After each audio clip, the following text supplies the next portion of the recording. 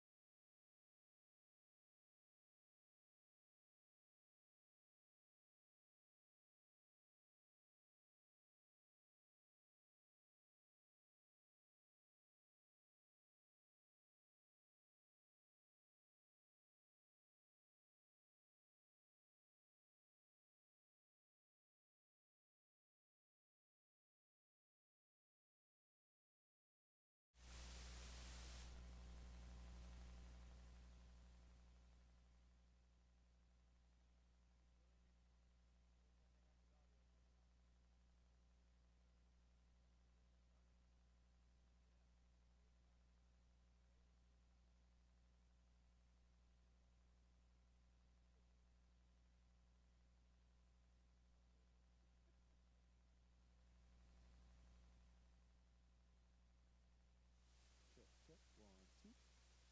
Check, check. Check, check. 1, 2. Hey, hey. Check, check.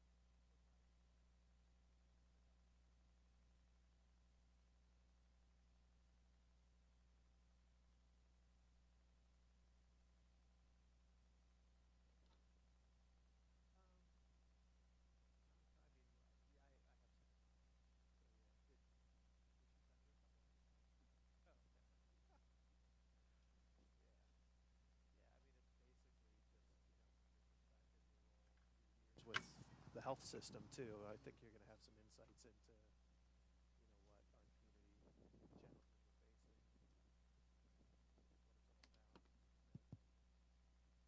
Check, check, 1, 2. Hey, hey. Check, check, 1, 2. Check, check, 1, 2. Check, check, 1, 2. Check, check, check, 1, 2. Hey, hey. Check, check, 1, 2. Check, check, 1, 2. Hey, hey. Check, check, 1, 2. Check.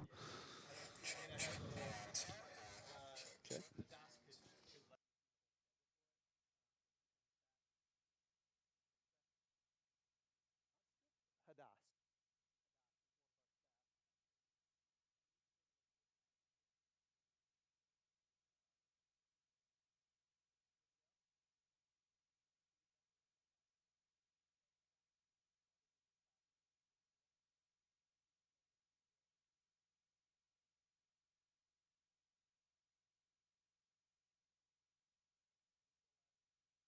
Great. Hey, Tim, can I ask Tim a question?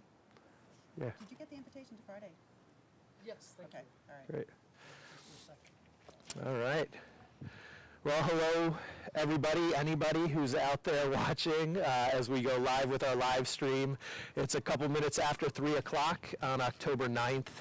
And if you landed here, you probably know why you're here. But just to remind you, tomorrow, October 10th, is actually World Homeless Day. And so today, we're starting right here at 3 o'clock until 3 o'clock tomorrow for 24 hours straight. I'm going to be sitting here on this bench. This is one of Water Street's properties that we're using right now for our young adult ministry and for some office space here at 131 South Prince Street. And I'm going to be here. It's about a half block from our main campus, if you know where we are. I'm going to be here for the next 24 hours. And the reason why I'm sitting on this bench is to raise awareness. To help hopefully open some eyes and some minds and ultimately open some hearts to the needs in our community. We have a great need here in Lancaster County, as we're experiencing across the country. There are literally hundreds of thousands of individuals across our country tonight who are going to be sleeping in a place that's not fit for humans, whether it be outside or in a car or in an abandoned home or in a tent somewhere. Literally hundreds of thousands of people. Here in Lancaster County, there are probably going to be over 100 people in that same situation tonight, sleeping outside somewhere. I'm not trying to imitate or emulate what they're going through. I'm just trying to be here for a season and to hopefully engage in some good conversations. So I'm really excited that our first guest, as we get started with these conversations on a bench, is Alice Yoder. Alice is one of our county commissioners. She had a long career with Lancaster General Hospital, doing amazing work, connecting Lancaster General with the community in so many different initiatives. She's been a great partner of Water Street. And so I'm really excited, Alice, that you were willing to come out and join us here this afternoon. Yeah, so totally my pleasure, and what a great creative way to bring attention to homelessness and to really elevate how the community talks about homelessness. Yeah. So I'd love to hear, and during our conversation, this is a conversation, so if you have questions for me about Water Street, about what we've observed and seen in our community, what's going on, feel free to interrupt and interject with those questions. But I'd love to hear your perspective. Again, maybe we will go back in time a little bit. Right, With your experience, you obviously were a big part of helping Water Street get our medical clinic and our health services department off the ground. Great partnership with Lancaster General around health issues for those experiencing homelessness. But in your role with LG, I'd love to hear what you've seen through the years as far as the challenges, the impact of homelessness on our community. Yeah, it's just, well, Water Street has a near and dear to my heart.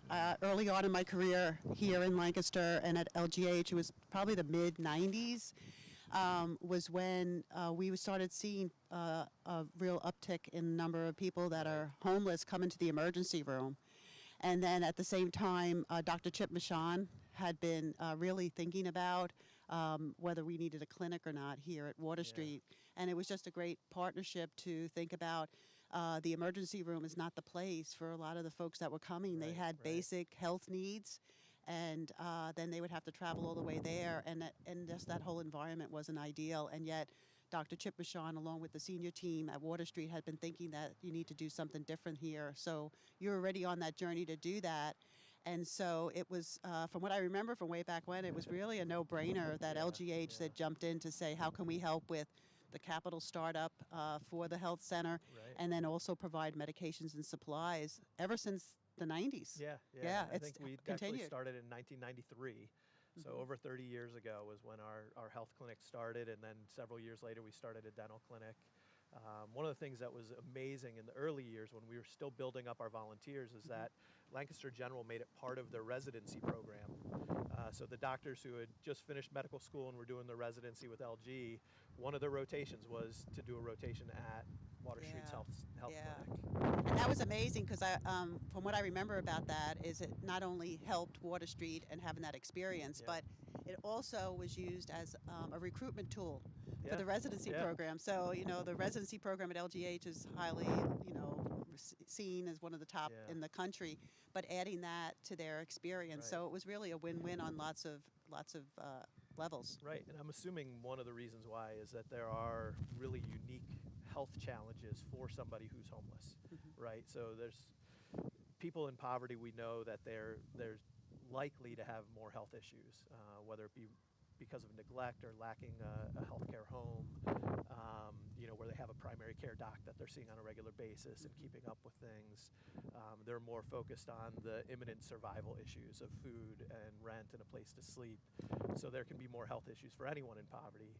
But then if you're not sleeping in a safe, healthy environment, what are some of the things, just to help educate all of us that, somebody who might be experiencing homelessness that might be more prevalent or more prominent from a health perspective? Yeah, well, it's interesting because if we fast forward to now compared to 93, there's just such an increased awareness of homelessness and the concept of somebody having a roof over their head in the healthcare world. So I think you and the folks that work at Water Street understood it for a long time, and I believe healthcare did, but certainly primary care did, with understanding that they can prescribe medication for someone that has diabetes or someone that has high blood pressure, but their ability to be able to take their medications and when they don't have a roof over their head, we've really seen the difference. And sometimes we used to see folks that we didn't even realize that they were homeless until they kept coming back, and then we realized, well, you're not taking your meds. We know it's not filled, and that was a big piece to all of it. So, really having a stable environment and a place for people to go, whether certainly on the physical health side, but then also on the mental health side as well. Oh yeah, that's a whole nother arena of how that experience, that uncertainty of where are you going to sleep tonight, what are you going to do tomorrow, where are you going to find your next meal, how that can impact your mental health. Yeah, the one thing you mentioned that I had forgotten about was, for a while you had the medical components of it, and then you expanded to dental. Yes. And that was a big deal, not only, I think, for Water Street and people that were homeless, but the concept of how that was built. Because I believe it was the first dental operatory that was trauma-informed, that you built it with that lens. Yeah, that's an amazing story. And it really came out of, we had expanded our dental ministry. We used to have one chair, and we would do maybe one day a week. We'd have volunteer dentists come in, and we had an opportunity to expand. I think at the time we were partnering with Southeast Health, and we were going to share a dentist with them. So we'd have a 20-hour-a-week dentist. We built out a beautiful new dental clinic. And in the first several months, we just saw guest after guest, patient after patient, struggling to get in the chair. Really having horrendous reactions to getting dental care. They would sit down in the chair and they'd just freeze up. They'd go catatonic in the chair. They'd just get incredibly anxious and try to jump out of the chair before the dentist could even get them to open their mouths. And we were seeing horrible reactions, and just kept, when we saw that pattern happening with a high percentage of our patients, realized this is the result not of a bad environment or a bad dentist or a bad dental assistant. This is somebody is coming into our for services with just layers and layers of trauma in their lives, and putting them in that situation. We talk about sitting in a dental chair, and this is we're not looking down on the dental practices around here or dentists in general. We love you. You do an amazing, important job. But the reality is, it's an anxiety evoking situation for most people. But if you've got trauma in your life, sitting down in a dental chair, being put in a prone position, having a bright light shining in your face, and then somebody you've never met before walks up from behind you with sharp instruments and a mask. Yep. Like, of course, people are going to freak out. People are going to be scared. They're going to have anxiety. They're not going to be able to go through with a treatment plan. And so we started asking questions. We started going to dental practices. And again, this was in the early 2000s, there wasn't a whole lot of research around trauma-informed dentistry. There was in the medical world. The environment. How do you create an environment that makes someone feel safe?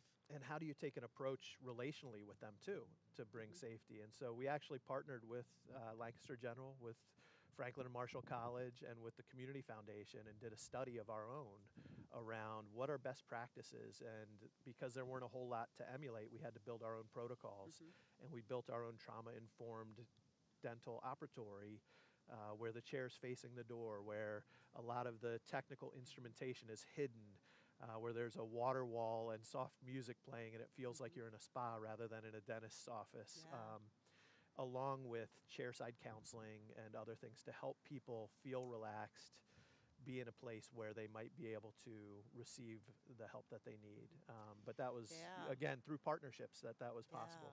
Yeah, because you had a grant for that. Yeah, we had a grant that paid for the study, for us to do the work, test it. And since then, we've implemented those protocols. We're actually going to start a construction project next month to convert our 3 other standard operatories, which were the old design, to meet the same standard as our trauma-informed one. Yeah, I think that's amazing. A couple of things. I remember I went there to be a patient just to see what it was like. Oh, awesome. I don't know if you I remember didn't know that. Yeah, I did. And so I experienced putting the sunglasses on with the lights, and then, just coming in from the side and not the back. But the one thing that was, I remember clearly from this, is you also had music. You could put music on.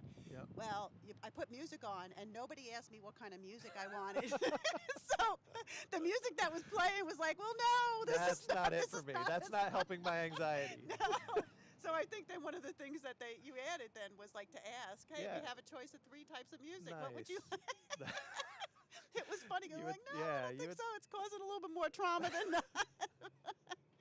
You have a dental assistant who really likes heavy metal. Let's was like, yeah, this is what I like, so you're going to listen to it too. That would be horrible. Yeah, that's really great. The other thing related to that too, it really opened up everybody's eyes about creating that environment, like little things that you can do, like even the whole thought about how coming instead of from the back, all of that was really a big piece of that. Yeah, and I know there have been other people working at that from different angles. We can't take credit for it, but I do know that throughout Lancaster County, there are so many more dental practices that have adopted these principles of thinking about the experience of the patient in how you design their whole visit. Is just a whole different approach that didn't exist 30 years ago. The other piece with dental too, which I remember reflecting back on when I was working at LGH and we were looking at the breast center being trauma-informed mammography, and how do we make that happen? One of the hypotheses that the physicians brought up was that for mammographies, we got to a pretty good level of how many people were coming should come every year for their mammography. And then there were a lot that weren't. And so the hypothesis was maybe they're not coming to us or having it done because of a trauma that they had, and then it's not going to put themselves into that situation. I believe the same thing is for dental. If there was some trauma related to the mouth, having somebody just in whatever way, just not in a calming way, be able to look into their mouth, and it makes such a big, and I think you mentioned this when you spoke, but amount of people that have been unsheltered for a long period of time, and the state of their teeth is just... And the reality is, it's probably one of the last things you're thinking about if you're sleeping on the streets, if you're sleeping in a car, is like, oh my gosh, I got to brush my teeth twice a day or after every meal. It's just, what are those things that the rest of us take for granted that fall to the wayside because I'm focused on how am I going to make it to my next meal, where am I going to sleep tonight? And so dental health is often neglected for long long stretches of time, and we see this with so many of our guests who come into shelter, that they haven't done anything with their teeth in years, and then they're afraid because they know whatever is discovered is going to lead to more work and potentially more pain in the process, and so Yeah. they're avoiding it. So having it right here on campus, having it right in our facilities, having it, having staff who can get to know our guests and build trust over time so that they feel safe coming in has allowed us to get so much further with many of our guests in their dental health. The other thing that most people don't realize is just how the mouth is a gateway to the rest of the body when it comes to health issues, that the infections that can start up there with just a tooth that's chipped or decaying in some way, how quickly that infection can spread throughout the body and cause other problems. So I believe years ago that was the #1 cause of premature births too in Oh, pregnant wow. women, is Yeah. having a tooth decay and then an infection. That's amazing. Yeah. Yeah. And so that was, a lot of people wondered when we first started dental practice here, like, why are you, you're a homeless shelter. Why would you be doing dental work on site for your guests? And when you come to realize how everything is tied together, it's a big part of it. What do you think are the major changes that you've seen over the many years in terms of your guests that come? Yeah. You know, I think, so I've been with Water Street for about 30 years myself, and although my first, many years were working with our youth, I've been around the work that we've been doing with our homeless guests, and then I've been more intimately involved over the last, 10 to 15 years. I think a big thing that we saw is in the 90s when I first started, we saw a much higher percentage of single men experiencing homelessness, and we've seen that change over time. We've seen more women involved experiencing homelessness. We've seen more families experiencing homelessness, and I think that's something as a community we've had to recognize and identify and create more resources for. Water Street's done a little bit, but other agencies have stepped up as well in that arena. So I think the stereotypical, 40 to 50-year-old male who's had issues with alcohol his whole life. That was kind of your stereotype in the 90s. And as many stereotypes do, there's a little bit of truth behind it. That's how we get to those assumptions. But over time, we've seen that. The other thing most recently that I've seen is the breadth of age groups that are experiencing homelessness. I actually stayed at Water Street my first year on staff. I started working at the youth center, and that summer I actually lived in the mission for about 2.5 months. And there were a handful of older men, a very small number in very unique circumstances. They were probably going to stay at Water Street for the rest of their lives just because of different circumstances physically and mentally. But again, the majority of people were in their 30s, 40s, or 50s. In the last several years, I've seen more and more older individuals coming to us, first-time homeless, looking for shelter, in their late 60s, in their 70s, and it's the first time they've ever experienced this before. And so I think that's, whereas we've seen some chronic homeless individuals who have aged to that point, but they've kind of struggled their whole lives, seeing people entering into homelessness for the first time in their lives post 65 years old. They've lived their whole lives working, having their own place to live, and then they get to that point where maybe they can no longer work full time and they don't have the retirement set aside. Social Security is not going to be enough for them to pay for their place, and then they have one or two incidences, whether it's a health episode, whether it's a family disruption, and suddenly they don't know where to turn. So I think to me that's been one of the biggest shifts, is seeing more older people. And then on the other end of the spectrum, we're seeing a lot of younger people. We're seeing more youth homelessness than we've ever seen before. People between the ages of 18 and 24. Again, at the time where they should be launching off into life and starting something new, having nowhere to go and no resources or support. Yeah. So.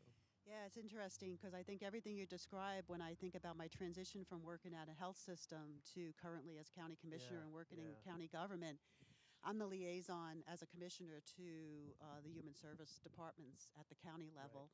And as I started meeting with them early on and doing a deeper dive, I kind of had a good sense of what they all Yeah, did. yeah. But when I asked them about some of the trends that they're seeing that's different, is related to homelessness, and it's in almost every department. So Wow. if you think about it, Office of Aging, Right. that they brought that up, that Yeah. they're seeing, they're servicing more and understand that there's more folks that are elderly Yeah. that are experiencing homelessness, and then children and youth are seeing that in terms of children and families, Right. and then also teens that are transitioning out of foster care Foster care. Yeah. and looking for a home, and if they don't have a placement for them, Yeah. then that Yeah. that's been an issue. Yeah. And then of course behavioral health, developmental disabilities too, Mhm. people with mental health issues, Yeah.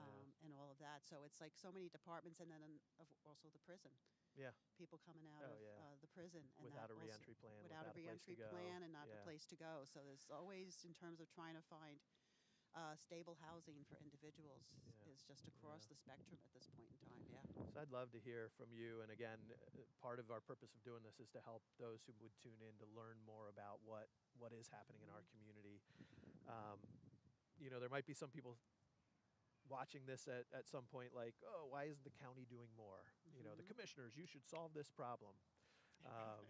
Come on, Alice and Ray and Yeah. Josh, you need to sit down Just and come up with a solution, solve homelessness in Lancaster Yeah. County. Maybe a starting point, because I won't give you that question. How are you going to solve homelessness? But Well, I'll give it a what shot. what is Come on, you know me a little bit. what would you say from a county perspective, from a commissioner perspective, do you look at within the county structure, the departments and the partnerships, what is working? Like what are you doing? What is the county doing to be a part of the solution? Yeah, I think the two major things is connecting with what's going on with the community a little bit more than we have in the past. Okay. So even early on, when I listened to the folks at Children and Youth, and they were describing the need that they had for housing, and then I am the liaison from the Redevelopment Authority as well, and I knew that they Okay. had a grant that allowed for housing for uh, youth ages 18, young adults, Yeah, 18 to 21. 24, yeah. They haven't Oh, been able 21, to okay. use it. They weren't using the grant, Oh, and wow. either had to send the money back, or just didn't get And it was additional because funds. of lack of connection It between. was a lack of connection Okay. too. So just elevating that and making the connections from a county to the agencies in the community to see how we can work together to bridge that and have it be sort of a win-win for Yeah, both. So yeah. now the Redevelopment Authority, they believe this year, because we got the contracts through and we're able to do that. Yeah. And so children, and they didn't have a pipeline. That was the other thing. Okay. So they did have the grant. They put it out to community partners, but there was nobody that was taking advantage of it, other agencies in the community. Right. But the children and youth have a big need for that. So Absolutely. the sense is this year we're going to meet the quota to be able Great. to complete all of that and make that happen. Yeah. So I think that's one example of how, from a county, that we would be thinking and doing things differently. But the other piece is that, I think early on in doing a deep dive, as I came into this, is to really get a sense of there's a really lot of great work that's been happening for many, many years with this, Water Street and others. And there have been lots of plans that have been done in the past, but I think I'm clearly hearing that there's a need for a strategic plan related to homelessness. Yeah. And so I really feel that the county could play a role in making that happen. Mm-hmm. And probably the other thing we haven't said yet that I probably should say is that some people thought that homelessness was just a city issue. Yeah. And as county commissioner, I've been everywhere throughout the county. As I was Yeah. campaigning Yeah. for, many, many, many months, being down in the southern end, northern, all over the county. Right. There's stories that it is a county issue. So the whole idea Yeah. that, the county elevate the issue of homelessness and think about what we can do about that, I think is really, really Yeah. important role that we could play. I'm real big, as you well know, on prevention. So thinking about yeah. the issue. How do we get upstream? Let's get upstream. Think about the prevention side, early intervention, like Yeah. primary prevention, to Yep. prevent someone that's near homeless, to prevent them from being unsheltered. Yeah. Would be a part of it as well. Absolutely. Just one story that it's going to stick in my mind Sure. is that it was the first couple of months I was in office, and within the first week I was down in the Quarryville area and also up in the Ephrata area. And both of those stories that I received from the two different communities was almost identical, where it would be sometime during the day. I was talking to the folks there, and they would say, well, if you come back 9 o'clock tonight when it gets dark, we can go behind the Turkey Hill and you'll see a car pull up, and it'll have 2 adults in the front and some children in the back, and that's They're where gonna they're sleep sleeping there for the tonight. night. That's where Yeah. they're sleeping. Yeah. So it's a story just that's really impacting everyone throughout the county. Yeah. And I think that we have enough data to study. There's so much Sure. information that's been done by you and others. You Yeah. have your own strategic plan that Yep. you did. So I think we have the opportunity to put it all together to tell Yeah. a story about, and then what is it that we need to do more of? That's Yeah. what are the gaps? Because we have lots of assets, so figure out our Right, assets and then right. figure out where the gaps are and how are we going to come together as a community. Yeah. I do believe as a county we can do this. I Yeah. mean, we've done a lot of things in a Absolutely. collaborative fashion. Yeah. But housing is a big piece of it too. So it should It be is. not I only was gonna- homelessness. It's that's like where we I was need gonna the turn that's next when right. you- It's like you can Yeah. do all. You can have program services. You can Yeah. have crisis shelters, but people Right. need some stable Yeah. roof over their head. So that's why I think, from a county standpoint, as we start thinking about how the municipalities can play a big part with simplifying zoning and thinking Yeah. about how do we build those places that are safe, affordable, reasonable in terms of price, so that we can transition people through the time Yeah. of homelessness into some level of stable housing that they can afford, rental, but then be Yeah. able to save to have their own place Yeah. that becomes an asset. So before we wrap up, I want a couple statistics to back up what you were saying, Okay, just to thank kind you. of affirm that. The point in time count that we did in January. So we identified 122 individuals who were unsheltered. This was one night. It's a slice in time. It's one night. It's not necessarily representative of what's happening every night, but 122 people in the county who were unsheltered homeless. On that night in January, only 50 of them were in the city. So of the 122, 72 unsheltered homeless somewhere out in the county. And so it's not a city issue alone. It is a county issue.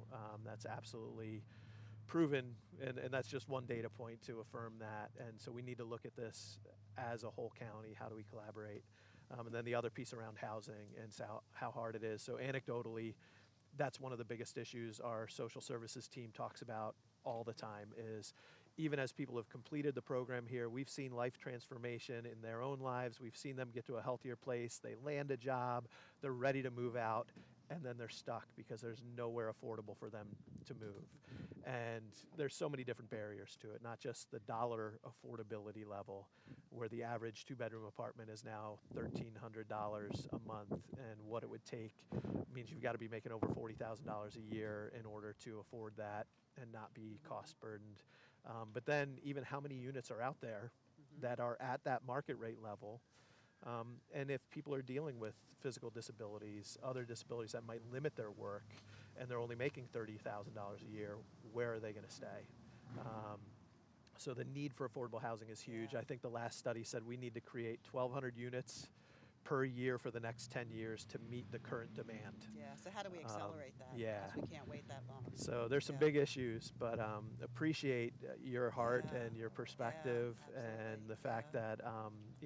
that I believe all the commissioners are aware. Obviously, Ray's history working with LHOP, he's Yeah. well aware of the need for affordable housing, and I think we've got to find ways to collaborate and talk together, learn what's happening, and learn about ways that we can again work more closely together to fill those gaps, identify the assets that we might not even be aware that we have.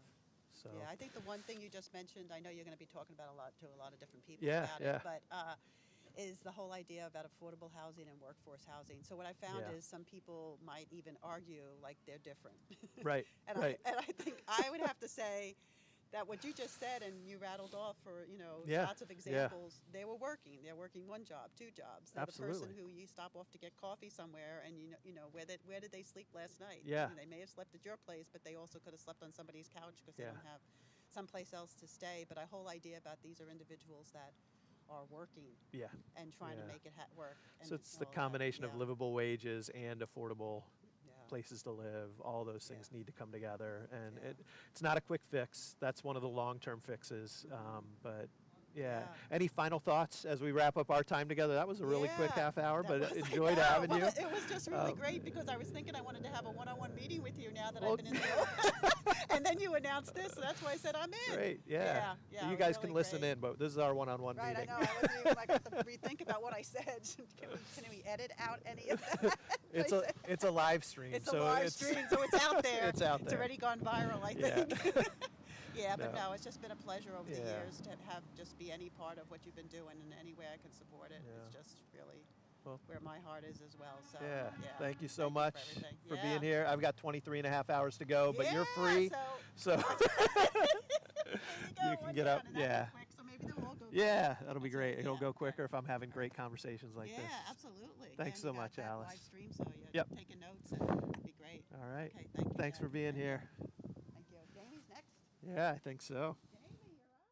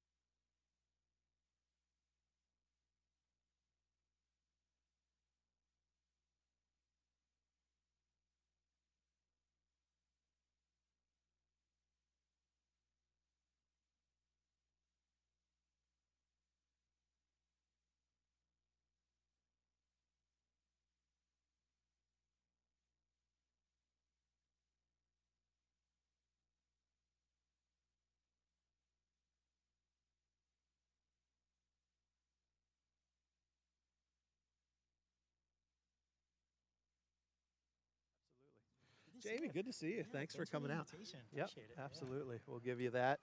So we just got started. I should probably mention some ground rules to the camera too, and anybody who's watching. So I'll be here for 24 hours, half hour down, I think. Yep. So I got 23 and a half hours to go.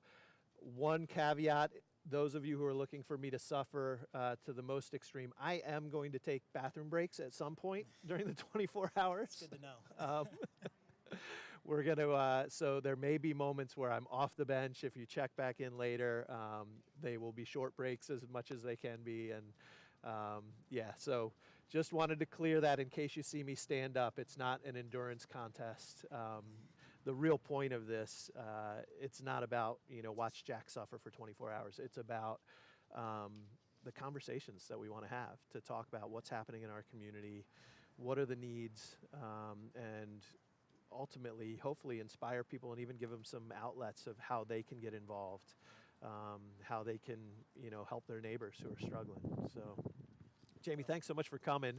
I appreciate the invitation, yeah, and kudos to you for being able to do this in a great way of raising awareness for, I think, a cause that is on top of mind for a lot of people, regardless on where on the spectrum you are of housing. It is the number one conversation that I think all of us are having right now. So. Yeah, and yeah, I want to touch on that a little bit. For those who don't know, Jamie Arroyo is the executive director of Assets. Assets is an amazing organization that helps entrepreneurs, especially those who maybe wouldn't have access otherwise, to training, to resources, to really help them build their businesses and take advantage of those opportunities out there to impact our community in a positive way. Assets has been doing great work for a lot of. How many years has Assets been around? Assets has been around for 31 years, Wow, actually. okay. Yeah, so has had Awesome. for multiple decades really impacting our community through entrepreneurship and helping cultivate that ecosystem here in Lancaster. Yeah, and you play a couple other roles in the community, but probably the biggest one is City Council. Yep. And In my free currently time. vice chair. Yep. Yeah, Vice awesome. President of City Council. yeah. Currently in my 5th year of serving on City Council, and it's definitely been a privilege and an honor to do so. Yeah. Yeah. Well, I appreciate you coming and taking time, and maybe we'll start there as a City Council member. Yeah. I'm guessing when you first decided to run for office and serve the community in that way, probably the first thing on your mind wasn't necessarily homelessness. It was, Lancaster's an amazing city. There's some great things going on, right? And wanting to see that continue, wanting to see all of our population experience the benefits of the good things that are happening in our community. Yeah. But I'm guessing that homelessness has gotten on your radar screen since then, if it wasn't before. Definitely as a bigger issue for sure, but it was definitely still in my mind just because I don't see issues as individual issues. In my mind, all of these things are connected. So I joined city council or wanted to run for city council really in an effort to, one, representation, just ensuring that the community that I came from had a voice on city council and decision making that was happening here in Lancaster City. I have an economic development background, so I was very curious to see, we saw downtown thriving, but how does that prosperity echo into the neighborhoods of Lancaster City across all of Lancaster? So those were the main reasons, but housing is connected to that. Without good paying jobs, without economic opportunity, it's not possible to have a good quality home if you don't have access to that all the time. So that was also on my radar, but I think the issue has definitely, reached a lot more homes since then, because of affordability, lack of access, and since the pandemic, a lot of that has gotten more complicated too as well. So so that's I think to your point, it's a lot more on our radar these days for sure. Right. Yeah. How so there's probably a lot of people watching this and or will watch it parts of it later on that may not be aware of really how city council, like the role that you guys play in addressing issues. Like, people could go to a city council meeting and like, you need to do this, Jamie. Like, why don't you provide housing for everybody who is sleeping in Bins Park? Why don't you do X, Y, or Z to change the game? Like, what's the role of city council when it comes to addressing these kinds of issues, whether they be economic or personal, social issues? So I think a lot of folks do come to city council to voice their concerns or share their ideas with us, and while it could be overwhelming sometimes, I do see it as an opportunity to hear from the community, and a lot of times folks do come to city council because we're accessible. We're able, folks come to us because we'll listen, we're curious about their ideas, we understand some of the challenges that they might be facing, and we want to come up with solutions. And I see city council in a very simple way as that body that helps in partnership with the mayor and the rest of the team at City Hall to come up with solutions for quality of life issues that exist in the city of Lancaster. Sometimes the challenge with that is that some issues that might be visible in the city can't be solved by the city alone, and it takes collaboration and a broader strategy to make sure that while it might be visible in the city, we're all throughout Lancaster County experiencing these challenges, and how do we collaborate to help create a solution that really lasts for the long term and not just putting Band-Aids on some of these challenges. That's I think that tips into something that Alice and I were just talking about is recognizing, and especially in her role as a county commissioner, just recognizing that homelessness is not a city issue, right? It's countywide, it's all across. But a lot of the economic struggles, the housing struggles that we face, the city bears a burden of it. As a central place, it's only 10% of the population of the whole county.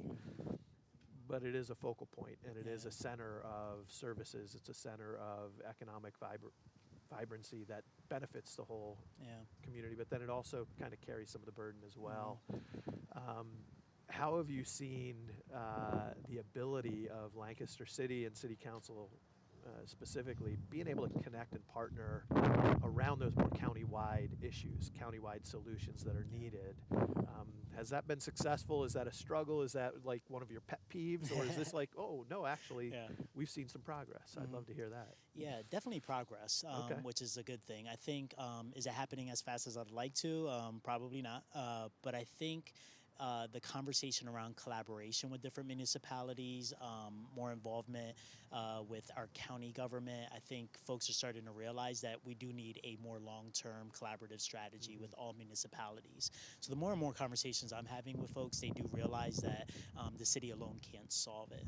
I'll also say outside of government, also our community partners, Tenfold, Lancaster Food Hub, Water Street, great partners in this work that I think it emphasizes the fact that not one partner can do this alone, and you need this ecosystem to do well in order to solve these challenges.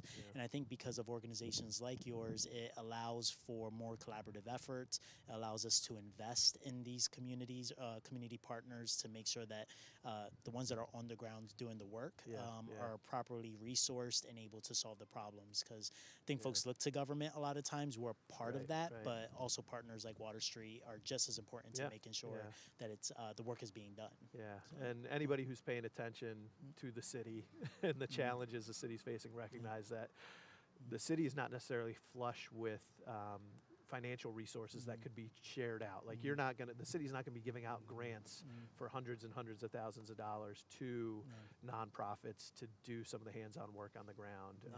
We had, in the midst of the challenge of COVID, there was that blessing of the ARPA funds and some other resources that came, but that was limited and it was time limited. So what are other ways that the city, like you talk about the partnerships with Water Street, with Tenfold, with others, what are some key ways that the city can partner with nonprofits to make that happen? Yeah, so you mentioned the American Rescue Plan funds that came in. So we did do a once-in-a-generation investment in affordable housing. I think that was huge. I think in making sure that while this takes time to get these units up and running, over the long term it will help the problem a little bit. I think collaboration. I think being in the rooms to hear from residents themselves about creative solutions. We had the So We group partner initiative of Tenfold recently had a housing conversation, and it was good to hear from residents themselves about some of the solutions that they think could help solve these challenges.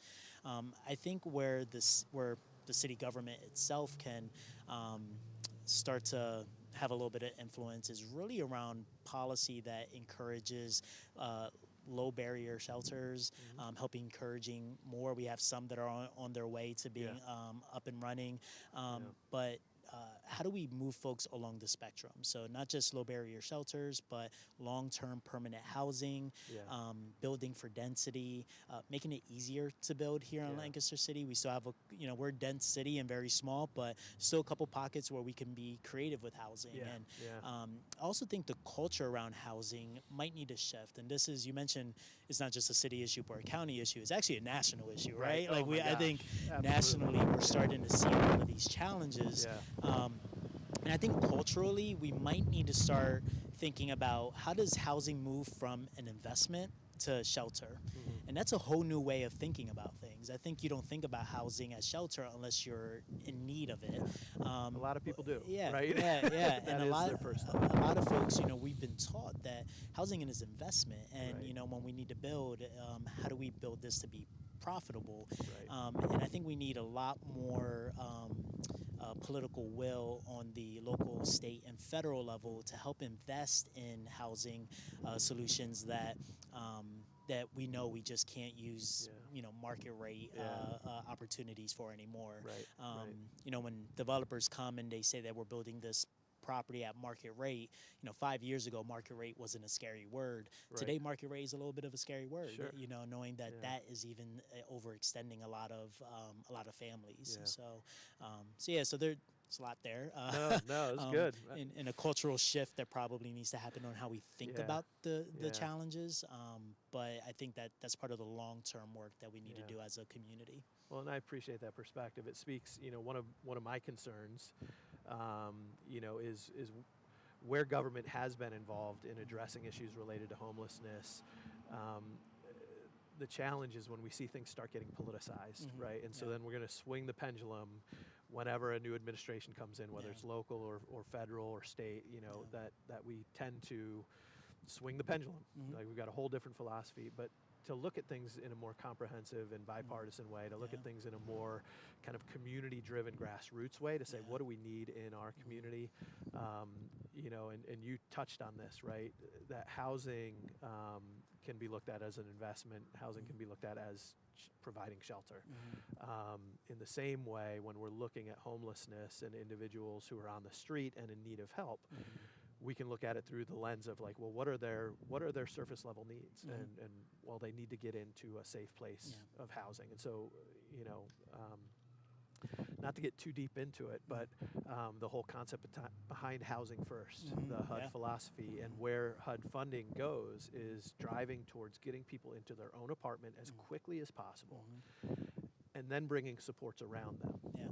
But the model, the way it's currently structured, and I agree with that. Like, I think many of the individuals who are struggling with homelessness, that would be a great path for them. The challenge is the way it's structured from a HUD perspective is that we want to get them into housing right away and then offer them and have available all these supports. But often those supports either don't exist or don't exist at the level that are needed in the community or for that individual, or because of the way the housing is granted and required by HUD to not allow the provider to require enrollment in any other supportive programs in order to keep that housing. So you move somebody into housing, you give them a stipend for 6 months, 12 months, 18 months, whatever the length is of the program, and their ability to keep that stipend is not contingent on them engaging in any other work around long-term stability. And so what we often see, and if you look at the track record around the country, is that where communities have gone all in on housing first, where that's the only model, so the federal money is going to follow that model, the state money, the municipal money is all going to follow that same model, it's been disastrous. And that's the areas where we're seeing the greatest increase. So you're Are there seeing other more, economic factors? Yes. But California is a great example. So you're seeing more of a holistic, so housing first and providing the technical assistance that's required for that. And allowing for some of those programs, whether it be shelter or whether it be permanent supportive housing or whether it be, you know, rapid rehousing stipends to help people get into housing, connecting them with services and saying that maybe not all of it, but a portion of those funds could be tied to you're going to get your stipend, but you need to connect with a caseworker once a month. And if, you know, it's identified that a primary issue is some mental health issues that are keeping you from getting back into the workforce, or addictions, that you could be required in order to keep that stipend. Like, here's 3 months, but if you want 12 months, if you go through rehab, if you connect into a program that's going to help you with these issues, if you get into a workforce development program and develop job skills, we're going to extend your stipend. We're going to give you a longer period of time of support until you can become sustainable on your own. I have a friend who runs a mission in Rochester, New York, and she did, and again, this is a point in time, which, you know, you can't bank everything on, but they have a 100-bed shelter, and she surveyed all of their guests who were there, and Rochester was one of those areas that went all in on housing first. We're going to get rapid rehousing, get people into apartments, and then they're going to stabilize on their own. And we can offer them stuff, but 20% of them took advantage of the services, the rest were not. So she surveyed how many people in her shelter had already exhausted their eligibility for HUD funding, rapid rehousing, housing first funds. 80% of the individuals in her shelter had already taken advantage of one of those programs, exhausted the funding, and ended up back on the street and in her shelter. And she could not refer them to those programs anymore because they had exhausted their use of it. And so now she's stuck with, okay, we're going to walk with them and work with them, but we're not going to be able to take advantage of any of those programs when they finish the program. And so to me, it's an anecdote, it's a slice in time in one community, but we see what's been happening. And so to me, and Water Street's philosophy has always been a more holistic approach. A lot of people aren't happy with shelters that require participation in case management or connecting with a life coach on a regular basis. But what we've experienced is that typically it doesn't take one or two things to land somebody in homelessness. Yeah, yeah. And usually they're not going to be able to just lift themselves out of it with a short-term solution. Some are, absolutely, but we follow a similar philosophy at Assets with our microloan program. So Okay. typically folks that get access to capital, they'll receive a microloan from us to get access to capital for inventory, supplies, things like that. But it always comes with education. Yeah. So they're required to attend workshops. They Yeah. get credit action plans. So because our whole our goal is that if we could get you access to traditional capital, that's really where the real power is, Yeah. right? So Yeah. I think it's a similar philosophy around, Yeah. we could get you shelter, housing first, but how do we get you to a long-term solution where your Right. quality of life is better, where you're more stable for the long term than in the short term? Yeah. But you need that pairing of resources Yeah. together. No, I So, think that's a great example. yeah, We do it yeah. in a lot of other arenas, but for some reason it felt like it was off limits. And honestly, I believe like our local coalition has conversations around this, right? Yeah. Like the HUD funding is driven through the housing first model, can be very limiting, but we're looking at, well, then can we raise money other ways Yeah, to yeah. support those programs? Because we know locally we need to have a balanced system. Yeah, We yeah. need to have ones that are looking at more holistic, long-term, addressing some of those contributing issues, and others that are just getting access to housing as quickly as possible. Yeah. We need both, Yeah. and that's why Water Street is committed to being partners at all those levels, because we know Water Street's not going to solve homelessness in Lancaster City or Lancaster County, but can we partner with others and play our role in seeing lives transformed and changed in that way? Yeah. So. You mentioned before what the city could do, and one of the things that just thinking through is also preventing someone from losing their home or losing shelter, and between the city's lead abatement program, making sure that folks have access to safe and quality housing has been a huge Right. part of that. Also critical repair programs, which I think the city has done a good job of making sure that there's access to funding to fix critical repairs for low-income families. Yeah. Also think that could be expanded more. So like, what are some other reasons that folks are losing their home? I've heard before, it's like the most affordable home sometimes is the one that you're already in, right? So right. how do we just keep people home? That's Yeah. also another avenue that that we could play a bigger role in Yeah. making sure we solve those challenges. I had a conversation with Matthew Desmond the other. I don't know if you've ever read the book Evicted. Yeah. And so had a conversation with him the other day on our podcast, and when we were talking about solutions, one of the things he said is, there's a lot of talk about affordable housing. The need to develop more affordable housing is critical, and he definitely agrees with that.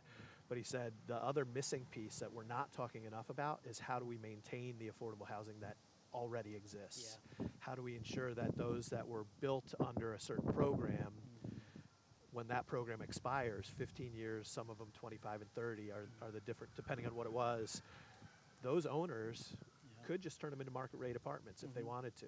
Yeah. They could abandon them altogether because they're no longer getting the support around it. They've completed their obligation. How do we make sure that we're investing in keeping affordable housing affordable? Yeah.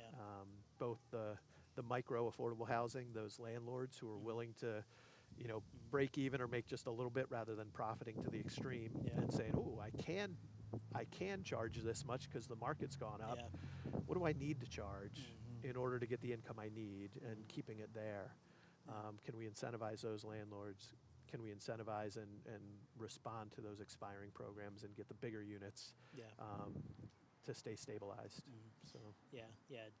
Maintenance is a big deal for a lot of these properties as well, and making sure that affordability shouldn't mean that you have to sacrifice quality of life, right, and quality of the home. So ensuring that folks can, if it's a long-term solution and it's affordable, that we find ways and resources to make sure that it is well maintained, and that someone can have a safe and quality housing in that process. That's huge. Yeah, there have been, I can speak to numerous stories where our guests they finally find that affordable apartment. Like, I found one for under $1,000. I found one for $900. I can afford. I'm going to be able to do this.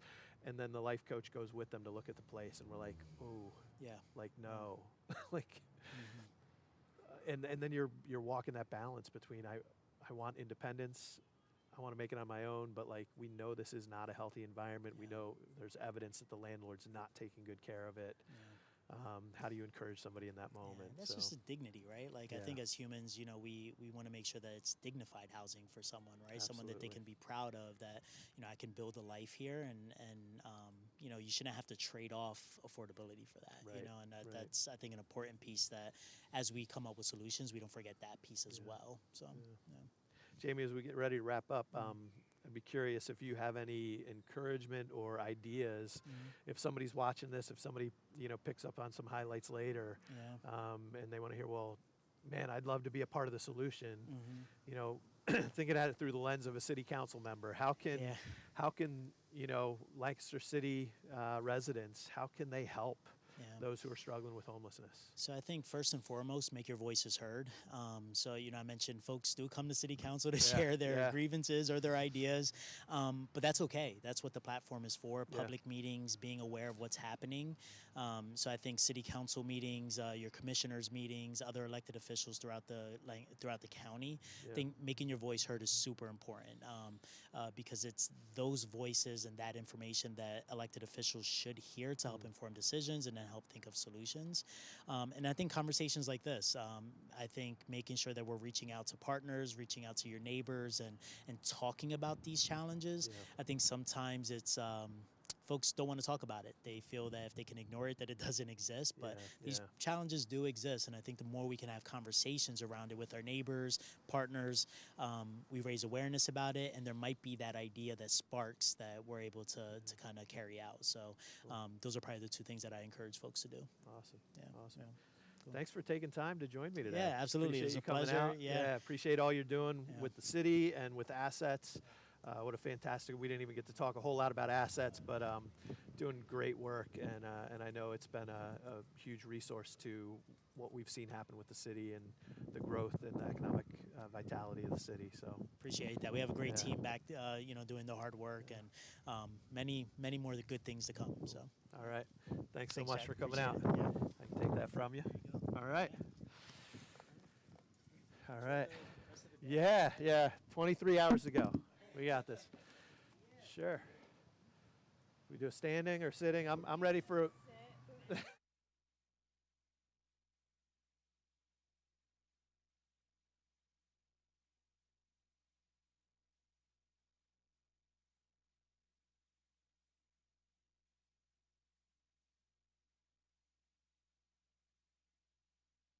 But before Andrea joins us, just a quick comment. Again, one of the things we're hoping is that as you're listening to this, as you're joining us at whatever point during the day, during the next 23 hours, hopefully you're going to be inspired to want to be a part of addressing some of the needs. So many of our friends and neighbors who are struggling right now with homelessness, and they need help. There's a lot of great organizations out there. You're going to see some leaders of different organizations throughout our time on the bench. And want to give you a chance to connect with them. So any of those organizations that come out, I encourage you to look them up, take a look online, learn about what they're doing, learn about ways that you can volunteer or donate to help those nonprofits who are stepping into a really important role of caring for people in our community. So just wanted to put that little plug in. As we move on to our next guest. Oh, the other thing I wanted to say is we do have obviously scheduled guests, Alice and Jamie, and looking forward to Andrea Heberlein joining me in just a minute here. But there's also space on the bench for you over the next 23 hours. If you want to come out, if you have questions about Water Street, if you have questions about homelessness in Lancaster County, Lancaster City, but to get 5 minutes on the bench to chat and share your heart, ask your questions, we'd love to have you join us too. Cool. Do you want to come join me on the bench, Andrea? It's good to see you. Thanks for coming out. You too. You are welcome. I'm surprised you didn't choose a comfier bench. Yeah, well, I think there was one that we saw on campus that was a little comfier, but it was really small. Oh. So we were like be sitting on top of each other. We thought space would be Yeah. nice, especially towards the end after I've been out here all night. People may not Exactly. want to sit real close to me at Good that point. point. Good point. Good point. So but we'll make it through. It's only 24 hours. Yeah, maybe you got a pillow. well, if there's nobody coming out at 2 in the morning, it'll be easier to lay down too. That short one would be harder. Exactly So, right. but yeah. So is she good with the mic where it is? Can you hear her? Pretty good. Okay. Great. Yeah. Great. So Yes. let's do some introductions first. Sure. So Andrea, you and I have gotten to know each other most recently working together with the Coalition on Homelessness, Yes. where you served as the chair for a couple years. Right. And I know your tenure's coming to an end, Yes. but I know your heart is still with the work that we're doing with the Yeah. Coalition. But your other job, the one that really consumes your time and your heart, is working with the state, working with early childhood education. Is that correct? That's right. Yeah. Yeah. So I know, Jack, and it has been such a pleasure. I feel like our paths really connected much earlier in my career through United Way. Yeah. Right. Yeah. And so I feel that we have really seen homelessness kind of change, I think. I mean, it's always been critical, but I don't think that we have seen the levels in Lancaster City and in Lancaster County and the awareness that we had before. So so I really look forward to talking to you a little Yeah. bit more about that as we continue our conversation. Yeah. But yeah, so it has certainly been my privilege to serve as the chair for the Homelessness Coalition. But as you mentioned, my current job is, taking a lot of my time, and I wanted to make sure that I am able to devote 100% of my time to the things that that deserve 100% of the time to be devoted to. And Yeah. homelessness is certainly one of them. But yeah, so I serve as the executive director of the Pennsylvania Early Learning Investment Commission, which is a mouthful. That is. But we were created by executive order under the Rendell administration, Okay. certainly, years Yeah, before yeah. I began. But we are comprised of senior level business leaders across the Commonwealth who really understand the business case for investing in early childhood education. Yeah. And so we use this kind of non-traditional voice. I always say, like, yeah, as a mom, as an educator, Yeah. I don't, That's where you expect to hear people that's advocating exactly for early right. childhood But ed. when you have CEOs, CFOs who are really talking about the importance of investing in young children as it relates to their own bottom line, it really does make a difference. Right. And so we're so fortunate that we were reauthorized under the Shapiro administration, and the Lieutenant Governor, Austin Davis, serves as our honorary co-chair. And he is, it's our co-chair, not our honorary co-chair, and he is really committed to the cause, and I think that we have an administration in general that really understands that when we can provide a solid support to our youngest, particularly our most vulnerable children, we're really setting them up on a pathway towards success. Yeah. And so that's what I really wanted to spend some time talking with you about, because certainly you deal with an awful lot of individuals who have had a lot of trauma Right. in their early years. We call it ACEs, right? Adverse Childhood Experiences. And we can see how that emerges in adulthood, right? And through addiction, mental health issues, physical health issues. And I'm just really curious, from your perspective, the individuals that you work with, I mean, would you say that that is a fair statement, that the majority of them, I mean, you can't have a stereotype like across the board, but that have had some significant challenges early in their lifetime? Yeah, I mean, absolutely. And again, from a data standpoint, I can't talk to you about specific percentages, but I know when it comes to the types of issues that we're unearthing as we're walking with people on their journey of restoration, often a lot of it ties back to generational things or childhood things. And so, the patterns of individuals who are growing up in poverty, who are lacking in resources, who maybe never got that early childhood ed, who maybe schooling in general was very inconsistent in their early years because of family circumstances.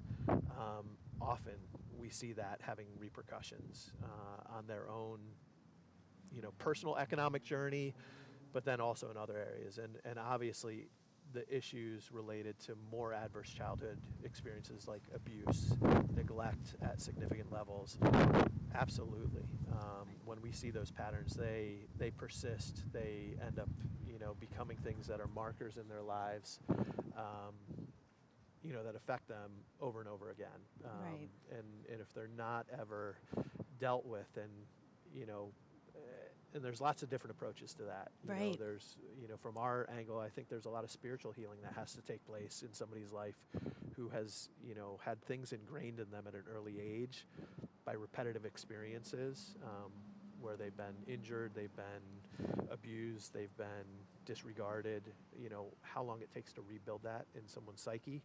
Right. I think we see it across so many of our guests. Again, percentage-wise, I can't really give you a fair number on that, but it's definitely a real thing. Right. And we know just, kind of across the board that there are, high percentages of adults that are struggling on many different levels with, things that have happened or haven't happened in their early childhood experiences. I think in Pennsylvania now we have over 6,000 children under the age of 5 who are experiencing homelessness. And this isn't the HUD definition. Right. This is, that they truly are. And of that, I think that it is 14% of those are very young children. Yeah. And so I know that you also do some work with young children. Yeah, And I just was curious if you could just talk to me a little bit about that. Absolutely. So our primary ministry, so we do have within our shelter and residential programs, we do have children's ministry there. We actually have life coaches that are working specifically with children and their families, looking at it through the lens of the kids and what they're experiencing. So that's definitely a different approach. But our largest ministry that's really coming alongside young children and their families is Wonder Academy. So we launched our preschool ministry, which was really designed to be like your traditional church preschool when we launched it over 30 years ago. Back in 1988, I believe, was when we first started it. And then in the 90s, we expanded it. And then actually late 90s was when we realized there's really a gap in what many of our families are experiencing. They don't just need a place to take their kid for 2 hours to learn Bible lessons and some basic educational things. Like, they actually need intentional kind of life on life, the academic education, but also caring for the family and connecting with the parents as well. And so Wonder Academy shifted several years ago to be a full-fledged early learning center with K3, K4, and kindergarten classes. We're registered with the state as a kindergarten under the Department of Education. And so right now we're serving about, I think we have a little over 50 kids in Wonder Academy. We're going to be expanding. Next year we're moving into a new building that we just purchased. I'm so excited about that. So we're not expanding hugely, but eventually we'll probably get up to around 70 kids in Wonder Academy. And really looking at it through a holistic lens. Again, we're very proud of the quality of the academic education that the kids are getting. Our mission for Wonder Academy is that kids would develop a lifelong love of God, of learning, and of others. So we're really looking at that whole picture. And then our desire in moving into the new space is that we can also come alongside those families. So we specifically are targeting extremely low-income families. The vast majority of our families the cost of our school it would be about $10,000 a year in tuition for the kids. Oh, right. But because of our funding sources, EITC funding, that businesses are able to support us, we've been able to keep those costs incredibly low. So the average family is actually paying about $40 a month, is typically what they're paying for their child to have a full year-round school, 5 days a week, full day school for 3, 4, and 5-year-olds. So we're flipping the script on what's typical for those lower income families as far as readiness for school when they get to first grade, whether they go to public school or private school, they are ready. And we're seeing that year after year. The kids are thriving as they move into either private Christian schools or whether they move into public education. They're doing fantastic. What we're hoping to expand in our new location is coming alongside those families. So Yeah. if a family can only afford $40 a month, are there ways we can help them expand their own opportunities? Can we help build them up, provide budget counseling, provide career and vocational counseling, really help them building community supports on their own, so that they can, not just get their children started on a great path, but also help maybe turn the corner for their families. That's right. I think that that is just the thing that I admire the most about Water Street is this holistic goal and vision that you have for families. I think it's so critically important. And, I just wanted to bring up, too, when you talked about the affordability, because we know in Pennsylvania now that only 25% of children who are eligible for child care subsidies, so that is the scholarships that really help Yeah. families Yeah. afford quality child Right, care. right. We are only reaching 25% Wow. of the eligible Wow. children. And the cost of child care, like you mentioned, is about $11,000, $12,000 per child. Yeah. And so that's really for infants and toddlers, and it gets a little less expensive for preschoolers. But Right. the fact that you are really working with this segment Oh, yeah. of children and preparing them from school is it's so important. We know that kindergarten teachers will say, I can teach a child. That's my job. Yeah, yeah. But when children are coming and they've never been in like an organized, Right. a classroom before, when they haven't had some early intervention with perhaps some learning disabilities or some behavioral issues that could be addressed earlier, it is really difficult Yeah. for a child to sit and pay attention and learn when there's all kinds of stuff that could have Oh my been, gosh. supported in their Yeah. younger years. Yeah. And so that kindergarten readiness is not just the academic, it's the social emotional, Yeah. right? And so so you really are focusing on all of those things that really set a child up for Well, success. and there's the interventions that are needed in the moment too. Like I remember volunteering. My kids all went to Lancaster City schools. And Okay, so yeah. King Elementary. Shout out to Mrs. Wickle. She was Yes. kindergarten teacher for all four of my. How many daughters do I have? 4 daughters. I have a granddaughter who feels like a daughter to me. She's amazing. So all 4 of them were in Miss Wickle's class Oh my at King gosh. Elementary. And I remember volunteering in the classroom and being able to carve out time to get over there one day a week Yes. and read with the kids and everything. Right. But I remember talking to Mrs. Wickle Right. about how many of the kids would come to school hungry. How hard it is, Yes. and kindergartners, okay, maybe not the most strenuous learning environment, right? You're Right. coloring, you're playing, and everything, but how much attention can you pay? And then as kids get older, even more so, like how are you going to pay attention? How are you going to do well on a test when your stomach's rumbling, when you didn't Absolutely. eat breakfast that morning? And so there's some amazing programs out there that are addressing that.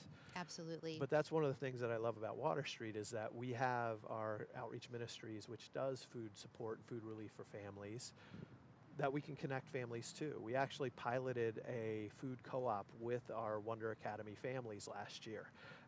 And that's something that we're looking to do again, where it can be a consistent basis of they can come together and identify, here are some needs.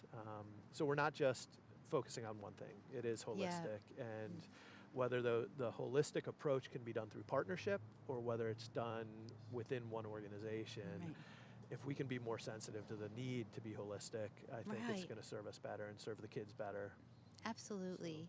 And just kind of piggybacking off of that, I was so impressed when I came to visit the facility and was taught about the trauma-informed practices that have Yeah. been incorporated Yeah. within the physical site. And I'd love for Yeah. you to just tell me a little bit more about that, because Yeah. I think it's really important for folks to understand that there's some intentionality that needs to happen. Oh yeah, and absolutely, it's something we're continuing to learn. So we would not hold up Water Street as the flag bearer for trauma-informed ministry, for trauma-informed shelter. But I think we've learned through the years things that we can do that can create a better environment for those who've experienced trauma Right. at so many different levels. So yeah, we've looked at it through the physical design aspects. We were talking earlier with Alice Yoder, who had a lot of connections to our healthcare ministries. That's And right. we were one of the first organizations, we were one of the first dental environments to do trauma-informed dentistry, where we Yes. created a dental operatory specifically for people who've experienced trauma to create an environment that would make them more comfortable to receive services and care. And that was done through partnership. Again, Lancaster General, Franklin Marshall College, the Community Foundation, Yeah. all came together to do the study and help us develop that. And then learning those principles around not just how we engage with people. There's the social side of it, the relational side of trauma-informed care is really, really important. And it's been awesome to see other organizations getting training around that as well. I think EMU has done, Eastern Mennonite University does a lot of training for nonprofits in the community. There are a couple other organizations that do that as well. But the physical design as well. So even our shelter, when we built the Providence shelter 5 years ago now, we looked at everything from lighting to the spaces, distance between beds. It's still a congregate shelter, which you think, how can you be trauma informed when you've got 40 people in one room? However, There are still things you can do. Yeah. And every, like the little touches, again, from lighting, where you have dimmable lighting and sections of lighting where you can, people who are dealing with anxiety or who are dealing with health issues, and turning the lights all the way off on them all at once, going from a bright light room with 40 people to a pitch black room as a transition to sleep is not trauma informed, right? So bringing people in, having the lights partially dimmed while they're getting ready for bed, lowering that 15 minutes before lights out, helping people just mentally get ready, creating that environmental change, and then having foot lighting to lead to the bathroom so people don't feel at a complete loss and they're not scared of, like, can I get out of my bed safely, and who's going to be where. We can see just enough to not disturb your sleep, but enough that if you need to get up and use the restroom. Designing shower hall that has closable, lockable doors to get a shower behind, rather than being separated from a room of strangers by a curtain. Having lighting that, blue lights after lights out, so that people can't see their veins and there's less of a chance of people to be shooting up in that room.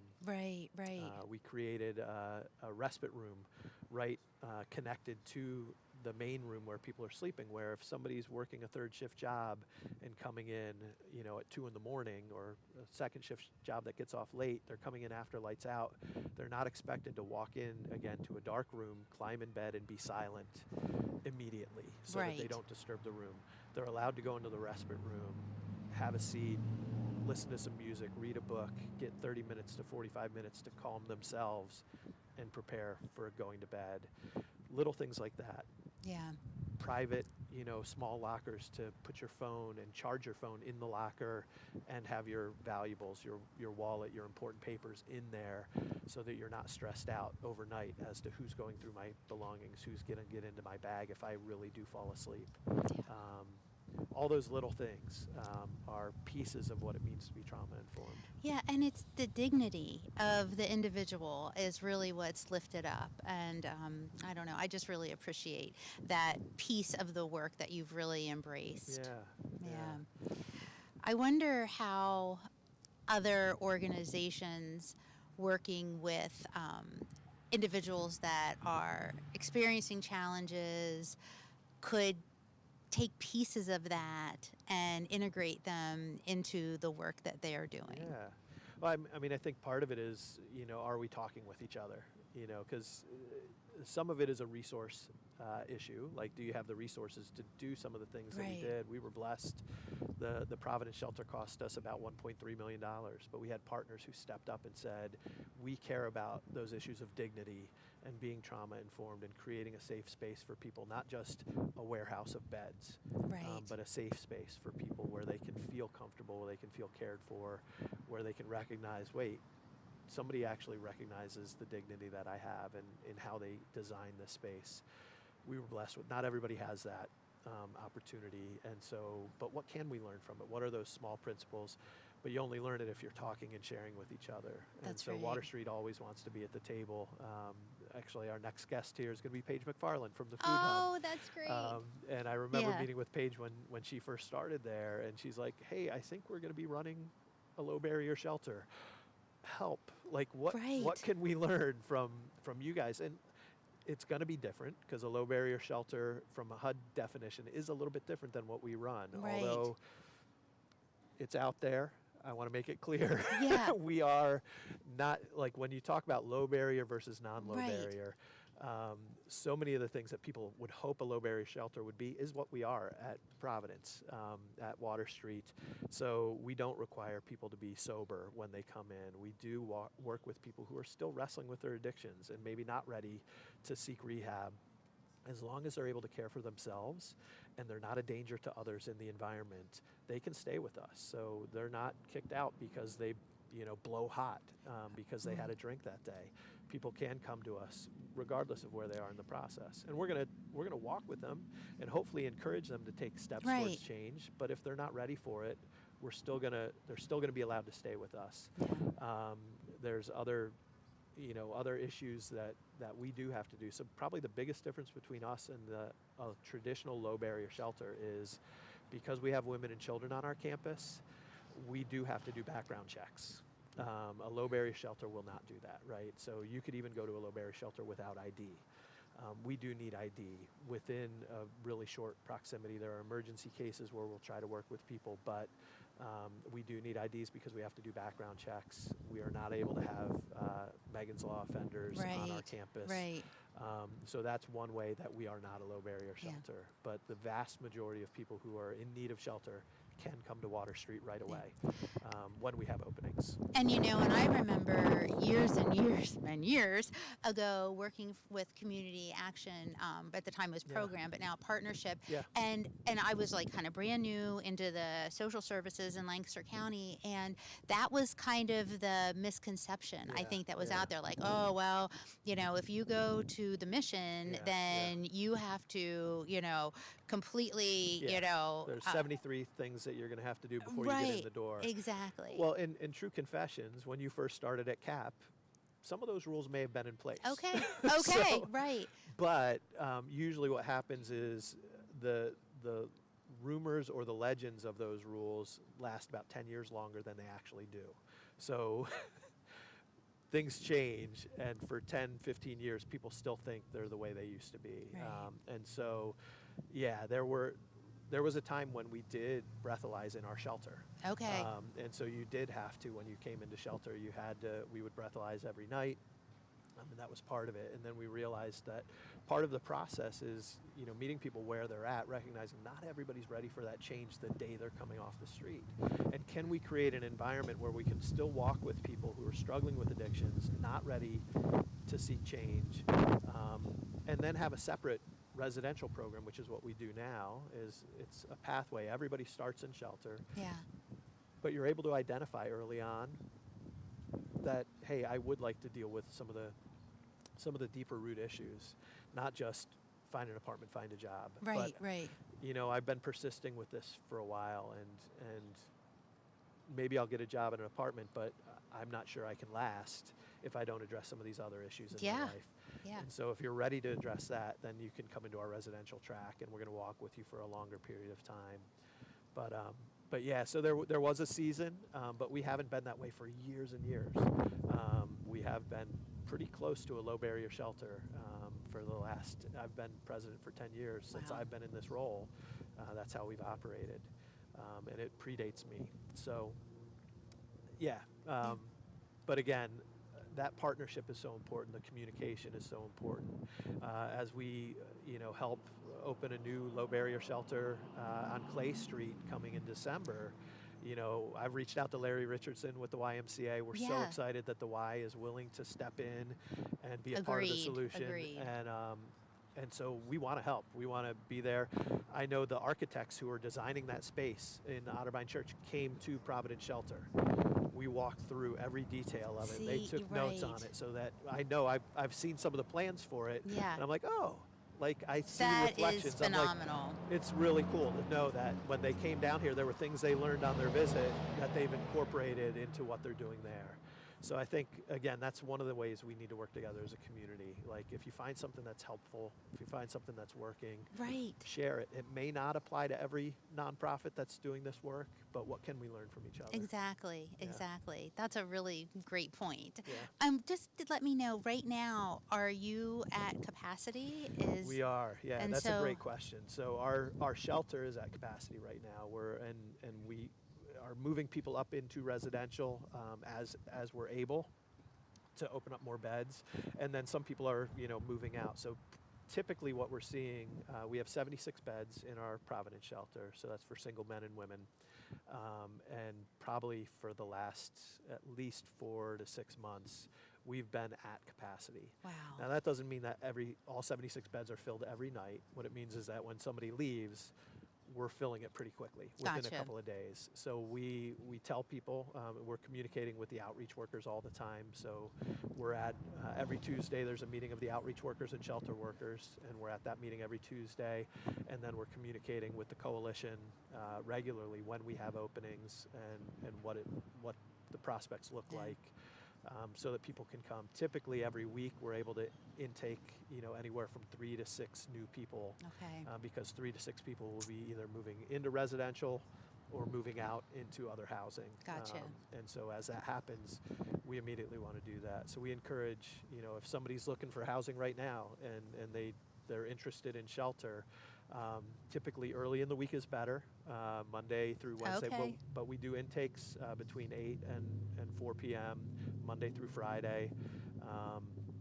And so to just come over and check or call our access center and see if there are any openings. It is first come, first serve.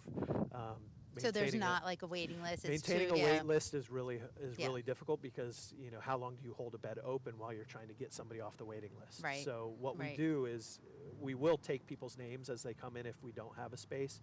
We're going to get their basic information into our system so that we can quickly. Oh, when It helps with the intake when Yeah. they do come for an intake, and it also enables us, like when we have an opening, to reach back out to them if they have a way for us to contact and say. Doesn't mean we're holding them a bed, but we can let them know, hey, there's an opening. Yeah. If you can get in, tomorrow morning at 8 a.m., you're going to have a chance for that. So. And what you're seeing now, has this been typical for Water Street, or has it? It's definitely changed in Yeah. the last few years. For years, there were 2 shelters in the community. There was Water Street and there was the Christmas Attic shelter. That shut down, I think it's probably been about 15 years now. Oh my gosh. Yeah. That they closed down. So for a number of years, we were the only emergency shelter, truly emergency shelter in town, low barrier or otherwise. Right. And then post-COVID, or in the midst of COVID, we were able to, as a community, open up the other low barrier shelter Right. and the food hub. Actually, it started with Rebel Cause, right? Rebel Yeah. Cause helped host that, and then when we kind of formalized the process and the coalition was going to fund it ongoing, the food hub stepped in and did a fantastic job running it. So in those seasons, probably prior to COVID, even as we built the Providence shelter, we said, there tend to be more beds than there are people in need of Wow. beds. Like the And- street level homelessness, if you look at the point in time count, Yeah. this past year was 122 people who were unsheltered. That is by far the largest is number we've huge, seen in yeah. Lancaster County since I've been involved in this. Typically, we would see anywhere between 15 and 30. Now, have our methods for counting gotten better? Right. Have our There's always that approaches to finding conversation, where people, but certainly. absolutely, but not 4 times better. Right. It's not that there were 122 people on the street and we only found 30 of them. That's right. That's right. It was maybe there were 40 or 50 and we found 30. Yeah. The fact that we found 122, does that mean that there were 150 people sleeping unsheltered that night? Yeah. So we're definitely seeing a shift.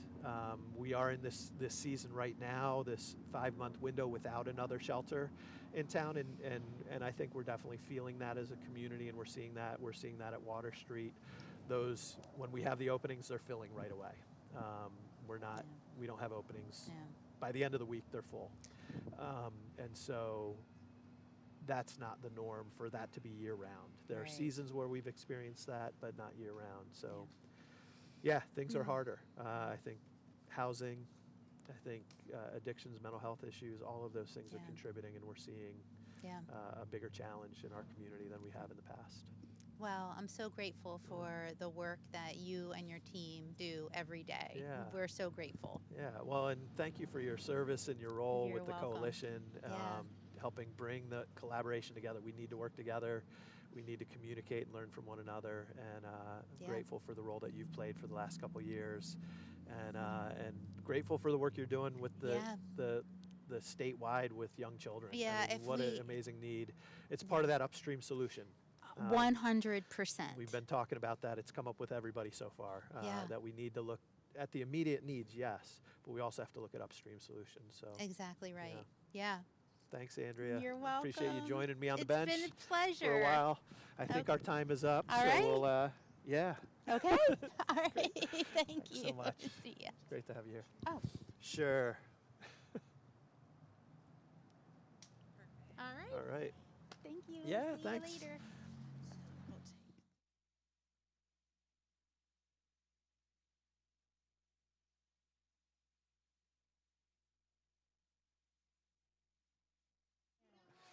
That's great. GAL. What'd you say? GAL. Okay. Yeah, we do a quick hit with them. That sounds good. Yep. People who are streaming. Yeah. Nice to meet you. My name's Mike. I'm a photojournalist with WGAL. How you doing, Mike? Great to meet you. Jack, Yep, right? I'm Jack. Perfect. Good to meet you. Good to meet you too. I'm only gonna interrupt briefly. Oh, no you know, problem. but- That's okay. Okay, let's see. A little bit more. Okay. Yeah, that looks good. Okay, and then let me see. Actually, Jack, is it okay if I put a lapel mic on you really That's quick? totally fine. Might be easier Yep. just to do all this.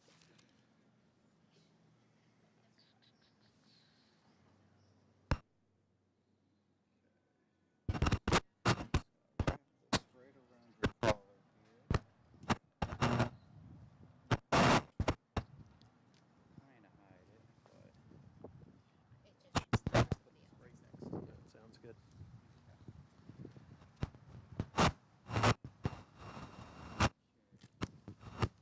And Jack, can I just have your name really quick for a mic check? Sure. Jack Crowley, JackCrowley,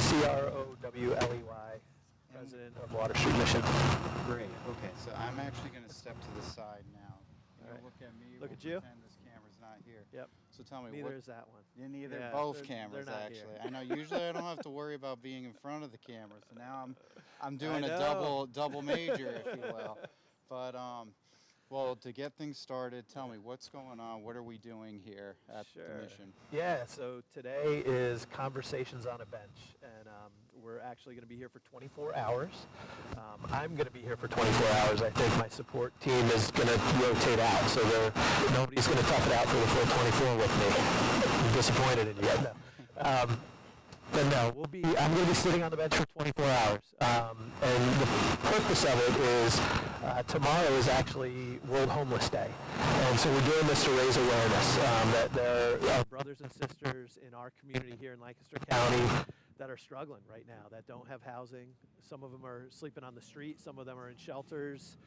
Some of them are doubled up with friends and family trying to make things work. And really, Water Street is one of many organizations that is in our community.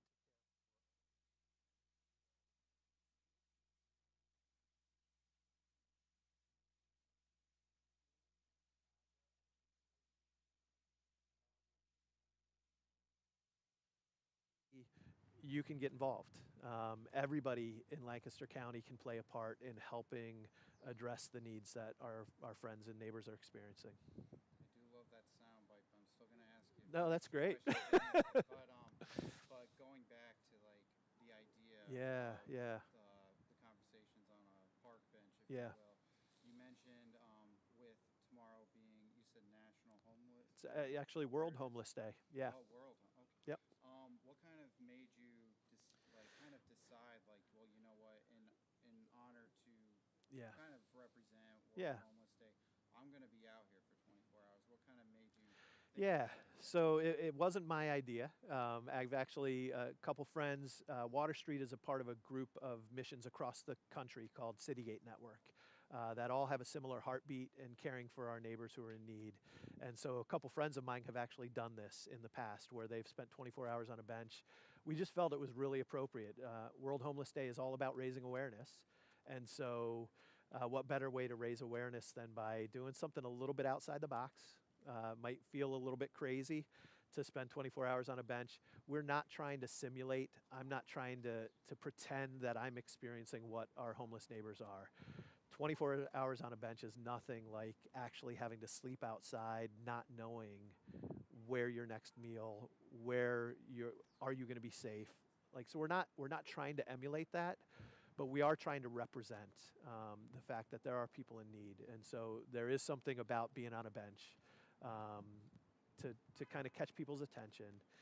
But it's really about the conversations too. It's not just Jack suffering for 24 hours. It's about real conversations with people in our community who are doing good work, people who have experienced homelessness. So we're going to have some of our guests join me on the bench as well. We're going to have some of our staff who have experienced homelessness join us on the bench and talk about what it's like to really go through that. But our hope is that people, one, would become more aware, and two, that they'd be motivated to help.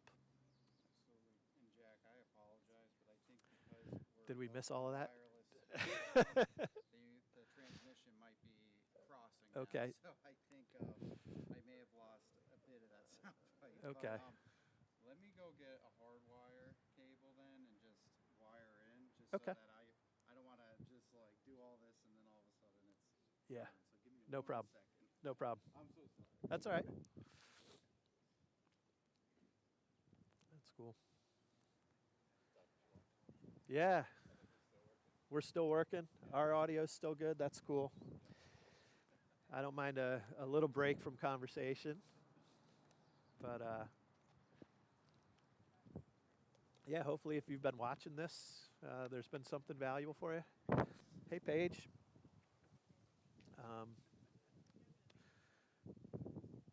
He's getting a different microphone. Okay, whenever. I'm okay. If I start like doing all the warming things now, then when it gets really cold, yeah, I'll tough it out for a little bit here. So, but thank you for thinking of me. So, yeah, as we said, I'm not trying to pretend that I'm experiencing what our friends and neighbors have. Like, yeah, I'm guessing my butt's going to be a little sore and my back's going to be a little sore after 24 hours, but that's not what it is. Hey, Paige. Yeah. He's getting a different microphone, so it didn't work. Are you able to hang out for a little bit? Or do you have to rush back?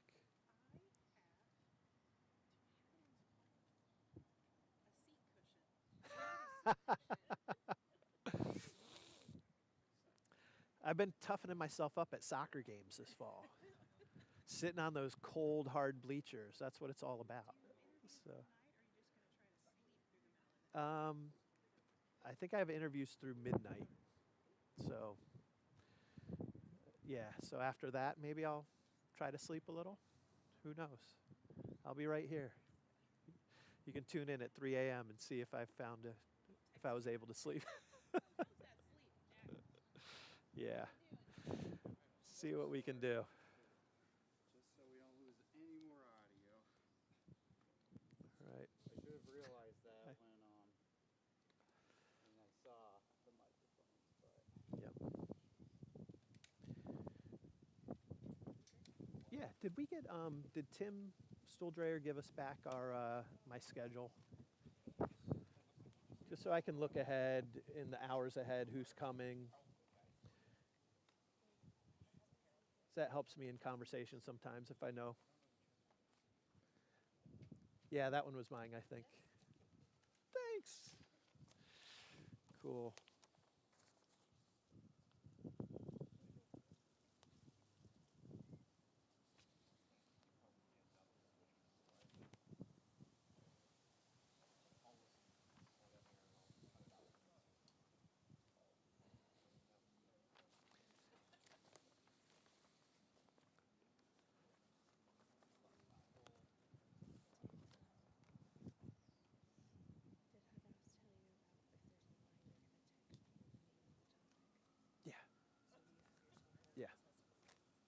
somewhere. Thank you. Yeah, I'll hold on to this. That way I can check from time to time. All right. So I'm probably gonna have to take a seat now.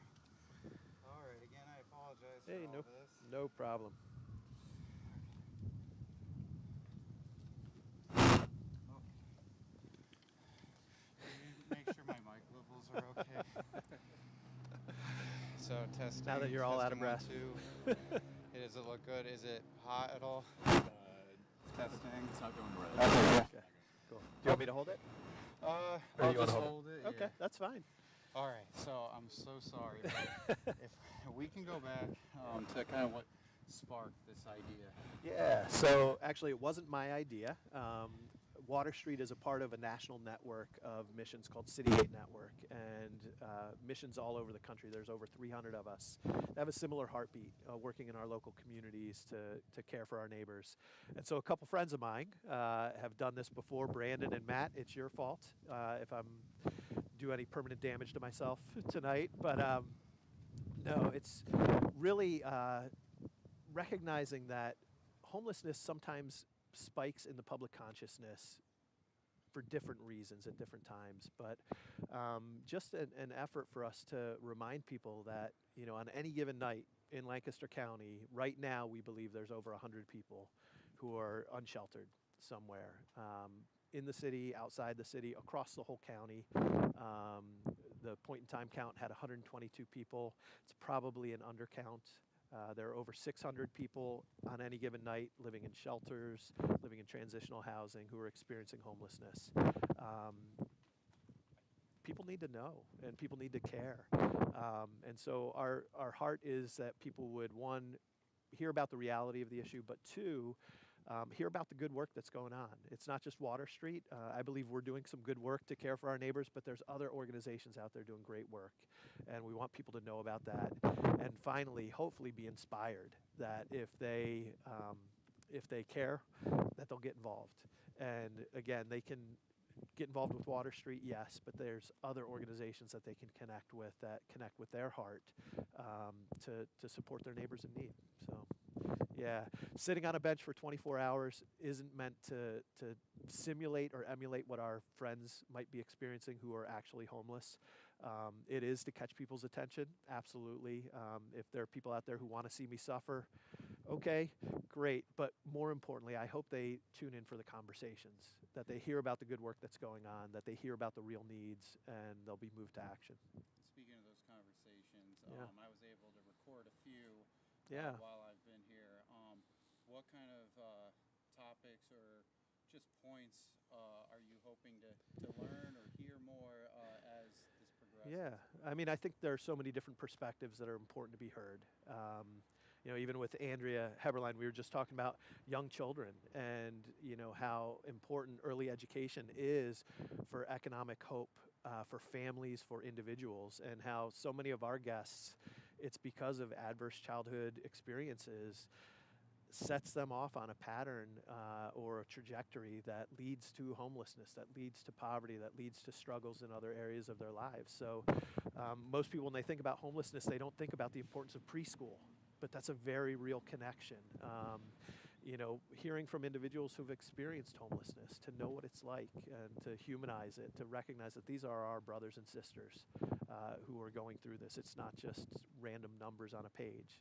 There's real people who are created in the image of God, who are experiencing a really devastating life circumstance. And then also to hear the good work. So I want to share stories. I want to hear, you know, what the Food Hub is up to. I want to hear what Tenfold is up to and how they're addressing the needs of our neighbors. Absolutely. And I guess my last question is just to get a little bit more of a background, if you will. Yeah. So are you live streaming them right then? Yeah, Is that the goal? yeah, we'll be live streaming for 24 hours. If people want to tune in at 3 a.m. and see what's going on, hopefully maybe I can catch a couple hours of sleep. But if people want to talk, I'll stay up all 24 hours and talk, and we'll chat about what's happening in our community and how we can do better together. So. And I see off camera we have a sleeping bag. Yeah. and Some blankets, essentials. there's some things. So again, like, the reality is I'm not like intentionally trying to pretend that I'm suffering. Tomorrow at 3 o'clock when I'm done, I get to go home to a warm house. I can get a hot shower. I know that I've got meals coming. It's not the same. But there's some reality to the fact of sitting on a bench for 24 hours. There's a little taste that I'm going to get tonight. I think I'm going to feel differently this winter. When I'm in my warm bed and it's 10 degrees out, I'm sure this is going to come back to my mind, and I'm going to be thinking about our friends who are struggling. So, Is there anything I didn't mention that you'd still like to share? Just anything in general? no, just if people want to check it out, they can go to wsm.org/bench. And they can see what's happening on the live stream, hear some of the conversations, and hopefully learn a little something. Absolutely. Yep. Thank you so much, Jeff. Yeah. I appreciate your time, Yeah. and I appreciate Thank your you. patience. No problem. Thank you, guys. All right. Paige, I'm sorry we're not in the sun. This one's yours, right? Yes, thank you so much. And then it's right on your call out. There you go. Yeah, if you want to grab that. Thank you. Yeah, Thank no you. problem, man. Yeah. Come on in. What did you say? That's good. After sitting for a half hour, you might be. I hope not. Yep, just have a seat. See if I can do the one leg thing or Yeah. what's going to happen here. I realized, like, the first conversation, I'm sitting forward and I was talking to Alice like this for like 15 minutes. My neck was already hurting. I'm like, oh, this is not going to be good. Yeah. Yeah. Things this you is, learn. This is awkward. Yeah, and then my leg will fall asleep if I'm That's sitting right. that way too long. That's right. And the but- wind's blowing this way, so the number of times I will tuck my hair will be exceedingly Yeah. long. Well, thanks for joining us. Yeah, We've been live thanks for streaming all inviting along, me. so there's no cue for action. We're just talking. But appreciate you coming out. For those who don't know, this is Paige McFarland, and so grateful to have Paige here. Paige is the executive director. Get the titles right.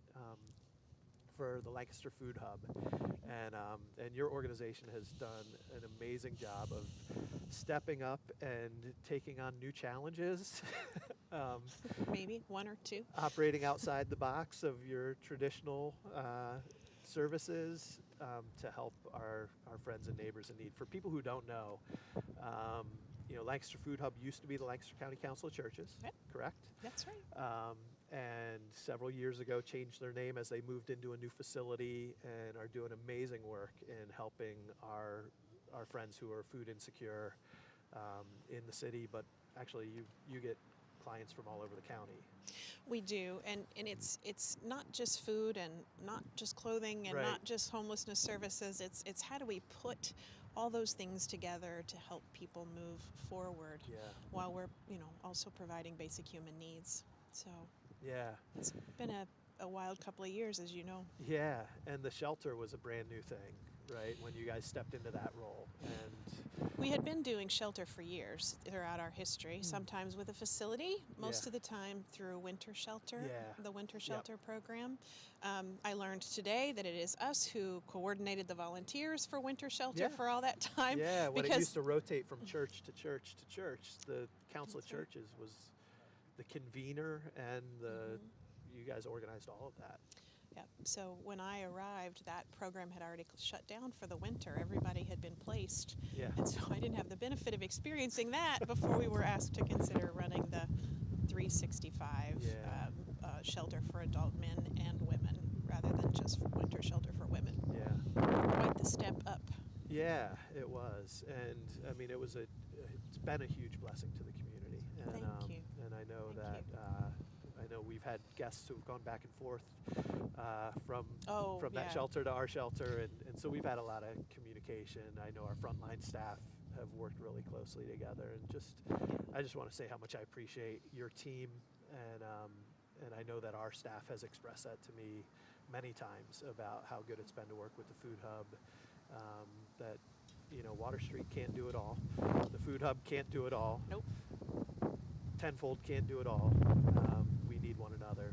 We need to collaborate together and kind of find what's our role, what's our gap to fill, what can we do best, and how can we support each other? We try to help within that niche, but that connects people from the street to places like Water Street, where they've got to be able to function and be able to say, yes, I'm ready to try to live a little differently, right? And so we're trying to be that triage spot.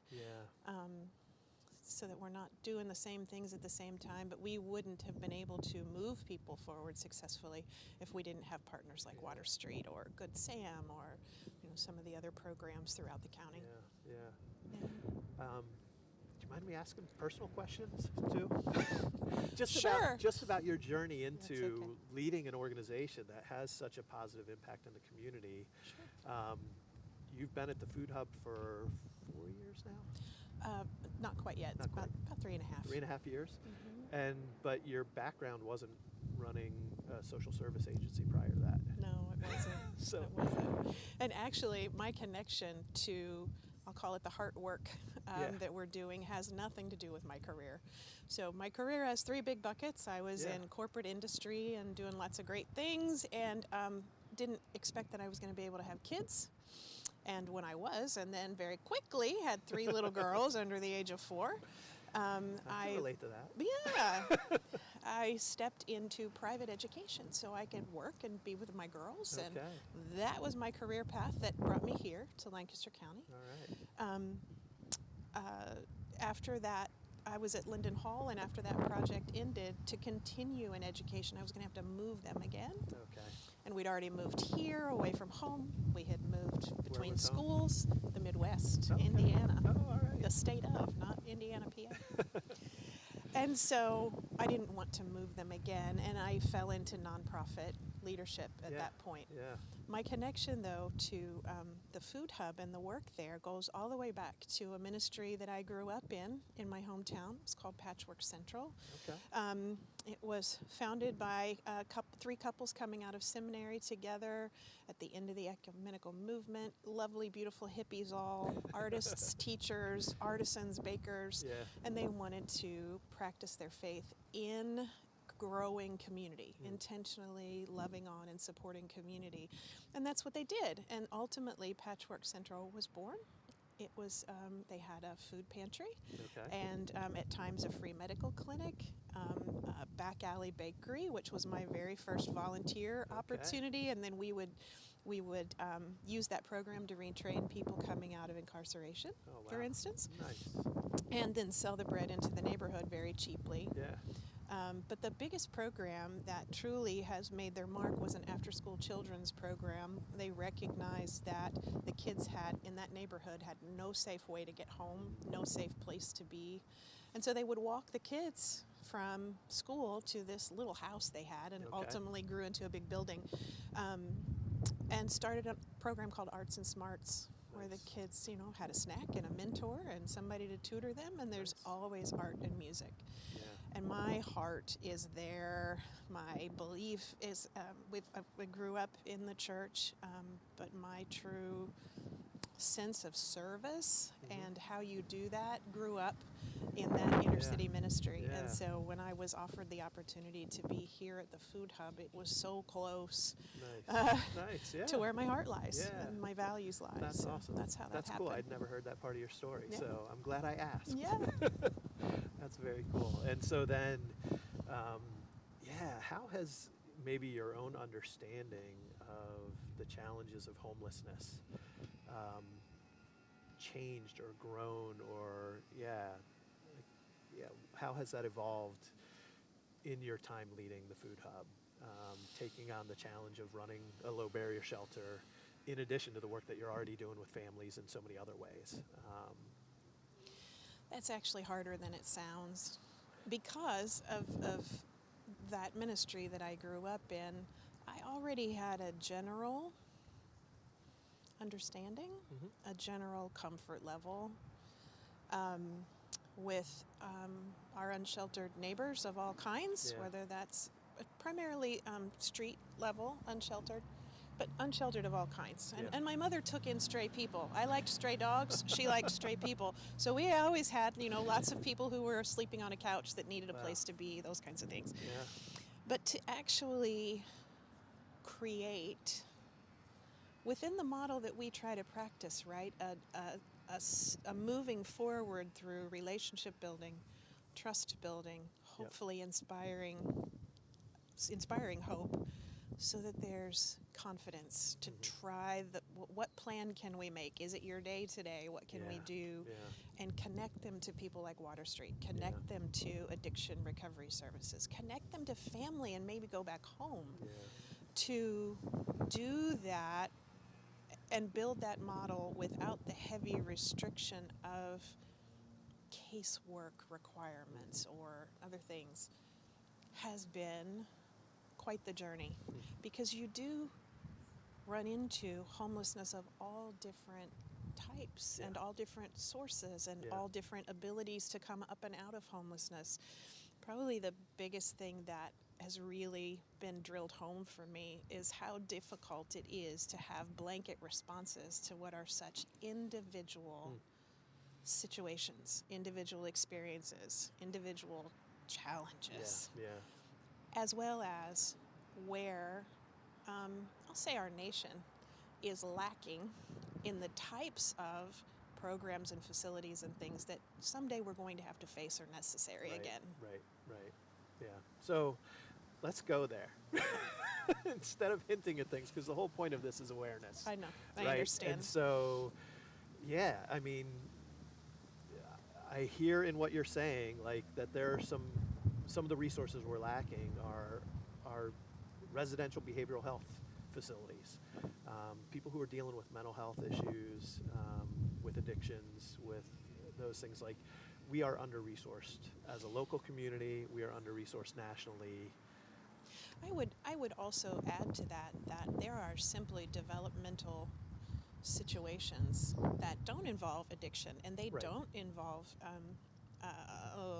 what we think of as mental health psychoses. So it may not be a diagnosable mental illness, but there may be developmental disabilities of some sort. That don't reach the level of qualifying for the few programs that we have out there now, permanent supportive housing. And we actually see that far more than you might think. Wow. Yeah, it surprised us too. Yeah. So don't necessarily have those kinds of facilities. The lack of affordable housing, which I don't even want to say, right? At this point it sounds cliche, but we are so many years behind in that kind of development. And we have plans, and every time we come together and talk about it, the plans are always the same, or the problems are always the same. And so how we finally grasp balanced living opportunities, we've got to face. Right. We've got to face. Yeah. How do you, I mean, we've both been at this for a little while, and I think you win, Jack. But those conversations where you do feel like some of those same issues come up again and again, and the same ideas that were brought up 10 years ago and 5 years ago and 3 years ago, and we saw no movement on, because they're to some degree, they're not completely intractable, but it takes a level of insight and collaboration from so many different angles that it feels intractable. So I was talking with Alice Yoder earlier. We need 1,200 units of affordable housing to be built this year and next year. And like for the next 10 years, we need 1,200 new units each year for the next 10 years to meet the current need. Correct. And that doesn't even address those who are cost burdened in housing. That's just people who are below a certain income level, who are like on the verge of losing their housing. So that feels ridiculous to think that we're going to change that scenario in the next couple years. How do you maintain hope? Maybe that's a bad question. I'm assuming you have hope, Paige. I'm assuming you're here. I am, yes. I know you do. I know you do. The stupidly idealistic optimist. That is me. So that's it. We just ignore reality and hold on to our stupid optimism? Maybe it is that I'm a little too new to the business, and I still have enough energy to be salty and push and poke. Maybe good. That's the That's difference. good, too. I've been called salty in all of this already. I guess my thinking is always that logical, caring heads will prevail. So let's start with one of the elephants in the room.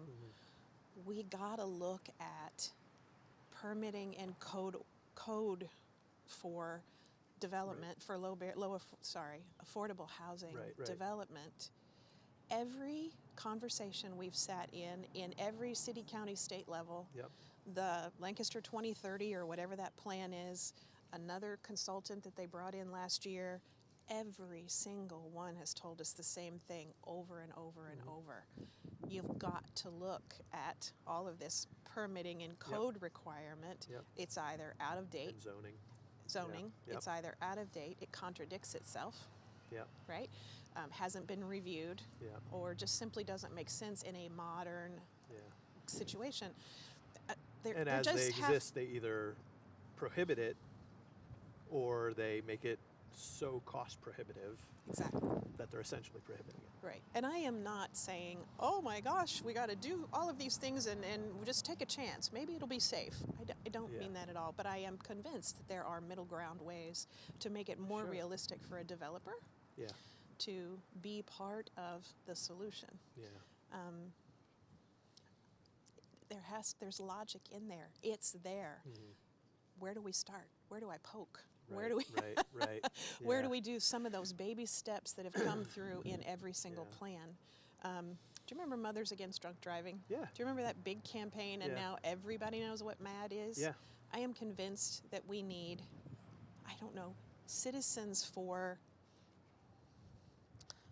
housing opportunities. I don't know, but we've got to be able to come together around. I know there's got to be a way to come together around. Every the- time somebody coughs, the they'll think of affordable housing. the NIMBY-esque approach to setting aside saw homelessness somebody because try- it's too big or too smelly or too whatever. There's an organization or a movement or something called YIMBY, Yes in My Backyard. That Like, one I hasn't don't think it's caught gonna on catch either. on. I don't No, think it's but gonna there catch- has to be. We Not with need that some name. We sort need of something ambassador type Yeah. approach to. We cannot have our fellow Right. Americans in the streets. So where I have a little bit of hope around that is 10 years ago, we were having the same conversation, but we were having it here, and then 6 months later here. Kind of like now. Well, no, because I think now we're having the conversation, but I'm watching people go out from those conversations and have them with other people. Like, I think it is spreading more. I think there's more, and it's getting a little bit more attention at kind of a grassroots level. People who aren't necessarily working for nonprofits or connected somehow to municipal plans for the future who are saying, no, this is an issue. I think ordinary, everyday people who might be tuning into our live stream are saying, you know what? Housing affordability is a mess right now. Like, anybody who has a kid between the ages of 18 and 25 years old has got to be recognizing that housing affordability is crazy, right? So, I have 3 of them. yes, I have 4. All in my house. And I love them and I'm glad Yeah. they're there, but it's time for them to be Right. on their own. But I remember looking for apartments with my daughter, right? Her and her daughter trying to find a place of their own. They'd been living with us for a year and a half, and they could have stayed forever because I love them. Exactly. But they were ready to move out, but how hard it was to find a place. And, thank God they did qualify for an affordable housing community, and they were able to move in. She's a single mom working a good job at a credit union, yet she still qualified for affordable housing. So when people talk about affordable housing developments and they're going to, change the complexion of our community and our neighborhood, like, clearly they don't know who's living there. It's the person who's waiting on you at the credit union. It's That's right. the assistant branch manager at the credit union qualifies for that. It's pretty much everybody who works in retail, even assistant manager and management level, like everybody who's depending on that job to make a living qualifies for affordable housing. That's we right. need more of it. Those individuals shouldn't have to work 3 jobs to afford a place to live. That's right. Our kids shouldn't get out of college and have to move home for 5 years. Come home for 6 months and then go out on your own. Like, you don't have to. I love you girls, but no, not 5 years. And No, do your dishes. Just do the dishes. That's all I ask. But seriously, like, anybody with kids in that age range realizes, like, starting jobs out of college, finding affordable housing is incredibly hard. And so, yeah, I think there's enough awareness. Now, will that awareness, will that need, and people who are rational, and will that overcome the greed incentive of the fact that the market will bear this, and if I own this many properties, now I can charge this. If I just do a $10,000 cosmetic upgrade to these apartments, I can now charge $1,000 a month more than I was. That's what the market is doing. But can we get past that? And again, like, are we too optimistic in the hearts of our neighbors? But I do believe as awareness increases, as we start talking about it, I do think we can move the needle at a municipal level to start creating zoning and codes that are more reasonable and can actually produce something that's going to help our community. It's been a conversation for 2 decades. Yeah. Now we're at crisis level. Now can we talk about it? Truly. Now can we do something? level, Let's stop logical, talking about it. intelligent Yeah. heads prevail. Yeah, Yeah. it's tough. You want a fun story, a nice story? Yeah, I'd love just to hear a fun one story. landowner, just one apartment Yeah. owner. But there was a couple who had been staying with us in shelter. They had not been out on the street too terribly long, but an older couple. Yeah. They were difficult to house because they had 2 little chihuahuas hidden in their bags at all times. The quietest chihuahuas you ever wanted to meet. That's quiet and Chihuahua usually don't go together. No, they At don't. all. I don't know how they did it. He had some significant health problems and surgery in the time that they were unsheltered.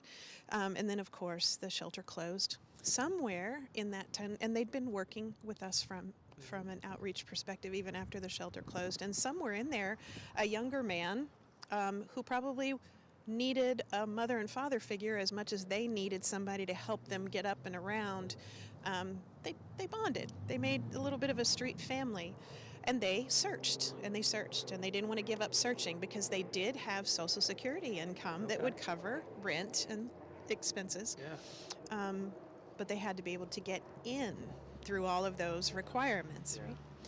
So a gentleman in a neighboring county was retired, still had a mortgage, and his wife had passed away. And he said, I have this whole basement. What can I do with it? Wow. And so he upgraded it enough to have a small kitchen and a washer and dryer and enough space for the 3 of them, and they began texting and communicating. And we were dubious because it's so hard to think that, you want to hope, and then you think, oh, please don't hurt these people. Right. And they were similar. not They were taking advantage. fearful, Yeah. but Yeah. what could he have to take Yeah. advantage of? Right. So ultimately, he even offered to come and pick them up. Wow. And they waited all day. We all waited all day. I watched out my office window all day, and lo and behold, up Queen Street comes this large commercial pickup truck with a flat bed, and the large gentleman, teddy bear type gentleman, yeah. got out of the truck, and we descended on him.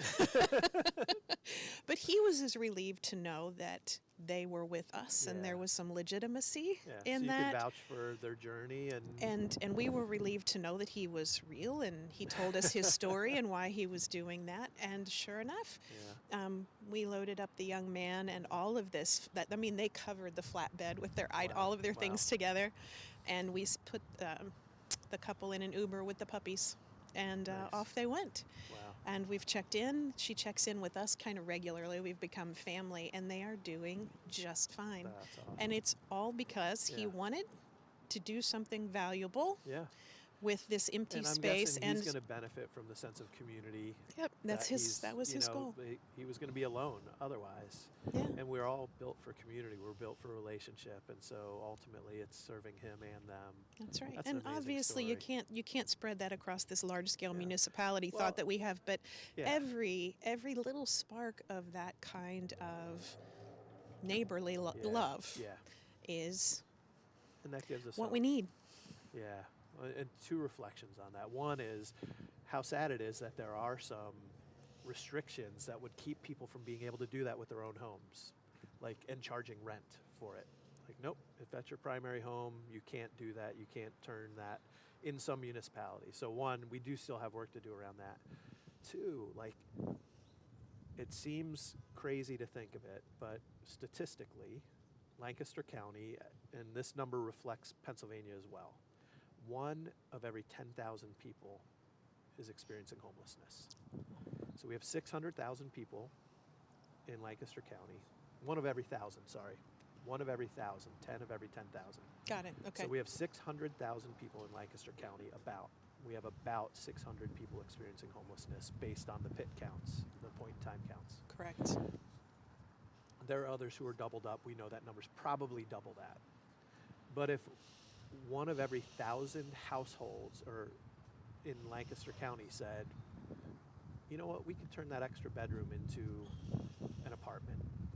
We could rent this space out. We could help this family. We could help this individual.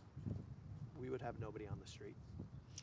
You know, I just toured another concept too, and in as much as I hate to say it, there are a number of empty church facilities Yeah. that are not easy to sell. Yeah. And I did tour one recently, and the whole back end of that, the main floor has a dining space and a kitchen, and the upstairs floors are broken into classrooms. Classrooms that could be turned into apartments. Well, more like SRO rooms Okay. probably, but Yeah. I'm sorry, single occupancy rooms. Yeah, yeah. Or maybe some small apartments. Yeah. But the restrictions and the requirement to have a commercial front, Yeah. if it's not being used as a church, make that kind of thing so difficult. But truly, whether it is empty churches or churches that are not highly populated, that's another really interesting place for us to talk about Right. public-private municipal partnership. Because the reality is we're not going to be able to build 1,200 units of affordable housing, right? Right. But could we convert some churches? Could we empower families who do care, those individuals who have extra space, the retired couples who all 4 of their kids have moved out and they've got a 6-bedroom home for just the 2 of them. But in right now's housing environment, downsizing, it doesn't even make sense to them No, because they'll getting have a mortgage again. right. Coming up with creative solutions, creating space for creative solutions is part of the answer, right? It's as is a low barrier shelter on Clay Street and Water Street continuing to do our work with Providence and with our residential programs. Like, but if we could move all these things at the same time, begin looking at those creative solutions, you know, there is reason to have hope. See, I am a perpetual optimist. We That's can do awesome. this. We really That's can. awesome. It's just step by step. Yeah. So and- I'd love just a chance, because one of the things I want to do with this, and we're getting to the end of our time, so if you have 2 more minutes, I want anybody who tunes into this to know about good work that's being done in our community, and secondly, how can they connect if they care, if they're interested, if they're inspired, how can they help? So specifically the Food Hub. I know you guys have pivoted when the shelter had to close on North Prince Street and we're waiting for the new one to be built and the Y is going to be providing services there. You're continuing to serve our friends who are on the street. You're continuing to care for them, to meet them where they're at, help connect them to resources. Correct. If you can give me like a 1-minute synopsis or 2-minute synopsis of how is the Food Hub engaged, and more importantly, how can people help? Whether it's donations, whether it's volunteering, what other ways could people partner with the Food Hub? Sure, of course. Thank you for that opportunity. So the Lancaster County Food Hub is doing now what we did for 75 years. Basic human needs, Yeah. including free food, free clothing, and supporting the homeless in some way, shape, or form. Yeah. We don't have a shelter right now, obviously, but what we're trying to do and have been doing from a homelessness perspective, it is that model of outreach. We call it kind of the Bridges Out of Poverty approach, Yeah. where we're building relationship, building some trust, sparking some hope, and truly trying to help people take a step forward. That is the key to the work that we're doing, that we're also trying to do across all of our programs, across all of our audiences. Yeah. So transitioning kind of what could be a transactional, here's your food, here's your clothing, Right. we're transforming that a little bit to start to be a place where not start to be, but to expand and evolve how we are present for people Yep. and how we help to support them and what services we bring on campus to make navigating through their needs a little easier. So for instance, in all of this time, in that outreach center in the daytime, behavioral health department has come, blueprints for addiction, Awesome. the VA, the Refresh Lancaster Truck, the street medicine doctors. Yeah. We're trying to be a convening place. The Yeah. Council of Churches Yeah. has always convened, Yep. trying to be a convening place Yeah. for the things that people need.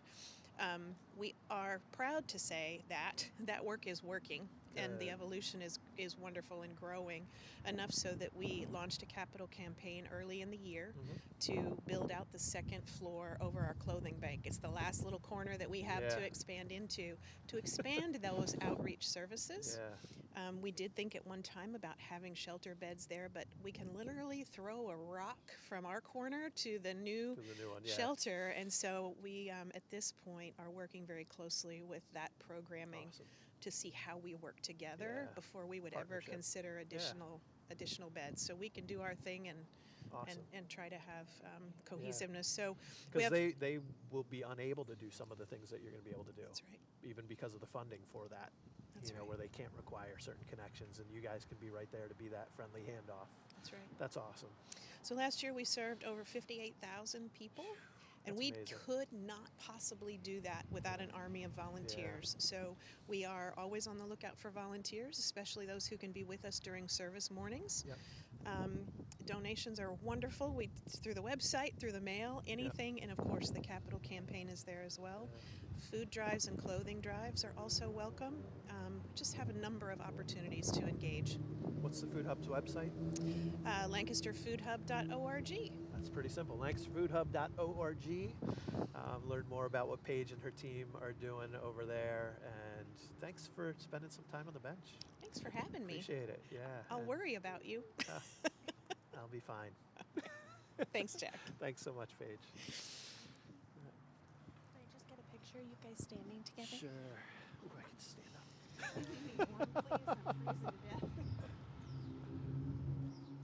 Thank you. Thanks. Thank you. All right. What'd you say? Yeah, I can do some dinner. All right.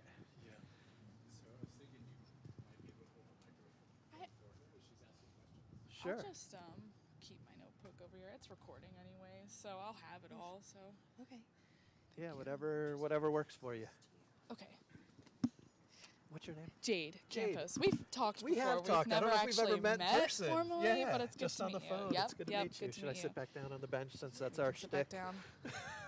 Okay. Do you mind if I record this myself too? Oh, that's okay. totally fine. Yep. Great. All right. So how you feeling? Good. Yeah, How long it's has it early. been? We started at 2-ish 3, so hours? it's only been like 2.5 hours. 2-ish hours. Yeah. Yeah. So can you tell me a little bit more about the idea, or how the idea came about Sure. to do 24 hours on a bench? Yeah, so we didn't come up with this ourselves. A good friend of mine, Brandon Thomas, used to be the executive director at Winchester Rescue Mission, and another friend, Matt Dildine's out in Fresno, at the Fresno Mission. They've done this before, and so we're part of a national network. There's over 300 missions around the country that collaborate and learn from each other. It's called Citygate Network. Okay. So yeah, they had the idea first. We're stealing it, but the purpose of it, I think, is for each of our communities to raise awareness, to help people understand that we have friends and neighbors in the community who are struggling, and it's easy to kind of see it in the moment and forget about it. And so we want to just kind of open our eyes to it. So Sure. yeah, that was the idea behind it. Tomorrow is World Homeless Day. So I don't know who made that up, but it exists. It's been happening for about 14 years, and it's a chance for people around the world who care about those in need and who are doing work to come alongside those individuals, can help raise awareness in their own communities. So Sure. that's why I'm doing it today. Started at 3 o'clock, go until 3 o'clock tomorrow. I'll Sure. be sitting here on this bench having conversations. Did you do anything to prepare for 24 hours being here? You know, or- I tried to look up exercises and things to get ready for sitting on a bench, and there really aren't any workout plans for that. Yeah. There's the couch to 5K, but there's not the 5K to couch. Sure. So I just came up with that. That was pretty good. Come on.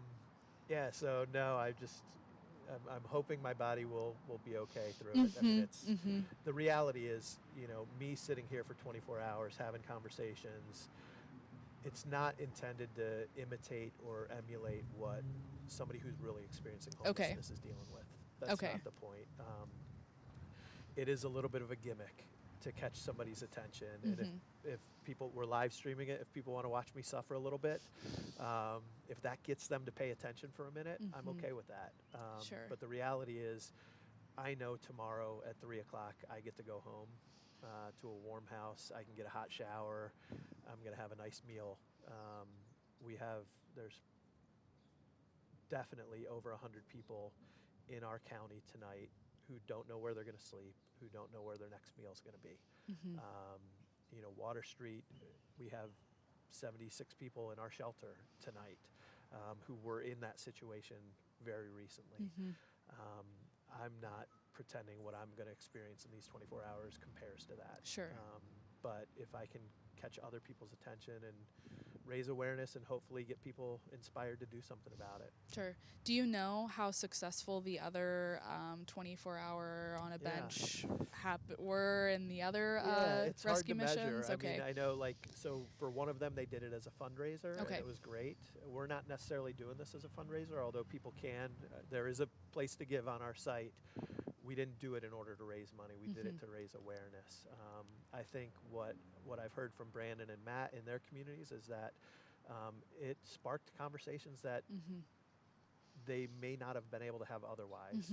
It got people to the bench that then got to the table and started talking about how they could collaborate. And that's some of our hope. And more importantly, one of the great things is in Lancaster, there's a great spirit of collaboration already.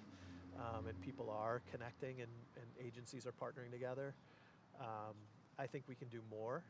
And the other thing I hope is that individuals in the community who are like, man, I see this need, what can I do to help?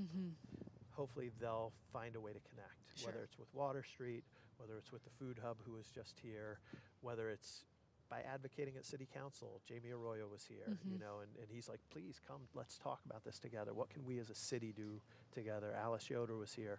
What can we as a county do together? The more people who are activated to care, hopefully the less people will end up on the street. Sure. And I mean, this is definitely happening at an interesting time in Lancaster County just because of how much has changed over the past couple of months. I mean, the shelter closed. The low barrier shelter run by the county closed in June. I've heard that Water Street has pretty much been at capacity since then, as I'm sure that many other shelters are. I think that most shelters are just emergency shelters for the winter time throughout the county. And then there was also the start of kind of really enforcing camping in city parks too, which is kind of, I think, really opened some people's eyes to homelessness in this area. So I don't know, can you talk a little bit to that, just about everything that's going on right now in this moment? Because it is kind of a big moment to be doing this. It is. I think there's a lot of factors that have come together, and not just in the last few months. I think over the last few years, we've seen some things happen that have really increased homelessness and made it more challenging for us to address those issues. And so there's so much to unpack there. But yes, in this season, just for clarification's sake, there is another year-round shelter in Columbia. Oh, yes. So the Dream Center, and Dave Powers is actually going to join us during our 24. I don't know if it's tonight or tomorrow, to hear what's going on there. But yeah, most of the others are just winter shelters. Thankfully, the low barrier shelter will be reopening in December. If everything stays on schedule, that's the plan. And Water Street, just for clarification, our Providence shelter is essentially a low barrier shelter, other than we do background checks because we have women and children on campus. And so we can't have Megan's Law offenders. We have to have IDs. So that makes us not technically a low barrier shelter. But we do, one of the myths out there is that if somebody is in addictions, if they're still drinking, if they're still using drugs, they can't stay at Water Street. That's not true. It hasn't been true for over 10 years, that if people are struggling with addictions and not ready to go to rehab, they can still stay with us as long as they can care for themselves and they're not creating a dangerous situation. So there are behavioral expectations that they're going to help us maintain a safe environment, but we don't breathalyze, we don't do drug tests in our shelter environment. In our residential, we do, because those individuals have indicated they want to see change in their lives. Sure. So you can't have people sharing rooms who are in their addictions with somebody who's trying to overcome it. Sure. But yeah, back to the question around the environment and what's happening, I think it is significant. We don't want to just close our eyes to the fact that the problem's getting bigger across the country. Here in Lancaster County, we saw another 12% increase in homelessness. Nationally, that mirrored that 12% increase across the country. We were on a great downward trajectory for years until about 2016 here in Lancaster. 2014 nationally, we did better than the national trends for years. But in the last 8 years, we've seen it slowly increasing, and then post-COVID, we've seen things really skyrocket. And I think it speaks to the multitude of challenges. It's the affordable housing crisis, absolutely, but it's also the lack of resources for mental health, for addictions, and for kind of family supports when they're going through, family breakups. So we have to look at it through a broader lens than just how do we help somebody get off the street. We have to look at how do we address the issues that contributed to that person being on the street. Sure. Both the systemic issues and the individual issues.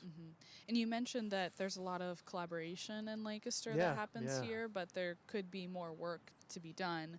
Could you kind of speak to that a little bit? What more do you think needs to be done? Yeah, I think so. In our last conversation, for example, we do need to address some of the restrictions in our communities for the kind of upstream solutions around housing.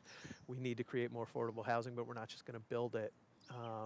We need municipalities to think collaboratively, to think about what's their role in lifting some of the code restrictions, not to make things unsafe, but to just make things possible.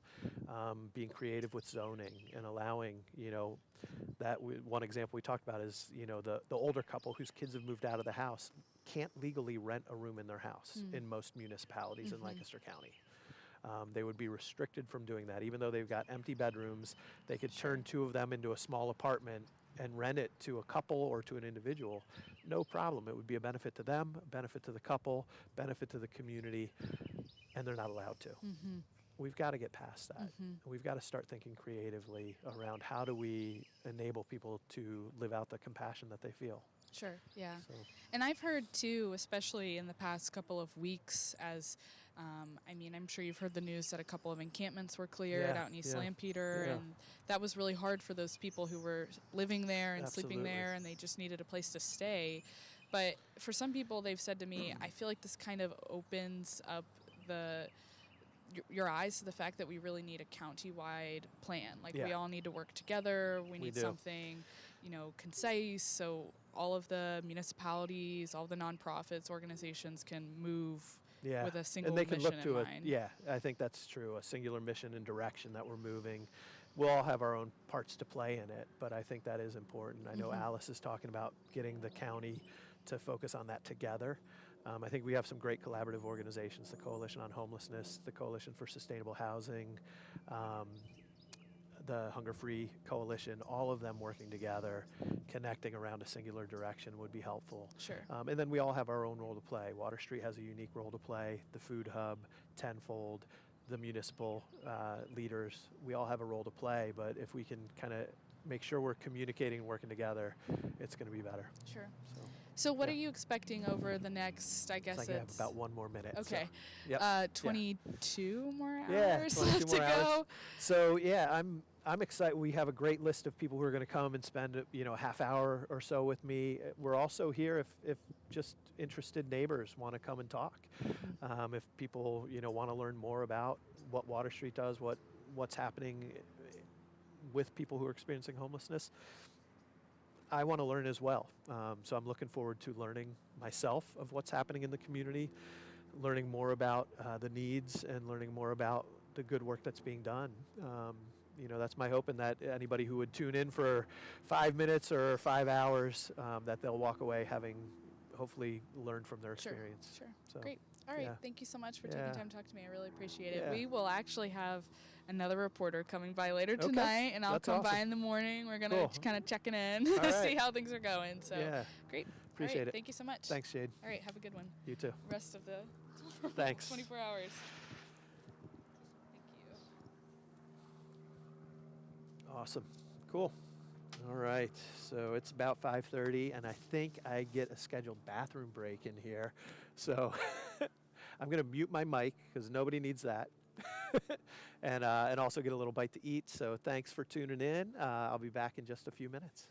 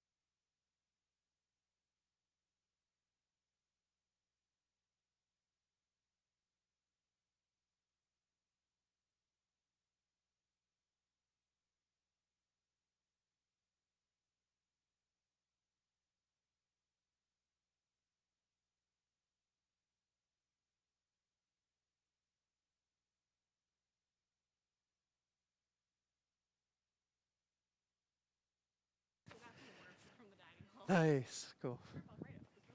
What is it? Shrimp Alfredo. Wow. Oops. I'm going to mess up the microphone cord when I put my jacket on.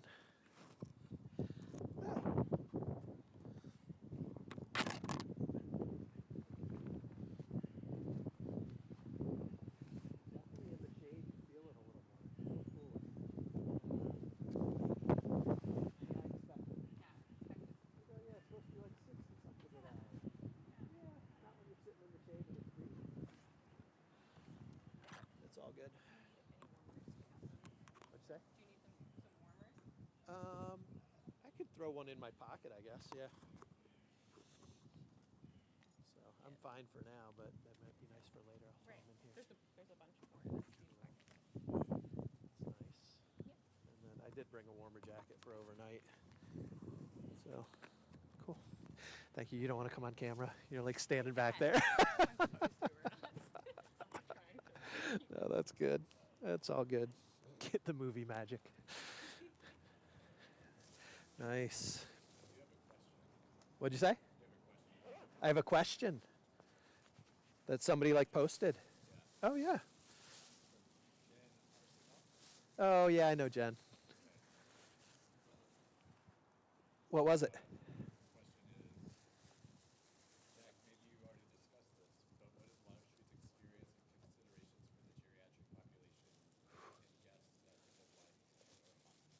End of life and or hospice? Whew, that's a good question. So yeah, I'll repeat that. Yeah. So we got a question online, and yeah, if anybody's watching and you have questions, feel free to post. I don't know what's the best way for them to send questions. Yeah, Facebook or YouTube, you can post your questions. Happy to do my best to try to answer them. So Jen Arsenault. Jen, thanks for watching. Hey, how are you? Good. Oh, okay.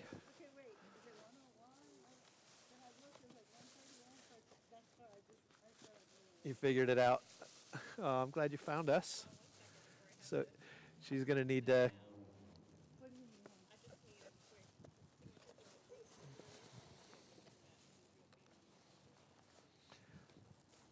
So, Jen, yeah, the question was around how are we experiencing or seeing elderly population and even end of life issues with those experiencing homelessness, and have we given any consideration to that, and even around hospice and needs there. So we did talk a little bit about that. We've seen a significant increase in older individuals experiencing homelessness for the first time. I think I've started recognizing that pattern, and our staff has identified it probably in the last 5 or 6 years is when it's really become profound. So I don't know if it is related to some of the resource changes in the community post-COVID, but I know one of the challenges, for example, is like Office of Aging. During COVID, obviously, their intensive case management couldn't even go do work in person. And so they were doing intensive case management. And even after COVID kind of lightened up and it was a different environment, they couldn't just reboot all of that right away. And so how many, how did that impact people? And again, it's not pointing fingers at Office of Aging. It's just part of the reality we were living in and how that impacted people. But we've definitely seen more older people experiencing homelessness for the first time. And that makes it extremely challenging because if they've fallen to the place where they don't have the resources to care for themselves, they end up at a shelter like Water Street, and they're already older, what are their prospects for income at different levels that's going to help them get back out on their own? What are their prospects for finding affordable housing? So it is a unique challenge. And then if you bring in the health issues that come along with homelessness and aging, it's really incredibly hard. Specifically around hospice, end-of-life issues, Water Street has actually played that role in a de facto sense from time to time with some of our guests. We're not really designed to do that in how we're structured right now and the supports that we have available. But we've walked that journey. We are actually in the process of launching a kind of a small phase of recuperative care, which is not specifically geared towards end of life. It's geared more towards recovery from medical conditions or medical procedures, where we'll be able to provide that kind of step-down care from the hospital so people won't have to stay in inpatient care. They'll be able to come to us, and we'll be able to provide support services around that, connect with in-home nursing, but we'll have the right kind of rooms and beds with hospital beds, with our health services staff being able to provide the framework for treatment and support, along with those kind of home nursing programs that can help. Our goal is actually to expand that. It's part of our strategic plan is to develop a recuperative care facility on our campus. Whether that would include hospice or not, we have not determined whether that's part of the long game for us, but it is one of the things that's on the table for us to consider. So yeah, there's a lot of challenges in that area. I think it's going to take a lot of work from our community in general, as all of these situations are, So yeah, Jen, sorry I don't have a quick, easy answer for that, and I've been babbling a bit, but yeah, we're aware of it. We see the need. With our recuperative care efforts, we think we may be able to lean into that, but it's not clear whether that's part of our future at this time.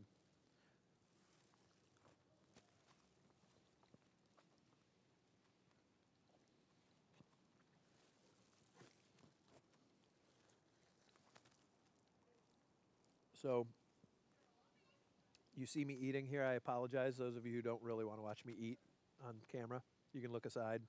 But this is really good. So Che, thank you for bringing me dinner. It's fantastic. This is cooked by our amazing food services team here at Water Street, led by Chef T, our executive chef, Terrence Reed. We've got, and who? Chef Joe was working tonight. Thank you, Chef Joe. Appreciate it. We have some fantastic staff in our food service department.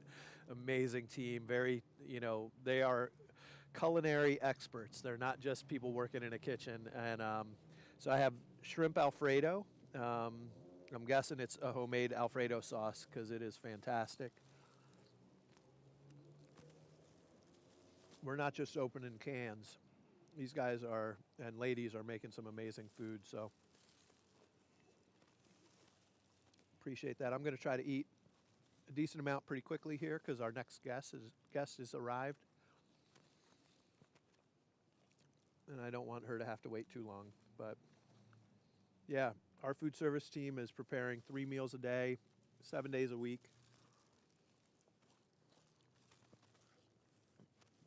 for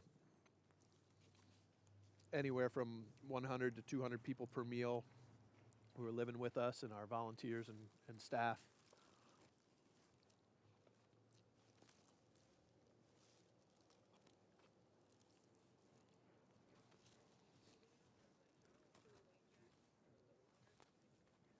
Do you mind, like 5 minutes? Is that okay?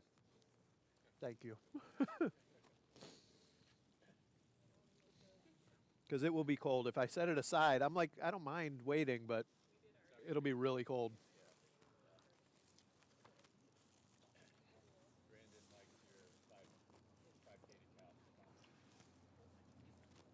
Oh, that was creative, man. That just popped into my head. Yeah.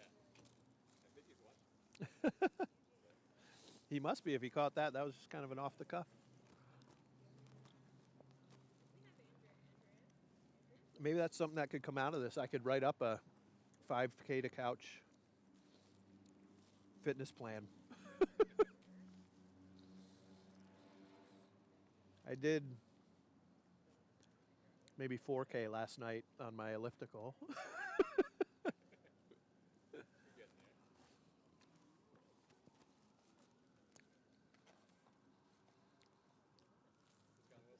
While watching the Phillies lose last night. So depressing. Taking out my frustration on the elliptical machine. It's an issue. Like the whole wild card thing. No team that's been in the bye round has made it to the championship series. I mean, it's only been 2 years. Mm-hmm. And it might happen again. Yeah, that's interesting. Yeah, Phillies are in trouble. Yeah, hopefully they'll turn it around. They're playing right now, I guess. Keep you updated. Huh? Keep you updated. That would be good. Yeah. Don't flip over. This is way more exciting. You can live stream this on your computer while you're watching the game on TV. There you go.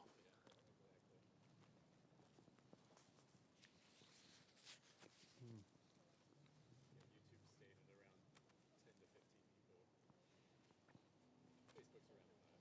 What'd you say? YouTube's staying around 10 to 15 people. Okay.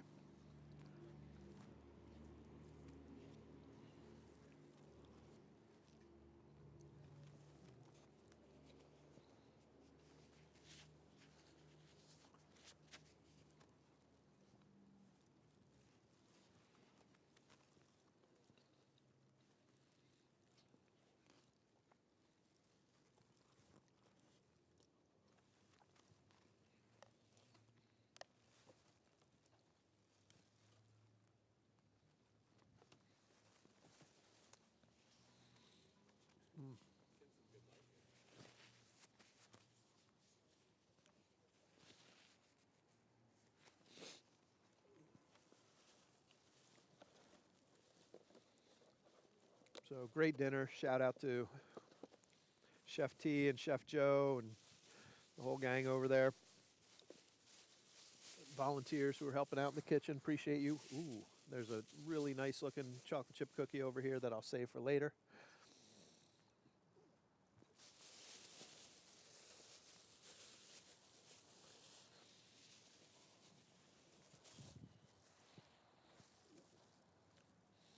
Put this here for now.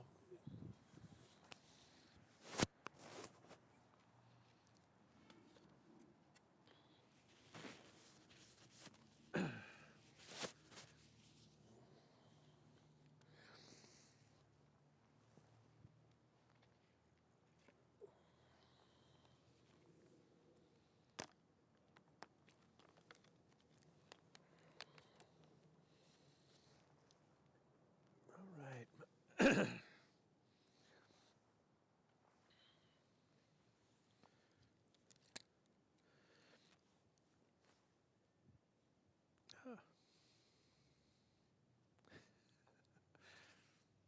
Somebody just texted me. It's 0-0 bottom of the second. In case anybody's watching this instead of the Phillies game, but if you're a really Phillies fan, you'd have them both on. So, you ready? Come on out. Hi, Janet. It's great to see you. Nice to see you. Thanks too. so much for coming down. Sure. Appreciate it. You can have a seat. Sorry you caught me right at dinner time. That's okay. I know how that feels. Sometimes I don't even get to eat. That's true, I'm sure. But thanks so much for being here. For those of you who don't know, this is Janet Diaz. She is one of our city council members. And you've been on city council for 8 years? 8 years. 8 years. I was right. That's fantastic.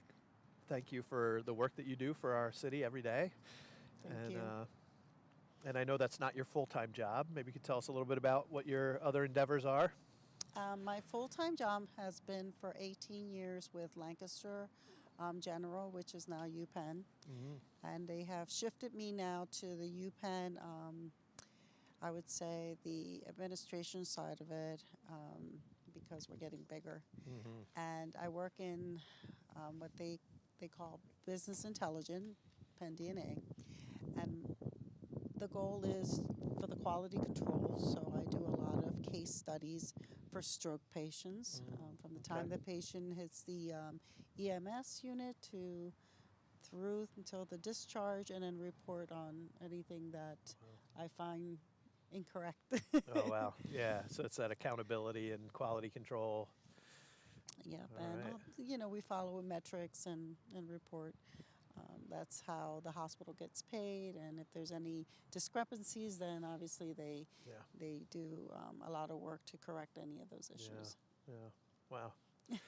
So that, and then in your spare time, you're working to make Lancaster City a better place. Definitely. Absolutely. So I'd be curious to hear just, what's been the most rewarding part? It doesn't necessarily have to do all with homelessness, but what's the most rewarding part of being on city council and being a part of what's happening with our city government? I would say listening to constituents, to our community, and helping them. I've always had this humanitarian, part in my heart, and knowing that I succeeded in helping someone. A lot of times people don't see what I do because it's, I would say, something that's private, something that someone's going through, and I like to keep, I guess, working at the hospital, PHI, well, I kind of have that type of mentality also with helping people in our community. But knowing that I have achieved something that was fulfilling for that particular person. What, when you first got in, so Jamie Arroyo was with us earlier too, and I asked him this question. Probably, I'm guessing, maybe you can correct me if I'm wrong, that when you first chose to get involved in city government and run for city council, probably the first thing on your mind wasn't homelessness. And it maybe that was something that you were aware of that was going to be a pressing need for the city to consider, but I'm guessing that's usually not the top of the list when people get involved in politics and government isn't necessarily around homelessness. But I'm curious as to, what led you to get involved? Let me start there, and then I'll ask my follow-up question around homelessness. Interesting. I was asked to run. It's not so much that I decided to run out of the blue. Yeah. And because I do have a heart for my community, whether it's an elderly person, whether it's someone that's sick or disabled, that person who was my campaign manager said, Janet, would you run? Because I think that you would be an asset to the community because you care so much. So it took me a while. At the end, like really close to the time, I was like, all right, I'll do it. So I knew that there were different things that I could do, whether it's informing our elderly regarding spam mail or helping someone that is becoming homeless. As someone that has experienced homelessness twice in my life, Oh, wow. I felt that it is a need. Although sometimes I feel that governments, officials don't know how to deal with it because they don't understand that it's not so much having a home, it's knowing what the problem is. And many of the homeless people are going through some type mental health of issues. disability, some type of either substance abuse or, lack of funding. Right, There's right. different issues for each person. So I understand. I've slept Yeah. on a bench before, Yeah. and it's not easy. In regards to legislation, I just see that sometimes our resources are not going directly to where the issue is. Yeah. Yes, yeah. we can put a Band-Aid, but it's going to fester Yeah. and then it's going to be infected, and then you wind up with more homelessness. Right, right. So housing is an issue. Gentrification has completely escalated. I kind of fringe when I hear someone say affordable housing when in reality it's not affordable. It's at market price. Right, right. So I'm more of a factual person than someone to coat things to make it look nice. Yeah, yeah. Wow. And I'd love if you'd be willing, and feel free to say no, but I'd love if you'd be willing to share a little bit, because part of what we're doing this for is to raise awareness, to let people know that people experiencing homelessness are no different than us. Like, they're our brothers and sisters, created in God's image and worthy of dignity, and they're going through circumstances, and everybody's story is unique. I think that's one of the things you emphasized right there. But the idea that, one of our city council members, been on city council for 8 years, that you've experienced homelessness, that you went through that yourself. Would you be willing to share a little bit of that with us? Well, the first incident occurred when we moved to Lancaster. My mom basically left for dangerous reasons, for a life and death situation. So we moved here, we packed up and we left. And we didn't have a place to live. So as she was trying to find a place, no one would rent her a place because it wasn't like in New York City where you can say, here's my money, can I rent this place? Right. So we winded up living in a U-Haul truck for about 3 months. Wow. So imagine, I think it was a 3-year-old, a 6-year-old, and a 9-year-old. Oh, my goodness. And my mom, a single mother, that had to flee. It was extremely hard. Yeah. Sooner or later, we had an aunt that had a place. It was full, but she was able to soon give us a room to rent in order for us to get through and go through the process of finding a place to live and having, a natural and neutral place that nobody would hurt us, or because where she was basically doing was she was transitioning people that were incarcerated and helping them with rooms. So that's why she also felt uncomfortable even giving us a room because she was concerned. Yeah. Wow. And then the second time I became homeless was an unfortunate story that my mom would have to tell. Unfortunately, my mom, since the age of 8, has gone through so many unimaginable abuses. But that, like I said, that's a story she can tell. Yeah. And then at the age of 14, because of the circumstances at that time also, It was a threat to her life if I didn't move, if I didn't leave. Wow. Well, imagine being 14 and being kicked out of the house. So you were on your own at 14. I was out on my own. Oh my gosh. And so I traveled around whole Lancaster. It was, kind of in the springish time, still going to school. Had friends that let me use their shower. There were times that I didn't eat. I never came to the rescue mission. I was too scared to go anywhere. Yeah. And I was also embarrassed and ashamed. But what saved me was my faith. Okay. But I was lonely. And there were times I wanted to commit suicide. Wow. But that's what a lot of teenagers go through when they're homeless. Mm-hmm. But it was the church friends that said, we're going to help you. Wow. But I was in the street for 3 months, and I understood by other homeless that they were also suffering. So that's where the substance abuse came. Yeah, yeah. I was scared of being abused or physically attacked by somebody. But at times, you meet somebody, especially elderly that are homeless, and they'll talk to you and they're very kind to you. So I can say that because of my faith, because of the church helping me, I would have never gotten through it. That's amazing. That's awesome that they were there to walk with you in that moment. And I mean, your story points to a situation that I think people aren't aware of, is just how many kids, how many teenagers are experiencing homelessness. We talked briefly earlier with one of the guests around youth homelessness, and we were focusing on those aging out of foster care, which is a huge issue that we're dealing with in our community and across the country.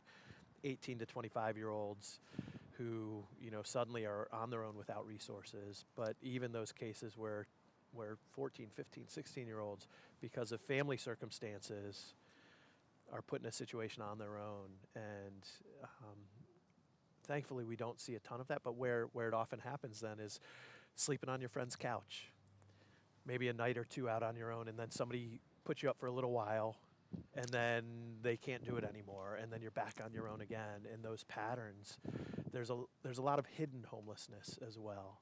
Oh yeah, and our school districts would be able to tell you that there are literally thousands of kids in Lancaster County who experience homelessness at any given point during the school. And it might be for a week, it might be for 3 months, it might be the whole school year. Yeah, I know. It was a friend that spoke with our parents, the Gutierrez family, and she says, I'm going to talk with my mom, Lorraine Gutierrez. She goes, so you can come and stay with us. Wow. And I said, are you sure? She goes, of course. So, like I said, if it wasn't from a friend that was from church that helped me, I would have, who knows, I would have probably killed myself. Wow. Or winded up, with drugs or alcohol out. And so I can say that it was a blessing. Like there was an angel really watching over me. Yeah. And there are times where kids don't have that luck. Right. Either they don't have a friend that really cares, and possibly some of the schools don't even know that the child's going through that because they feel uncomfortable saying that they're homeless or they don't have anyone. It depends. I mean, everybody has a different situation to tell. And I'm talking to the Water Rescue Mission. That's why I feel comfortable saying this, because one thing that I know about your organization is that you even helped my husband when we were going through the transition of immigration. I didn't know where to take him, and he had an abscess in his tooth.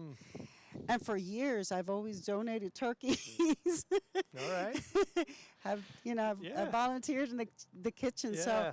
So what you do for this organization is I can say I'm proud that you are here in Lancaster and what you're doing, and now with your expansion with young children, like you said, and teenagers that become of adult age and they don't have a place, but you can guide them to get to the next step, whether it's school or some type of trade school. I mean, that says a lot. Yeah. Well, thank you. I appreciate that.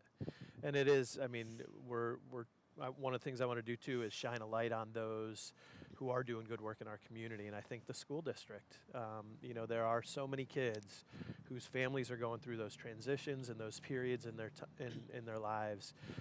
And we have some amazing outreach workers in the school district of Lancaster who are dedicated to identifying those kids who are, because it is, nobody's going to raise their hand and walk into school and be like, hey, by the way, I've got no place to stay tonight, right?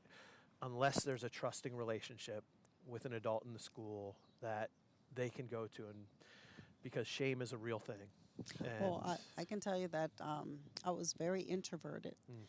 I was teased in school, and I was literally, you know, the racism was horrible, that I just wouldn't talk.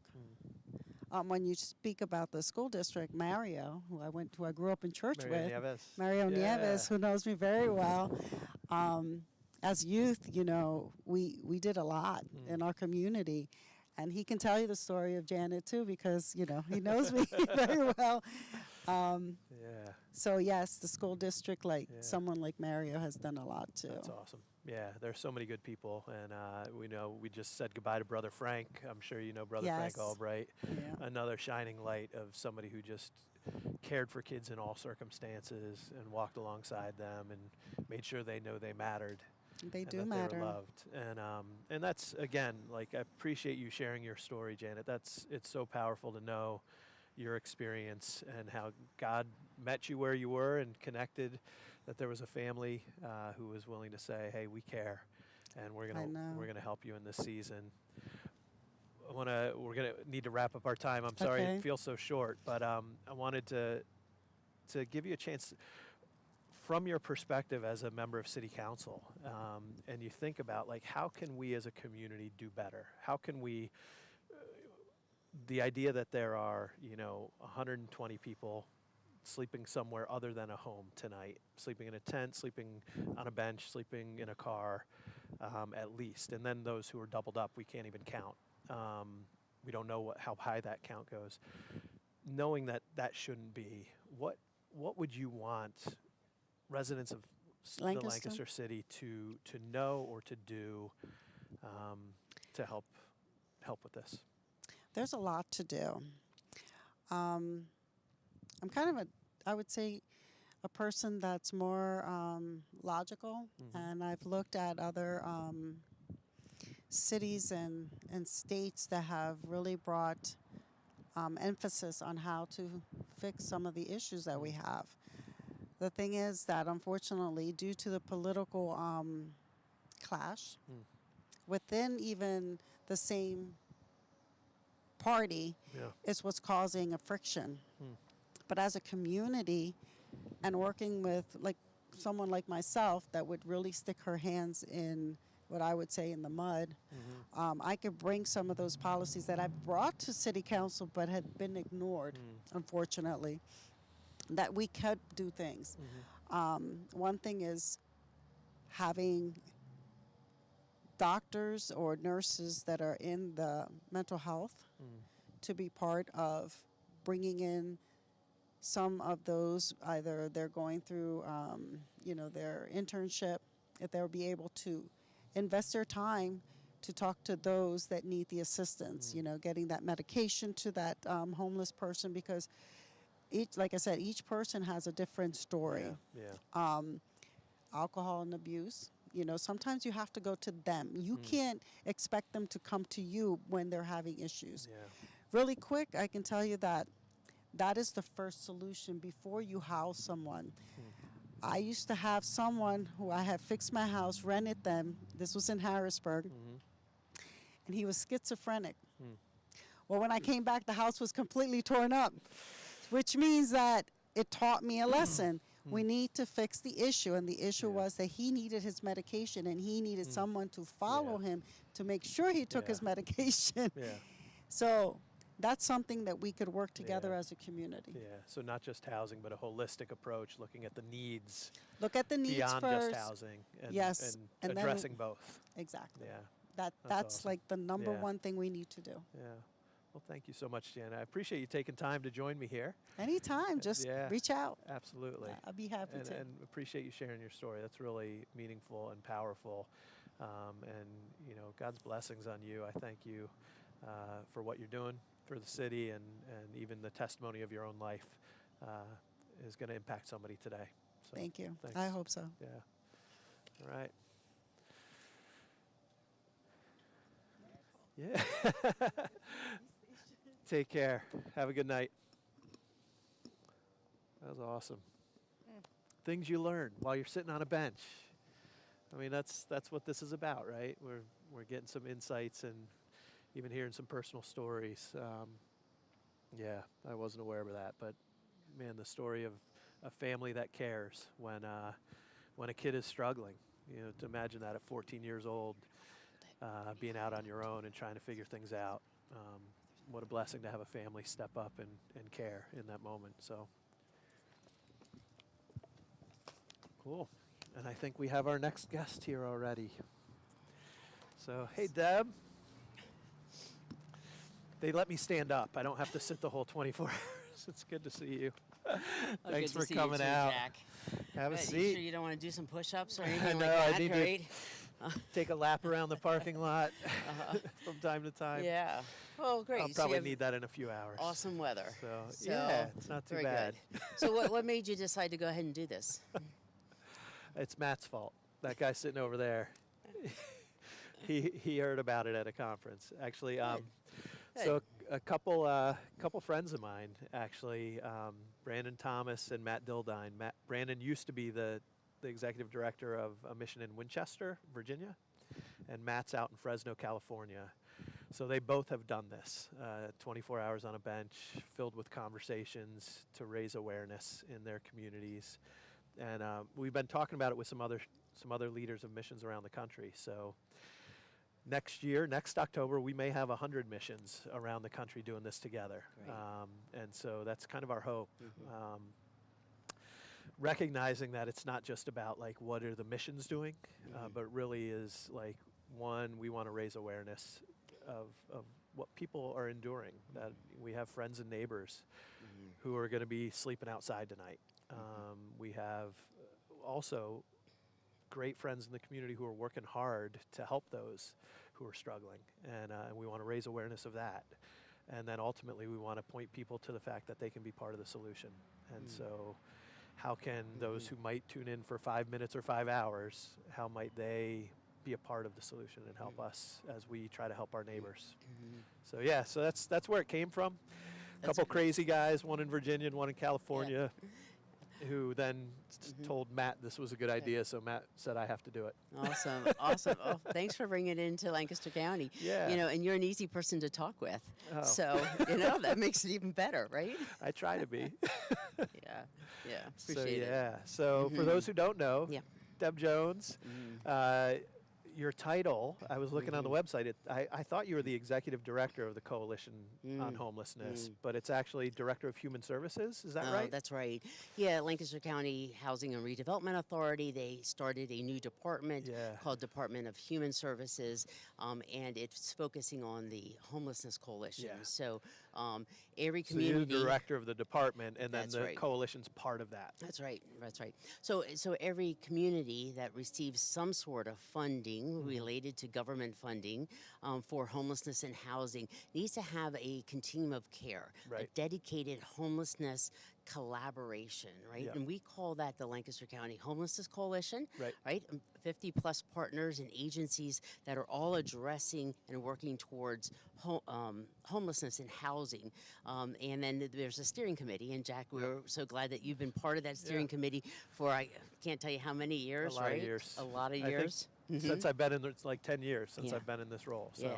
Well, so appreciate you being part of 16 other individuals that make up the steering committee, all individuals working here in Lancaster County in education and in health and mental health and housing and homelessness and municipalities and all. And then And so we have that steering committee that help guides and the strategy, right, addressing homelessness here in Lancaster County. But there's another part of it, and the other part is this Office for the Homelessness Coalition, this staff of 5-6 individuals that work alongside with the steering committee to be able to help with strategy and funding and compliance with and data collection and being able to make decisions that are all data driven.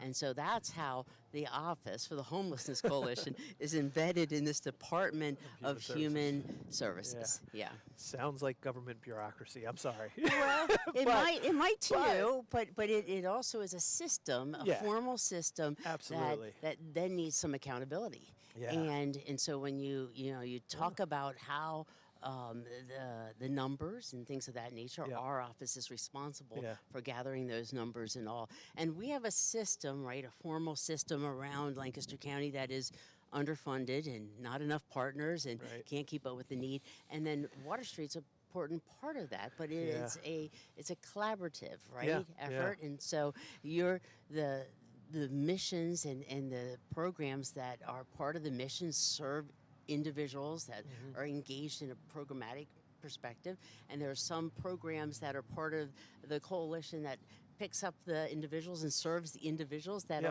they're not ready for it yet.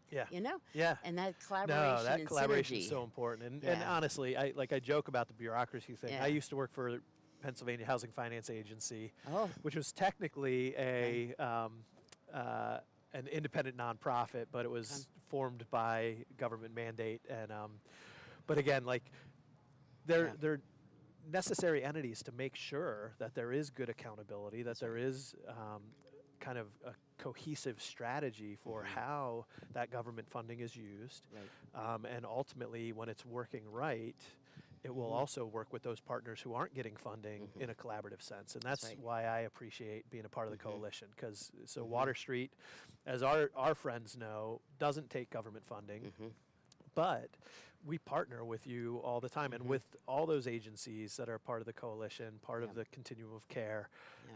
We have so many different partnerships there, and information sharing and learning from one another and filling gaps. You know, there are things that we do that other nonprofits don't, and vice versa. And there's no one agency, there's no one nonprofit that could, you know, plop down in Lancaster County and address everything. Well, you're absolutely right.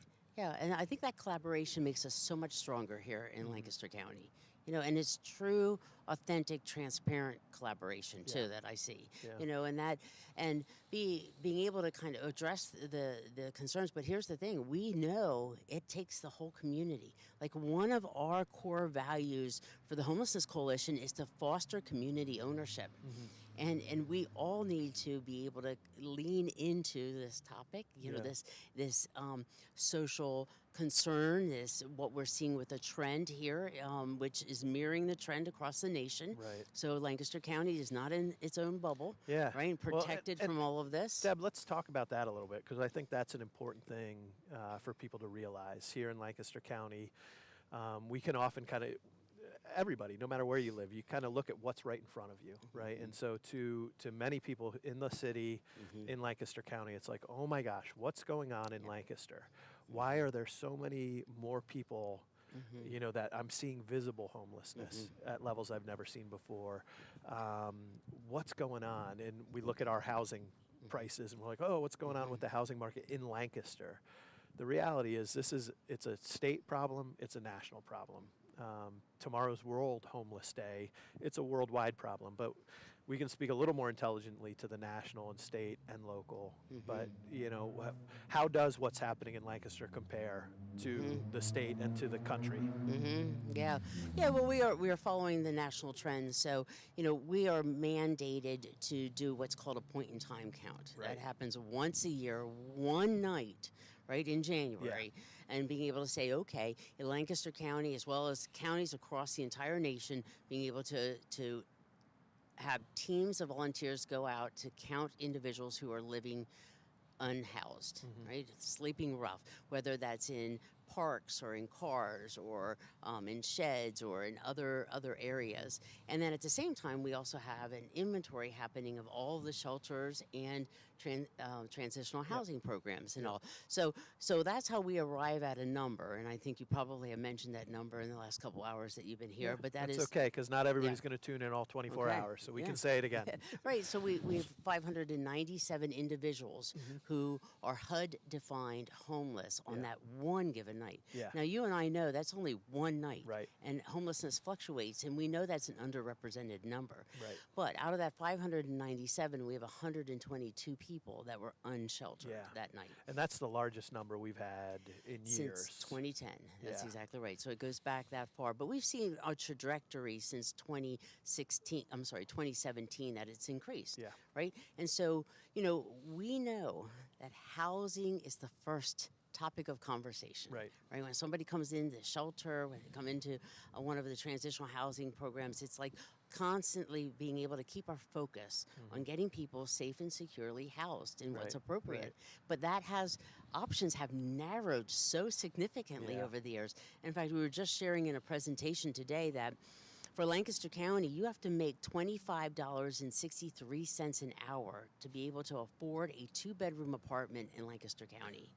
Now, that means that if you're working a minimum wage job, you have to work 3.5 jobs in order to afford it. We are the 5th highest area here in the Commonwealth as far as expenses for housing. Wow. And then we wonder, why are people experiencing homelessness? Right. Why are they being doubled up? That's a Yeah. different definition. Yeah. That's a Department of Education definition. And yet when you look at the data, and that is validated data. Sure. You look at the numbers that we see, and you're being able to understand a little bit more deeply the challenges, right? Yeah. And the challenges of individuals that are on SSI or SSDI and just the restrictions that there are. And as a community, what can we do to come around people? Yeah. Yeah. And what happens to that individual? Because not everybody's making $25.63 or whatever it is an hour, right? So if you're making $15 an hour, which is in 3 years ago, it'd be like, hey, that's a great job. That's right. 15 an hour is a good place to start. And but you can't afford anything on that. But so what you end up doing is you spend 50-60% of your income to pay for that housing, or you're working 70 hours a week, 80 hours a week at that rate to get close to what you need. The problem there is that it's that one life episode. One disruption now becomes catastrophic. When you're paying 60% of your income, 50% of your income for your housing, and suddenly you have a medical bill out of the blue, or you get laid off or furloughed, as many manufacturing or warehouse jobs can be. There's a season where we're down a little bit, so everybody's going to get, you're going to live on unemployment for the next 3 months until we get another big order in.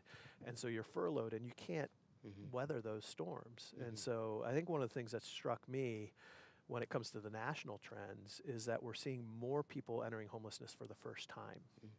And the National Coalition on Homelessness has some data around that, where that number has been increasing. And so it is more like, we used to have a focus. I remember when I was first on the steering committee, our goal was to end chronic homelessness. And we did a fantastic job in Lancaster County to target that and address that. We made great progress on addressing those who were chronically homeless. Sadly, over time, that population has refreshed a little bit. But there was very little focus on first-time homelessness, because often it was felt like, well, we have structures in our community to help with that next step, that first turnaround step, and people were making that transition themselves pretty well.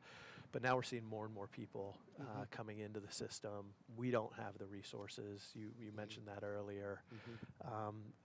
Where do you see, from your perspective, are there specific areas or arenas where the resources just don't match the need right now, other than saying all of them? What are the ones that are most pronounced to you? For I was going to say everywhere throughout the county. Right. So we do know in the county there's some areas that have like a service desert. Right. So to speak, right? So I wasn't thinking geographically, but that's a good point too. So we can talk geographic, but then I was going to think specific service realms. Like, what are those types of resources that we are lacking. But yeah, geographically, I mean, it's not a city problem. We had that. Alice Yoder was our first guest today. Homelessness is not a city problem. Out of the 122 who were unhoused in the point in time count, I think 50 or so were in the city. 66. 66 were in the city, so it was about split evenly. Half the people were out in the county, and half were here in the city. So it's not a city problem only. Right. It just looks different. Yeah. It looks different rurally, you know, and that's the beauty of also having the community hubs, right? The collaborative agencies that know their community, are engaged in the community, know their people, developing relationships with individuals, because you know there's a lot of trauma that comes with life, and there's a lot of trauma that we see in the population that we serve, and so having those hubs that then are also expanding services beyond just a prevention or a one housing program, but to multiple. And you know something about those hubs. Yeah, you know, a little bit. A little bit. Yeah, I'm a really big on the collective impact and the hub model. Yeah, that's so right. full that's disclosure, right. That's right. prior to coming to work for the coalition, you were leading the Elizabethtown hub, which is Echoes. Right, yeah. So we founded Echoes in 2016, and the reason we founded But there's no Echoes, homelessness in Elizabethtown. Come on. I was part of a collaboration that was happening in the lower level of a United Methodist Church that was in Elizabethtown, where community leaders came together in 2014, and they began to see homelessness in a small town, you know, and at first, denial, of course. That's where we go first. Yeah, and then I became They're coming to our town from other towns. They can't possibly be Elizabethtown people. That's right. And, you know, it's interesting, Jack, we have a lot of data to support that these are our people here that are being helped. Yeah. But anyway, so anyway, and then we had a step of faith in opening up a shelter. I was serving as a community social worker at the time, spearheading the food pantry, which is a gateway, right? When people come in, and there are usually a number of needs that exist. If you spend time and you focus on relationship, which I know Water Street's really huge on, and we have a lot of providers that know the value of a relationship. And then we opened that door. We opened the doors in December of 2015. Okay. And not a single person showed up. And we knew there was 2 of us on the staff, or volunteers at the time, leading it. And we're like, we know they're there.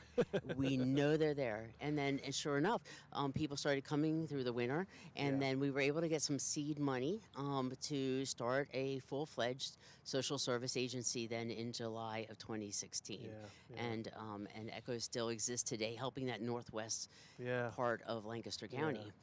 And those hubs, having those hubs out in the county is such a blessing to the county as a whole. And I think one of the things, part of Water Street's strategic plan is looking at how can Water Street leverage some of our experience and knowledge to assist communities that don't have hubs, to kind of bring them together, because there are people who care in every one of our communities across the county, and there are churches and organizations, smaller scale organizations that are doing their best. Can we get them to work together to lean on one another and learn from one another? And so we're looking at, is there a role for Water Street to play? Not to open another Water Street mission somewhere else, but to partner with them, to help them kind of, hey, here's some of what we've learned around relationship, around how you can start with food, but that's going to open the door and help you identify other needs if you're doing it in a relational way. And you're going to be able to come along and support people differently. That's fantastic. I mean, that's that kind of mentorship, that learning from each other, shoulder to shoulder. Right? I mean, not being siloed, not being territorial, but being able to say, listen, we're in this together here. And that's the strength of Lancaster County. I mean, I'm born and raised in Lancaster County, and I see it. Now, that's not to say we don't have challenges, but being able to overcome and think outside the box, and to be able to say, I'm standing alongside of you. You know, we know that personally, on a personal level, and we know how powerful that can be when we're going through a difficult time. Like I've said to the community in presentations, like I don't want to be defined by my most challenging time in life. Right. Why would we ever want to do that? Walk along a side and be there. Yeah. And if we can think about when those difficulties happened in our lives, that there are support people that came along, or somebody came along with not even knowing it and spoke a word or said something of encouragement, and it changed you. Like it was a shift, a reframing. And so, I think that Lancaster County cares so deeply, and we see that throughout the year. And I believe that in addressing homelessness, we need to be thinking creatively and thinking outside the box together. Yeah.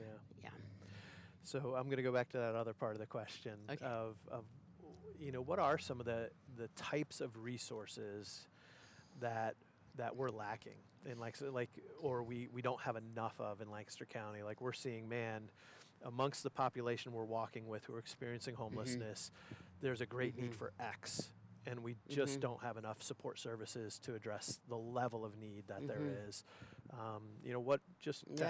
To help our those who are listening and watching understand what are some of the areas where we need more investment, whether it be government investment, whether it be nonprofits or individuals. Yeah. How much time do you have, Jack? 3 or 4 minutes. Yeah. No, but no, seriously, the list is long, right? Yeah. So when we think about it, I mentioned that there's not enough funding for the providers, right? Right. There's not enough providers to do the work to keep up with the need, right? But when we think about programs are what's needed. We are also building a low barrier emergency shelter of 80 beds because we know additional shelter is needed. Shelter that doesn't have a programmatic piece to it, right? With the hope that people will be moving into housing or moving into programs that will best meet those needs. We also know that there's needs for housing. We talked about, or you probably talked about the affordable housing crisis and all. Absolutely. So we need landlords who be willing to work with individuals. We need more affordable housing. I mean, when you look at some of the data, and it shows that we are like 10,000 units behind what's needed here in Lancaster County, and that we're adding 300 units a year, which is great.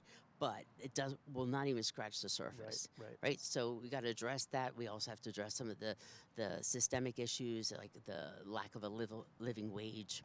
But I would also say too that just this collaboration and interdisciplinary team and a focus on both addressing substance use disorder and also mental health, right?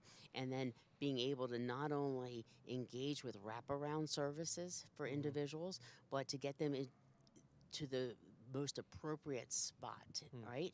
So I think about that is that you could have a vision of what might be good for somebody that you're working with, but they have to catch that vision for themselves. Right. They have to want that and to know what is best for them.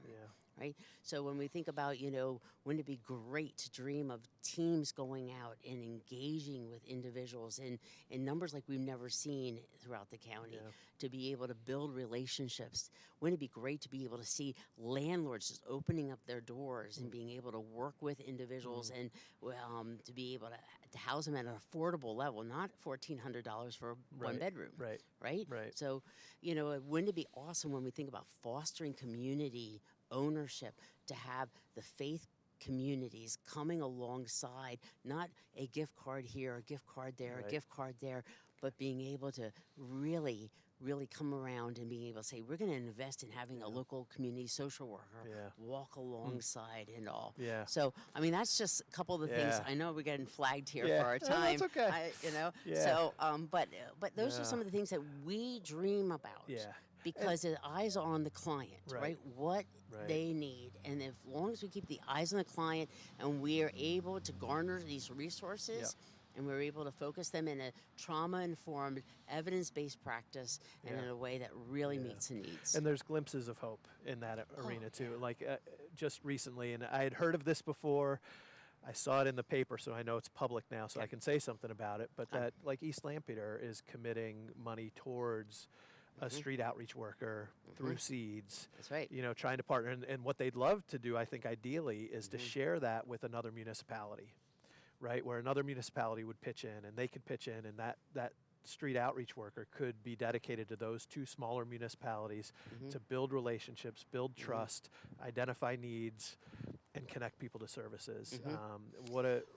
How amazing would it be if each municipality made that a priority, and we could actually have people on the ground all across the county instead of the 5 or so individuals who are trying to do the city and get out into the county and and cover, this huge county. Yeah, no, you're absolutely right. In fact, this is Seed's pen I have right now. there you go. So here's the Shout thing out is, to Seeds and yeah, that's right. CV Go, area. Kristen and Michelle. So here's the thing. Our office is responsible for casting some visions. Yeah. Okay, we did a call to action at 2 meetings with East Lampeter. For municipalities coming together for their own street outreach worker so that they can then partner with the outreach workers that exist right now in the system and learn from them, get scaled up and engaged and use the tools that are in the homelessness response system and all. And so East Lampeter is actually mirroring and leading the charge of showing that this is possible, and they're partnering with CBCs to be able to make that happen. And we're delighted to have another agency that's part of the homelessness response system, because just like we have this year is been able to help support Good Samaritan in their street outreach worker for the Ephrata Akron area. If we can get those hubs to engage more in their community members and build those relationships to help them, then overall we're in a better place. And so all I'm saying is that I think that for listeners that are out there and saying, I want to be part of this solution, there are so many ways to get involved. And it could even be a saying that I want to be able to step into a role with a nonprofit, or I want to be able to provide some time, talent, and treasure to help people. And there are lots of ways to be able to do it. Yeah, that's awesome. Thank you so much, Deb, for spending time on a bench with me. Absolutely. Thank you for the work that you're doing every day with the coalition, with the Housing Redevelopment Authority and your team there, and just that spirit of collaboration. We need more of that, and hopefully, listeners out there, anybody who's watching, there are many ways to connect. Look for those local hubs, and if there isn't one, start talking to your church and see what role they can play in it as well. Because you might open up the doors one day of a shelter, and you just never knew Who it. knows? So, but thank you for all the work that you're doing, the strong collaboration that Water Street is here in the system, and then also in our community, and for doing this. So. Good job. Thanks for bringing it to Lancaster. Thanks so much, Deb. All right, you take care. Yeah, have a good one. Thanks, that was great. Thank you so much.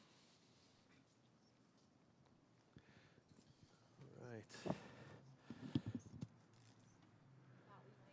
You got a break. Well, I have my dessert here. I'm gonna eat my cookie. I don't need anything else. I'm good. Yeah. Thanks. I appreciate it, Shay.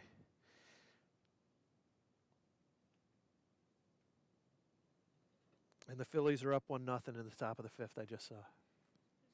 Marge is texting me updates. Thanks, Marge. Somebody did bring up a comment. You want to respond to it? Yeah, I'm happy to.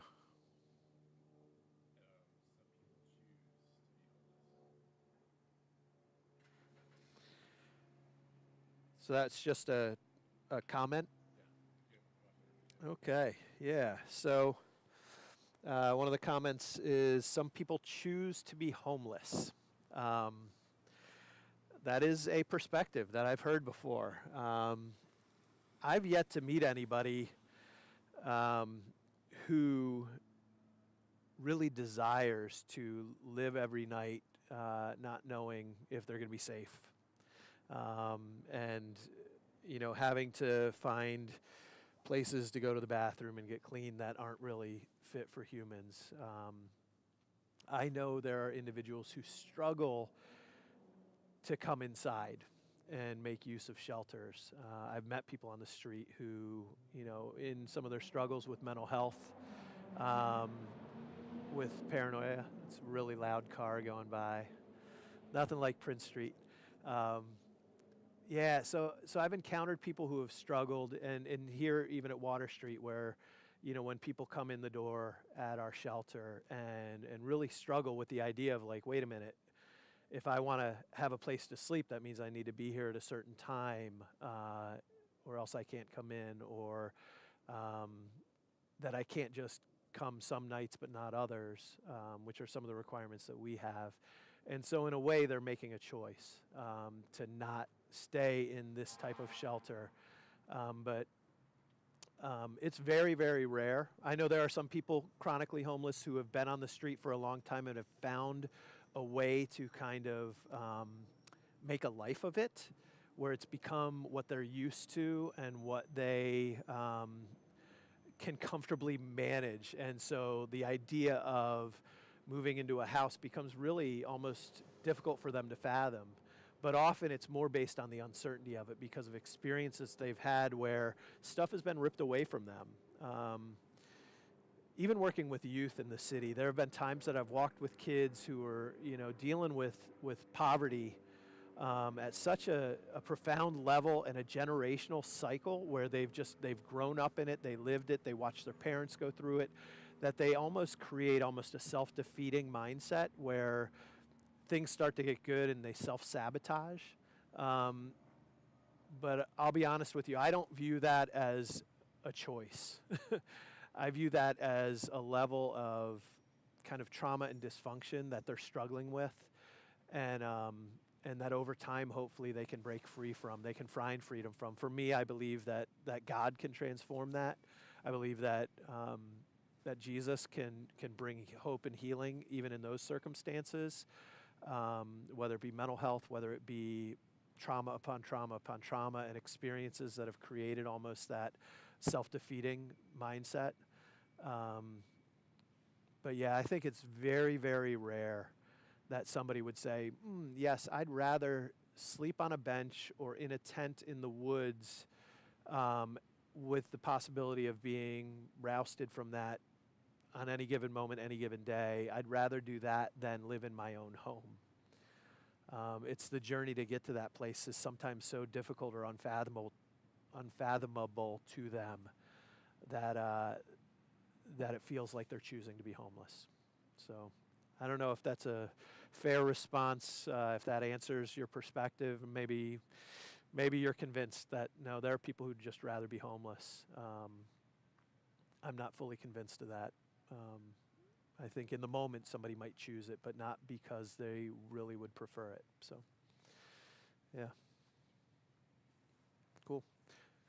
Happy to get other comments or questions from any of you. If you want to come and visit, sit on the bench with me for a few minutes and chat, I'm happy to do that. If you want to post a question on Facebook or YouTube, I'm happy to respond to those as well. What'd you say? 20 minutes till our next scheduled guest, so I'm going to enjoy this cookie.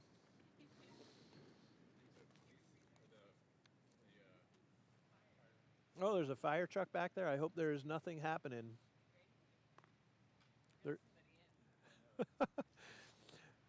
They're sitting in the truck still, so it must not be an imminent emergency because they seem pretty calm.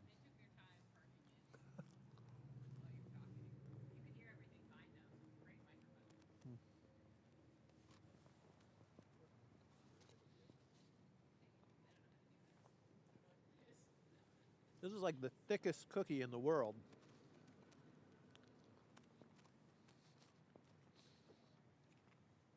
Do you know where these cookies came from? Dining hall. I mean, they're huge. They could be Taylor chip. I don't know. They're as thick as Taylor chip cookies. They split them in half for everyone. Yeah, I know, and it's so still big. like monstrous. I won't eat the whole thing. I shouldn't. I shouldn't eat the whole thing. I might eat the whole thing. I'm sure there's more. There's a whole different angle on it. You've got all kinds Yeah, it was good though. Pretty good dinner. Pretty great. It still feels dark though on this. Do we do the other one? Maybe the other one will help.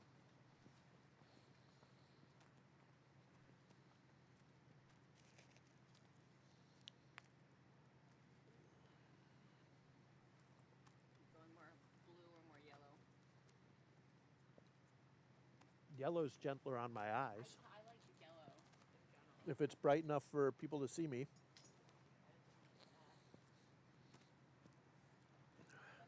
Yeah, it's gentler. That's nice.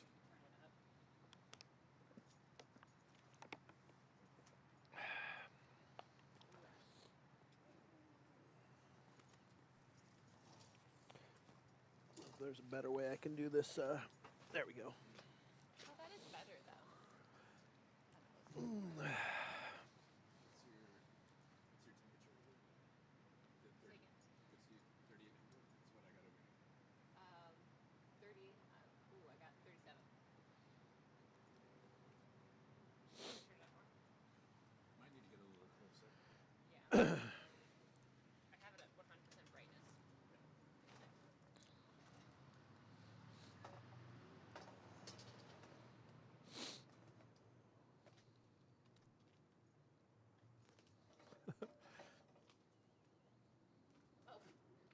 That's great too.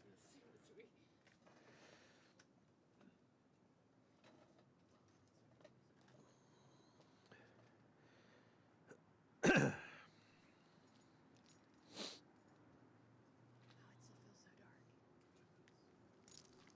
Oh, I didn't change over yet, right? Or no, is this still current? Great. Dang. Make him closer.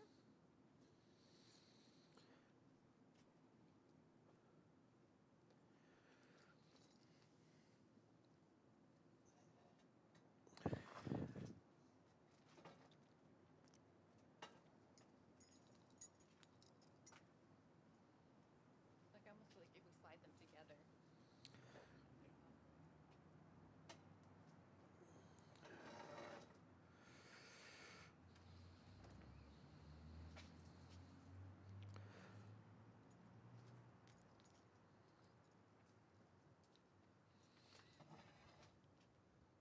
Looks like real nighttime now, even though it doesn't feel that way exactly.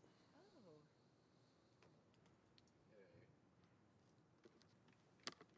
It's unscheduled. Hey, David.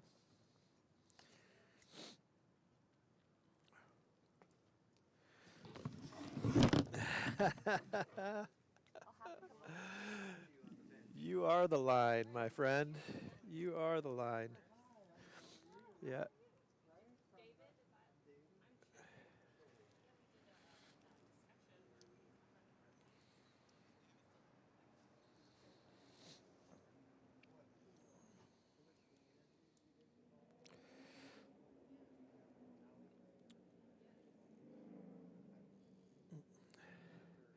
I did get a note from somebody that the volume is a little low and it's hard to hear.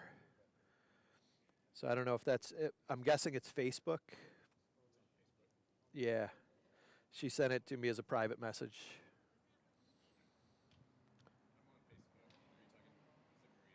No, it's Miriam, a friend of ours, a former employee, friend of ours. So.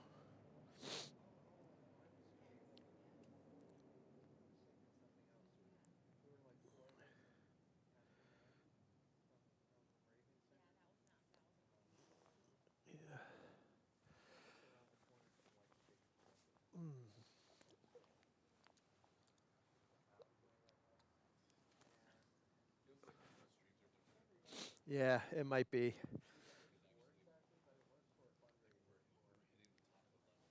Top levels. Okay. Yeah. Sorry, Miriam, if you're watching. From our end, we've got the audio boosted. It sounds like it can be different people's streams and systems. So we had checked with some others on their Facebook, and they said it was loud enough. So I don't know if there's something you can do on your end, but yeah. Anyway, so for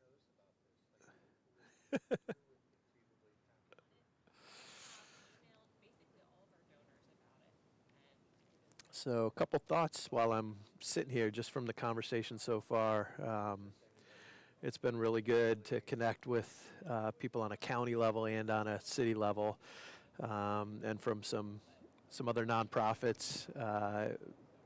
if any of you have been on this whole time or been checking in from time to time, you'll notice there's been a good variety of people.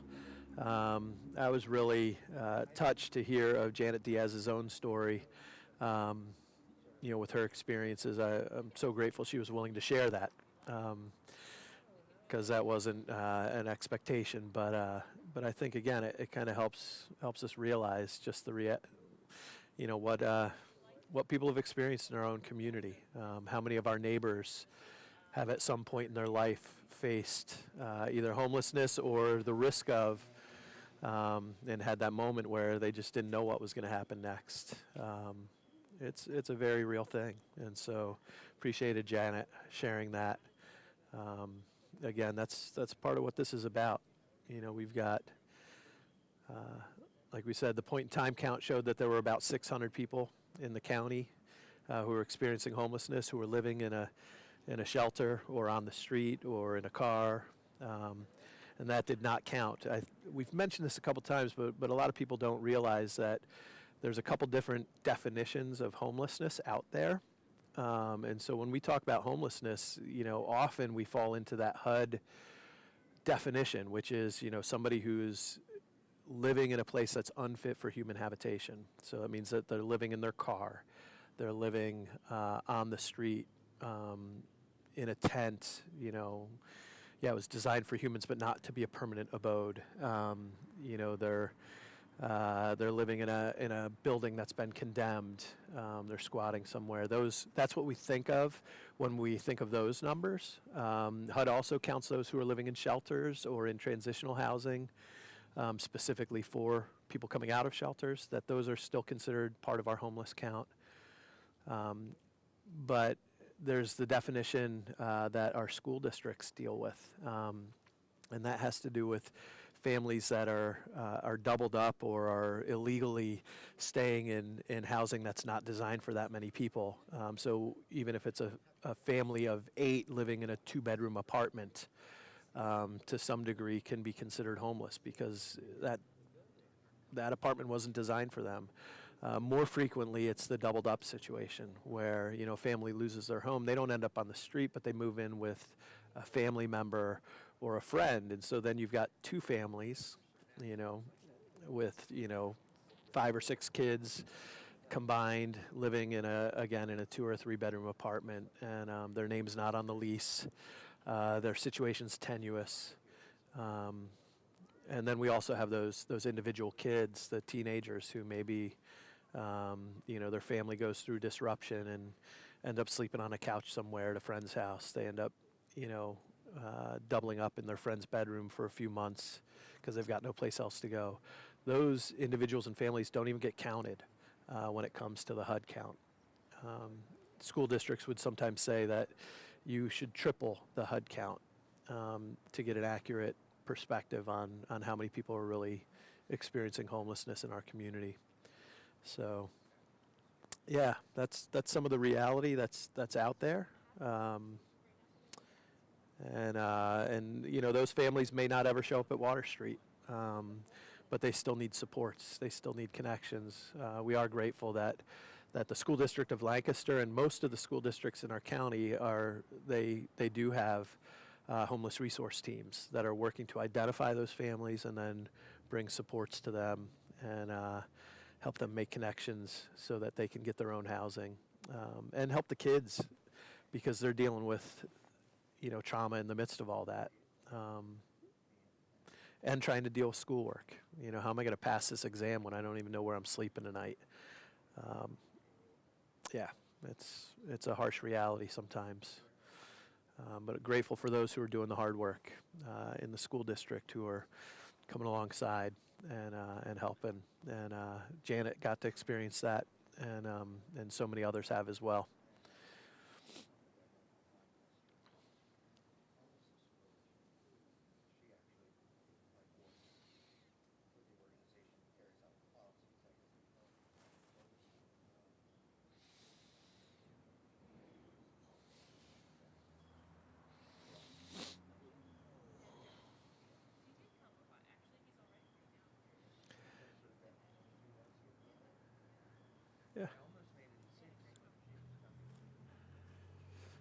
Yeah, you just missed Deb.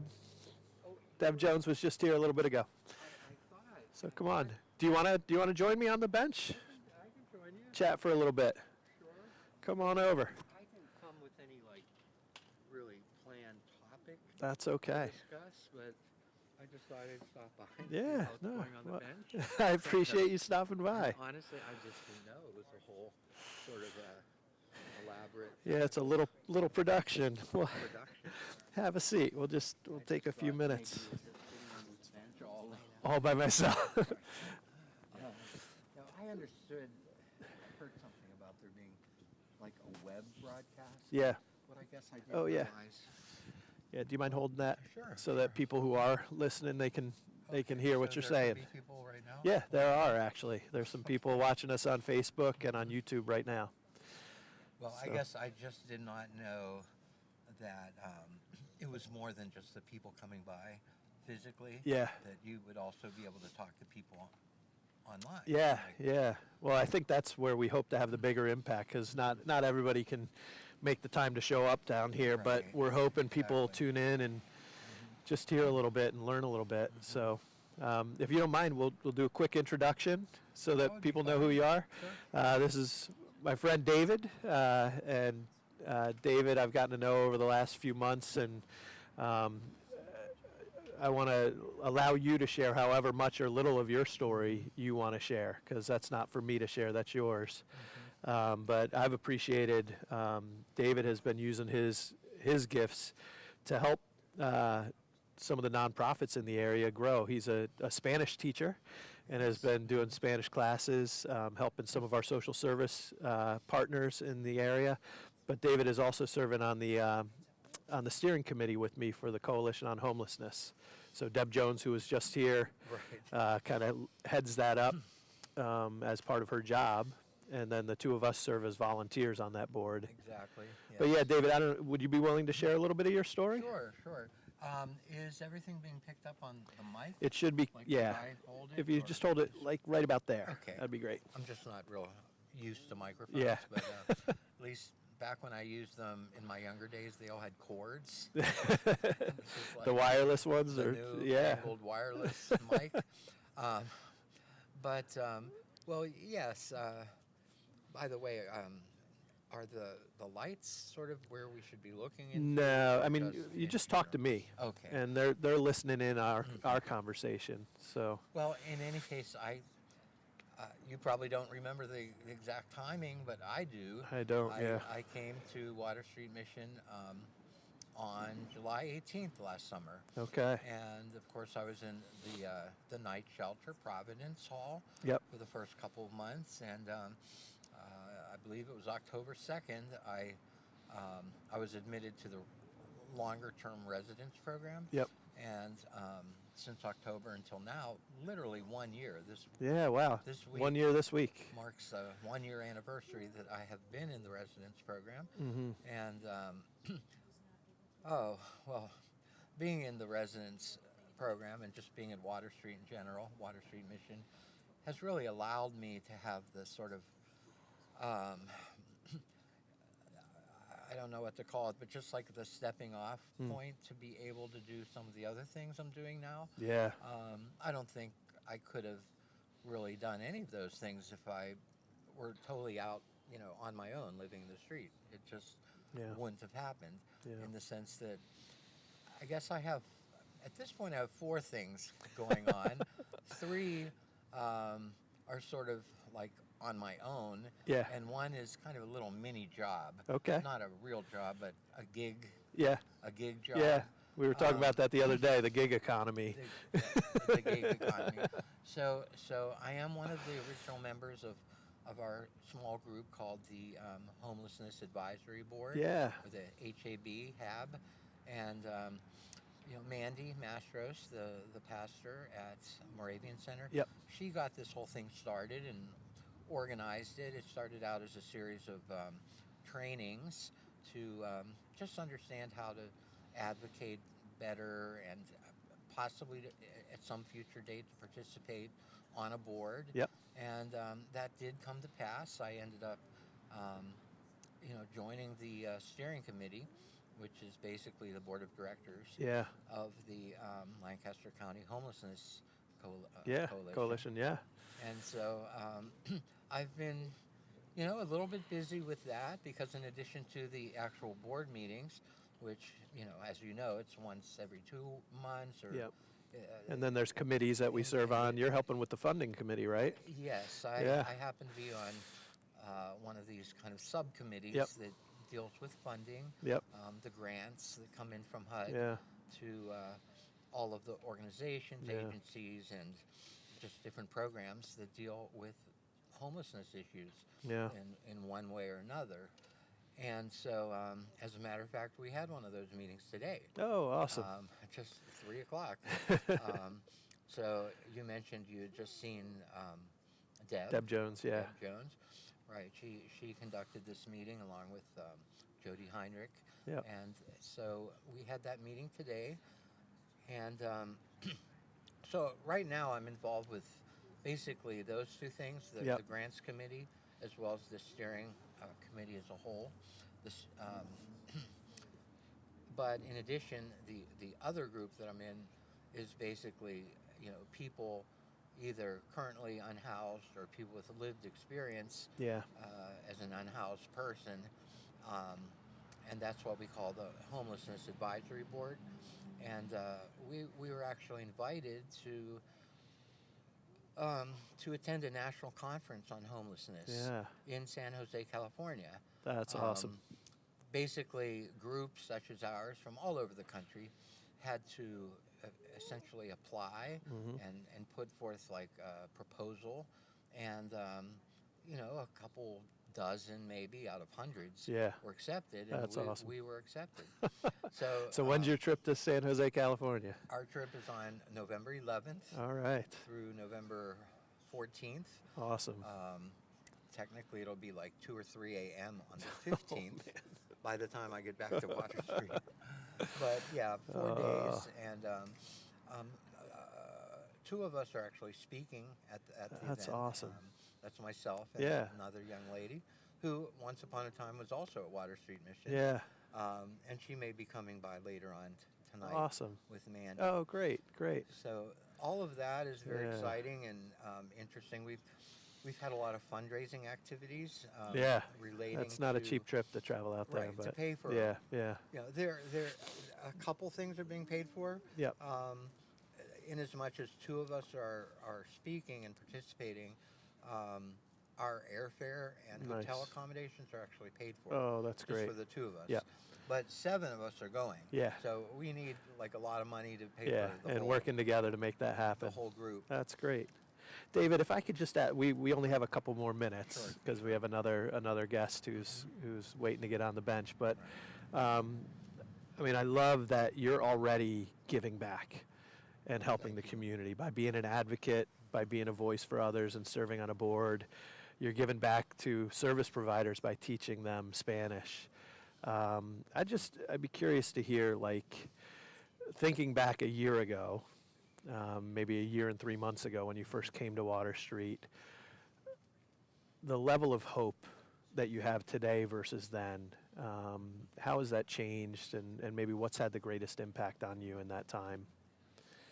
Well, Jack, I can honestly say that my level of hope has skyrocketed since I came. When I got here last summer in July, I mean, I was pretty close to what I'd say consider hopeless. I really didn't have much hope, and a sense of purpose, any concept of what I could possibly do to get out of my situation and improve my situation. Yeah. I mean, I just kind of felt like, I was pretty much at the end of my life, and whatever years remained would just be kind of like drifting around and hopefully staying out of the cold. And, I really didn't see the prospect of like, getting to a plateau and then starting to go up again. So in the space of this year, my level of hope has increased very dramatically. Wow. I mean, I never thought I'd teach another Spanish class, just one simple thing. Yeah. And now I've been teaching at the United Way. Yeah. Several classes at the Moravian Center, and just getting back in the saddle and actually being a Spanish teacher for a little while. Yeah. Has really, it's helped my self-esteem and my general sense of hey, I do have something to contribute. Yeah. I do have something to offer. Absolutely. So I'd be hard pressed to put my finger on exactly, what led to this increased level of hope, but I think it was just, a period of time surrounded by very caring people who clearly, wished the best for me, and just gave me that little place of respite to, start getting a good night's sleep again, and to get some decent meals every day. Yeah. And I'd say between the physical accommodations and the people who are surrounding you as counselors and life coaches, they all had a very positive effect on me. That's awesome to hear. Thank you so much, David, and thank you for all that you're doing in our community already. And I'm just excited to see what God continues to do in your life, and how He's going to use you to help others. So thank you so much, Jack. Thanks for stopping by, coming back after a long meeting and hanging out on the bench with me. In case you're interested, I brought you a cookie. Oh. I don't know if you're going to be out here without food all night. They actually brought me one just before you got here. One of these big, they're so good. Yeah. You want a couple more? Maybe I'll save one for later. How about I take one and you take the other? Okay. All right. Because I'm thinking 2 a.m., 4 a.m. I might need it. Okay. Well, thank you so much. Enjoyed talking to you. Appreciate you. Thank you. Yeah, thanks, David.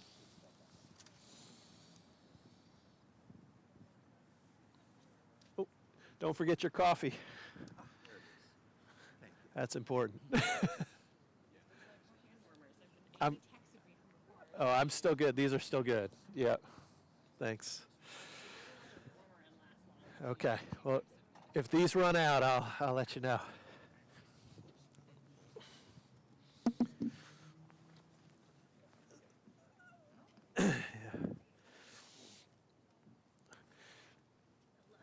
Hey. How you doing? How are you? Good. How are you holding up? I'm doing good. I'm doing good. Ask me at 4 a.m. I won't. No, don't. I'll be on at 4 a.m. Yeah. I'm going to give you a microphone there so we can make sure we hear everything. Yeah, so I'm doing okay. Good. Yeah. This is super exciting. It is. It's been fun. Some Yeah. great conversations, some really good things. Good. So, yeah, excited to do it. So you literally have 48 people lined up? For No. We have, I think we had like 26, 27, something like that. 26. Okay. Well, So, I feel yeah. more honored that I'm one of your 26 then. I think you were in the top 3 we picked, of course. I'm not telling everybody that. No, we wanted to leave some space too in case people do want to stop by, and Nice. so like David was just here. He wasn't on our list, but we knew. I mean, he's an amazing guy. I don't know if you've ever met him before. He's a guest of ours at Water Street, but he also serves on the Coalition Steering Committee, and he's giving Spanish classes at the Moravian Center and at the United Way. He's actually doing a Spanish class for staff at the United Way. So he's already given back to the community, and so it's awesome. So, but yeah, so hey, let me introduce you, and I'm going to ask you to hold the mic up so they can hear you. You don't have to hold it right in your face, but somewhere up there. Okay. So this is Shelby Nauman. Shelby, thank you so much for coming out. Shelby for having is is it CEO or CEO of Tenfold? And for those who don't know, Tenfold is the merged organization of LHOP and Tabor Community Services. 2 great organizations that are even greater together, right? Thank you for that. Of course. No. I'm so grateful. And I always, whenever we talk about Tenfold, I always have to mention that Tenfold was instrumental in me getting my first house. I went through that first-time home buyers class, and I learned so much and got some home buyer assistance when it came to that, which was fantastic when I was 20. 3 years old, I think. So that was, I didn't know what I was doing, buying a house when I was 23. Yeah. Probably a lot more affordable houses available at my that gosh. point in time, So too. I Especially in bought my Lancaster house City. for $36,000. Yes. 4-bedroom. Yes. 1 bathroom, 1 super tiny bathroom, 4-bedroom house for $36,000 that I could actually move into. It was livable at $36,000. And then my second house that I bought 10 years later cost me $52,000. It's a little different right now. Yep. But yeah, that's one of the issues that we're talking about today. Yeah. But yeah, Shelby, if you could just, part of what we're doing is just, we want to raise awareness about the issues of homelessness, the fact that, you know, our friends and neighbors, brothers and sisters, there are people struggling. Some who are sleeping on the street tonight, some who are sleeping in shelters, some who are doubled up. Yeah. Lots in cars. Yeah, lots in cars, especially out in the county. But there are also a lot of organizations doing good work to come alongside and try to help our neighbors. And Tenfold is one of them. Maybe you could just tell us a little bit about Tenfold, Sure. and then we could just chat a little bit about Yeah, I actually kinda had a what we're big thing seeing. that I was thinking about, but I'll let you decide No, if we go, can talk go about for it or it. not. Absolutely, I'd love to. Okay. Help me out. That So way I I'll don't do have the to quick generate. 30-second commercial Yes. for how we interface with the homeless population. So we have the coordinated entry system for the county. So that would be anyone who is experiencing homelessness or in the next 24 hours is going to experience homelessness, calls 211. 211 does a screen, refers them to our chart folks. So we do an assessment, and then try to get them matched with possible housing solutions. So we do that for Lancaster County. And then we have 2 outreach workers that travel throughout Lancaster County and connect with unsheltered homeless individuals. Yeah, so that could include the city, but usually they're more outside the city. There are other folks who spend more time in the city. So, I mean, that's one of the myth buster type things, I think, is like all, people experiencing homelessness are generally in the city, where there's a lot of rural homelessness. Right. The city is actually a good place for people experiencing homelessness because it's easier, since we don't have a good transportation system in the county, and understandably so. I understand how expensive it is, would be to provide a really robust transportation system here, but just we know that if they could be housed here in the city, like at the Mission or other places, it does kind of open up doors, makes life a little bit easier for people experiencing homelessness. But it's not that only people who are from the city are experiencing homelessness. And those who might be camping down in the city or coming for services in the city aren't necessarily from the city. Right. And actually I haven't shared that today, but typically, and I haven't looked at the numbers this week, but consistently over time, when I look at the data in our own system, in our database, 50% of the people tend to come from county addresses, 50% come from city addresses, and often a third of those with city addresses, their previous address was in the county. So they may have moved into the city from the county, then experienced a life disruption that led to homelessness.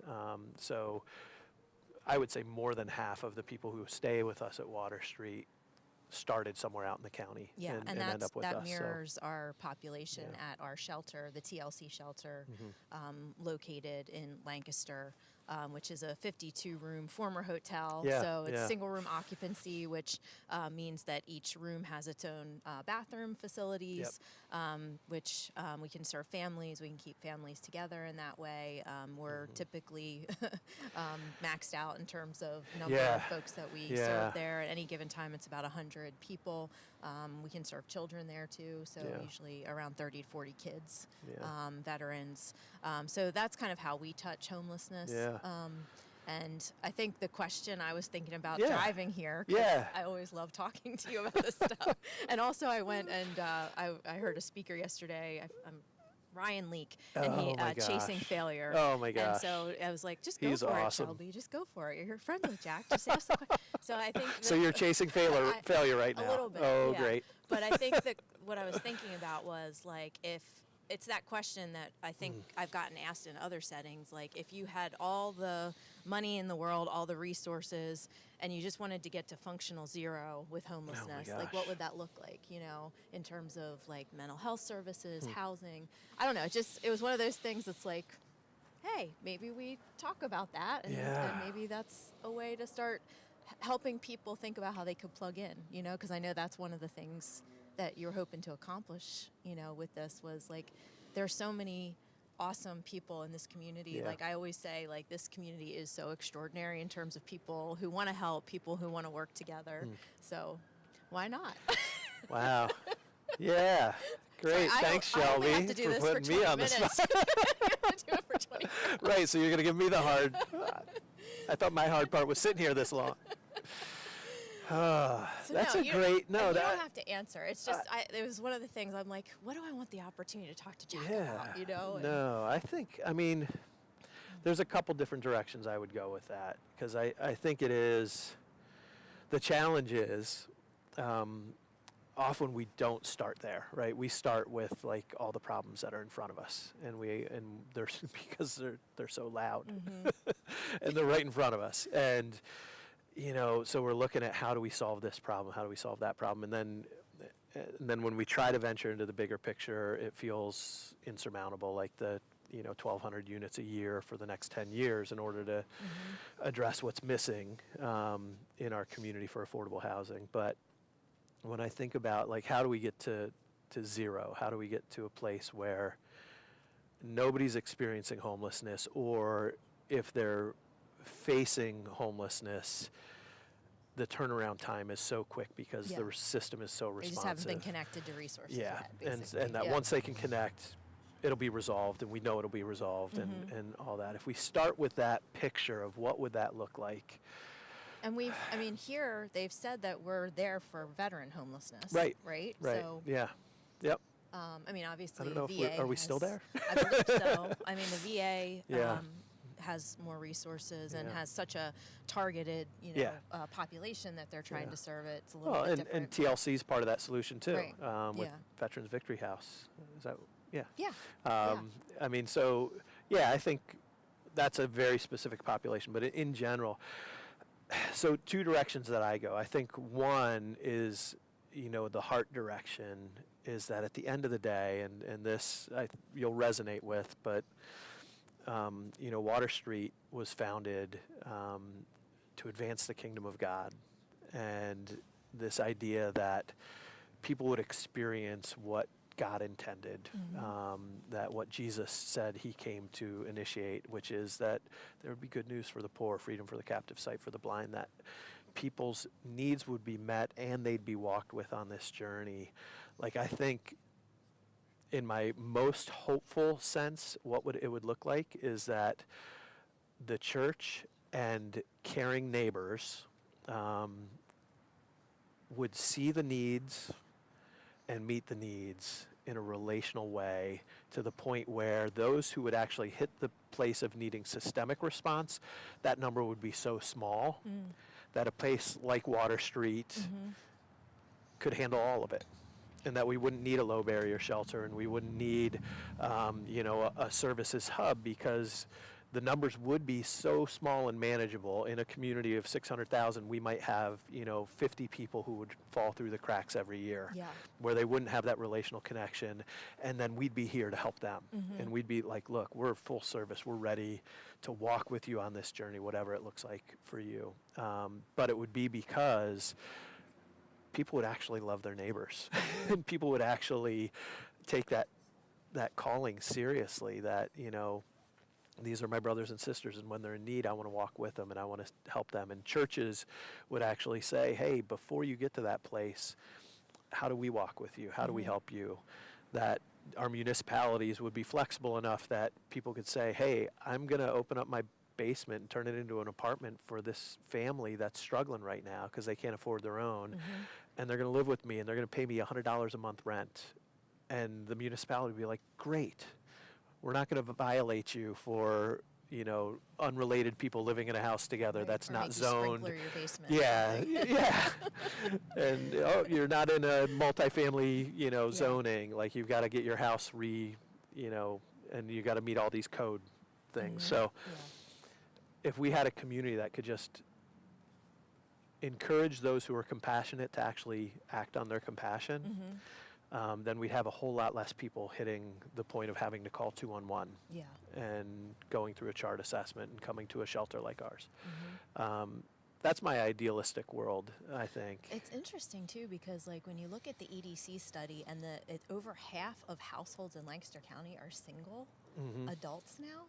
It's wow, like over half are single adults. Yeah, I was shocked by that. But I mean, you're seeing like, I think little by little household sizes are shrinking. Yeah. People are having less children. I get that, but it would have been unheard of 50 years ago. And I was aware of the trend of older couples. Like the kids have grown up and moved out on their own, and they haven't downsized yet. And right now, economically, it doesn't make sense to downsize because you end up like getting a much, much smaller house for the same money. Yeah. So yeah, that's fascinating to me. I know. Yeah, just Commissioner Yoder, when she was at Lancaster General, I know gave me a book called Caring Society. Did you ever read that? No, I haven't. Just about how, like, as we've become more, I don't want to say isolated. That's because I think there's still a great sense of community, but just as people have gotten busier, as maybe they work farther out of the community and things like that, there are a lot of things that used to be kind of managed from within the community. Right. I'll give you a copy of it. I'd love to see that. I think Jim Schultz gave it to me. Alice gave it to me. So Jim Schultz is great. Yeah. So he had a big impact on my life. So yeah. Love Jim. Yep. So it's just interesting how it has evolved. And I also feel like there are churches who still are really passionate, about this issue. I know like Power Interfaith is kind of like a growing body of trying to get churches involved. And, yeah. There's a book I read a number of years ago called The Tragedy of American Compassion.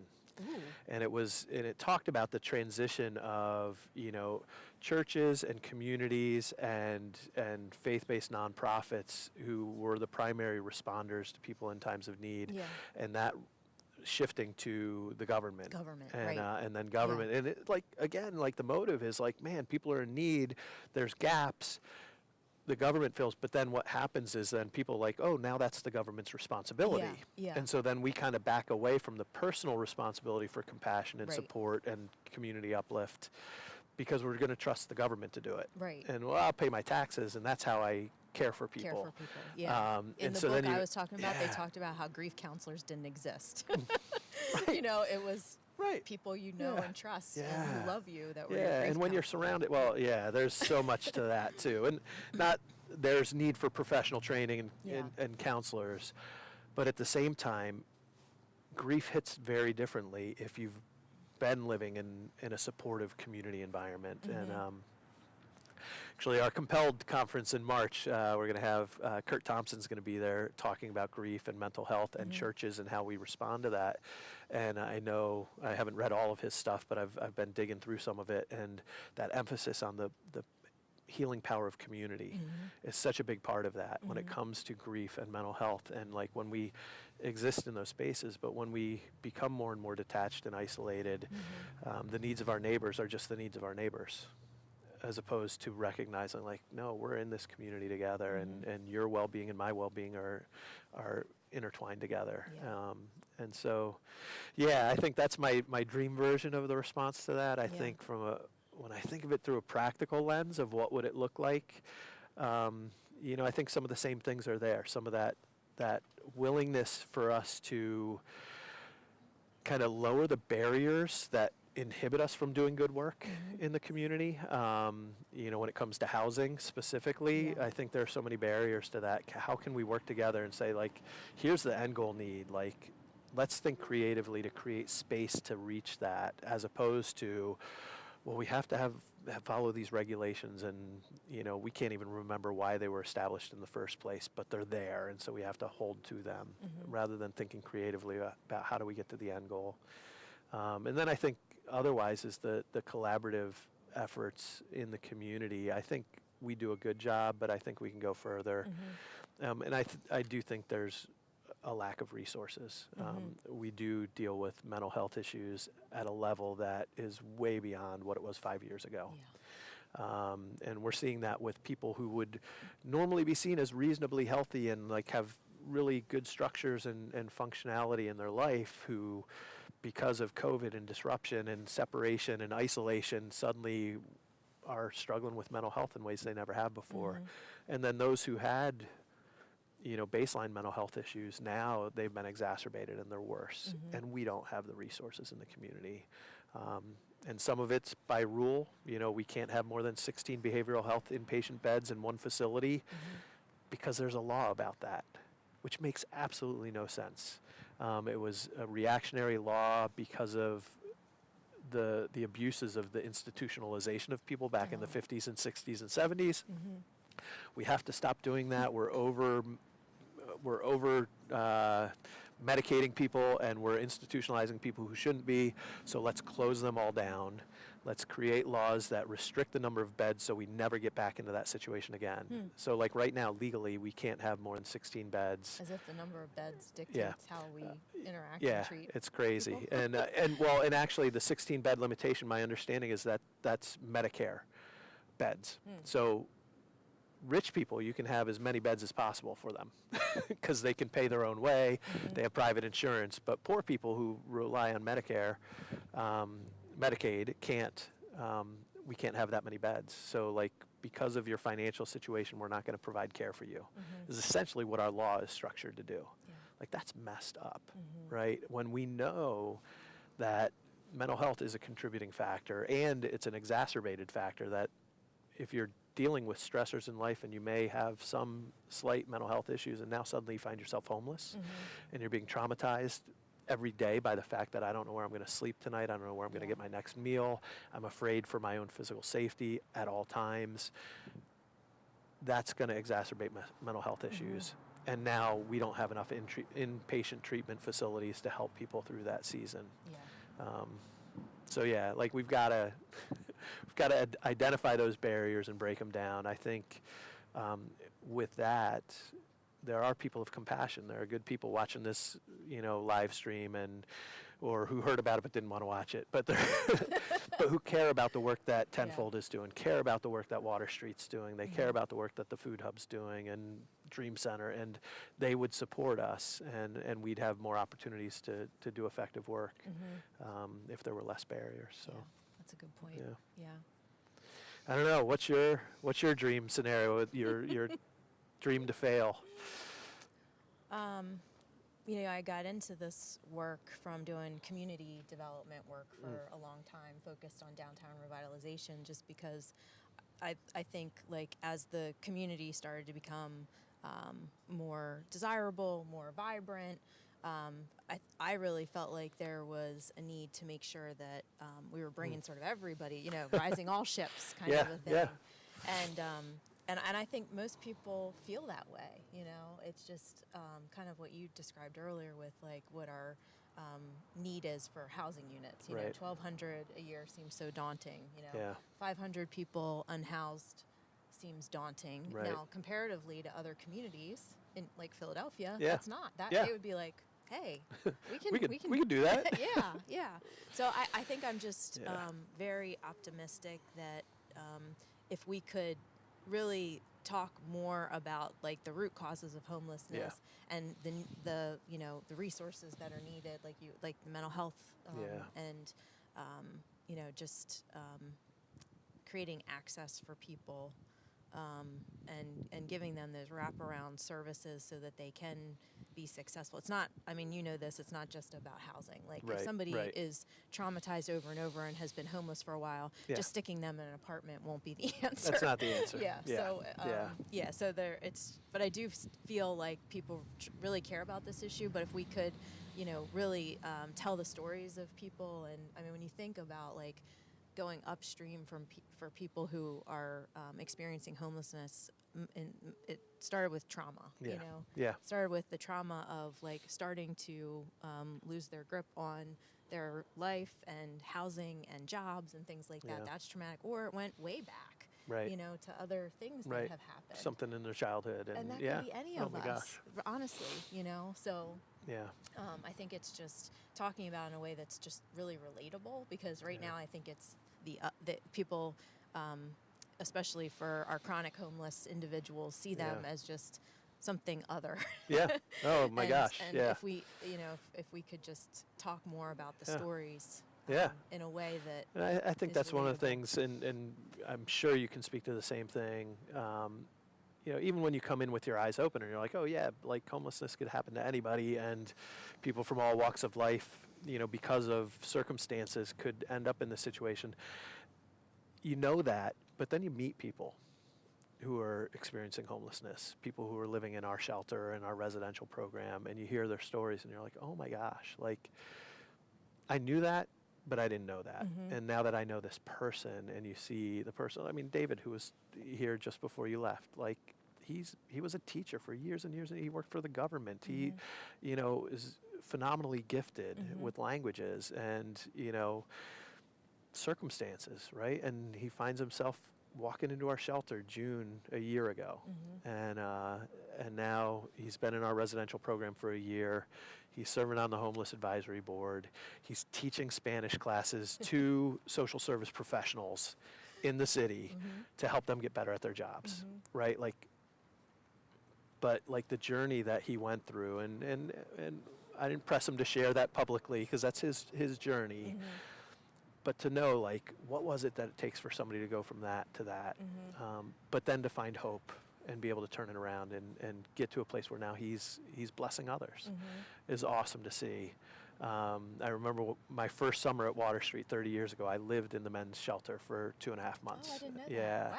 So they told me they were going to provide housing. I came to work for summer camp, and I was told, oh, we provide housing for our summer staff. I was like, great, cool. And then they're like, come on in, and took me into the men's dorm. And I was like, oh, that's what you meant. I thought I was going to live in somebody's basement apartment. Yeah. And, some nice woman would cook me dinner every night. Now, I had great meals in the dining hall, but meeting guys, so I'm right out of college and living in the men's dorm at Water Street, and the men that I met there, the stories that I heard that summer were just so eye-opening to me.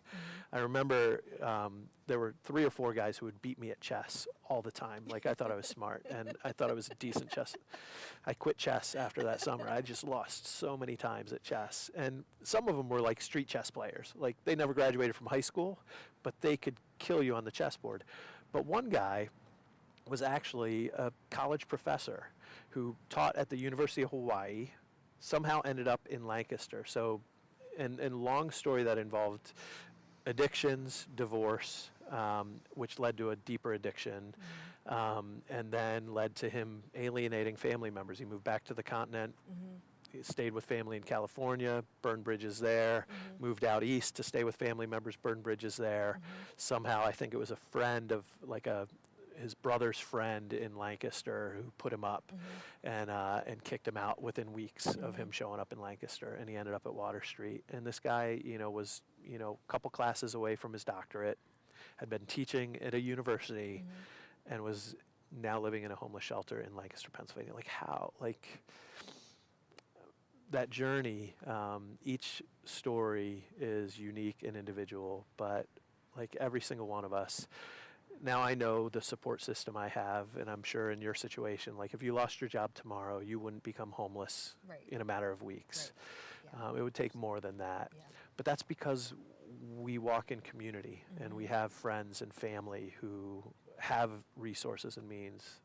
I was talking with Matthew Desmond on our podcast the other day, which is an awesome experience to be able to do that. So I'm not just name dropping, but I'm jealous though, just saying. But and for those who don't know Matthew Desmond, look him up. He's an amazing author and professor of sociology. But anyway, he was talking about. Now I lost my train of thought. I got wrapped up in eviction and his book and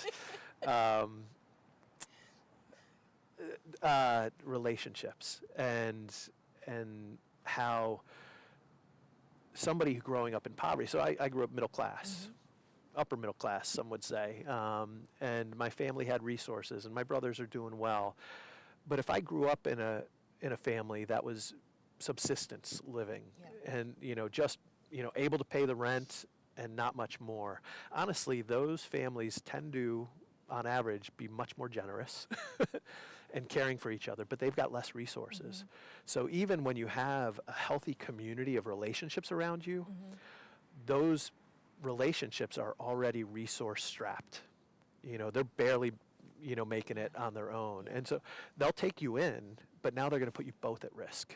And so you end up moving in. And so, like, we've thought about, the difference between material poverty and relational poverty, and how it's a combination of the two that lead to the place where you might end up homeless. Honestly, I was struck by Matthew Desmond's observation, because actually some of those individuals who were materially poor, barely making it, they actually are relationship rich. But the people they're in relationship with don't have the resources. And so that buffer is just thinner. My buffer's really thick. As long as my brothers don't, get really sick of me, right? If I ended up living with them, they're doing okay. They're going to be able to put me up for a while. If my brother was barely paying his rent and now suddenly he's taking care of me too, that's only going to last for a little while. And I think that's the other dynamic. It's not just material and relationally poor. It's like those relationships, how much resource do they really have? How much bandwidth do they have to support and help me through my tough time? So that was a real eye-opener to me as I thought about it. And as we think about how do we help build up our guests, as you think about those living at TLC, that next step, what are they going to take, and what other important relationships do they need to build while they're with you, while they're in a safe place, so that when they move out on their own, they're not just only dependent on themselves. Because the reality is none of us can be 100% self-sufficient. We're all going to go through seasons, and who's going to be there to support us in those times? So the relationship piece of that's so important too. I love the Bridge of Hope program, how they really wrap their arms around families that are kind of getting a fresh start. So tell a little bit. So somebody might hear Bridge of Hope and be like, oh, okay, what's that? I don't actually, I know Caleb from Bridge of Hope, and I know that the program But the concept behind it, is that, you have families that are moving out into sustainable housing, and may need, their house set up, may need, supplies, kitchen supplies, bedroom supplies, things like that. So it's those material things that you're talking about, but it's also, a group of people, typically from a church congregation, that know each other in that way, that wrap their arms around this family and, just kind of give them advice or connect them, to some people in their network that might be able to provide those relational resources that you're talking about, and help to thicken that buffer a little bit for future sustainability. So I just think that's such a cool program. Yeah, absolutely. And it's similar to what, some churches do with immigrants as well. Working with Church World Service, where they'll surround them. You'll get 6 families that all commit to, hey, we're going to walk in relationship with this new family for the next 12 months. And out of that, usually 2 or 3 of them end up staying friends with them long term, and being that kind of just non-programmatic support, just because they've built friendships over that time. And Bridge of Hope, same concept. I love that. It's a great thing. So there's a lot of good things happening. Yeah, there is. But it's just complex. If somebody who watches this feels moved and was like, man, I want to be a part of the solution. I don't want to just sit here and bemoan the fact that people are struggling. I want to help in some way. How could they be helpful to Tenfold? I think get in touch with us and see if there are volunteer opportunities. We don't have a lot of volunteer opportunities at our shelter right now. But we are always looking for volunteers that can help with other things around our office, helping, even think about donations for our outreach workers. As winter approaches, we have a wish list around things like sleeping bags, water, hygiene supplies, things like that for our outreach team. Awesome. And is it We Are Tenfold? WeAreTenfold.org. Yeah. WeAreTenfold.org. Check that out. Yes. Look for ways that you can help out Tenfold. And that would be awesome. Thanks for doing this. Absolutely. This is so cool. Absolutely. And now you get to leave, and I get to stay here. So that's even more cool. Should have brought you a care package. Oh my gosh, no. David left me a brownie. I've got a huge cookie here, and the team set me up so I'm not going to be freezing overnight. I've got blankets and stuff, so I will survive. So Thanks for yeah, thanks Shelby. Appreciate you coming out. Appreciate everything you're doing at Tenfold too. Bob and I were talking about November 1st. I feel like Andy has something, so I might not be able to make that. Okay. Yeah. Well, let us know. Okay. Cool. All right.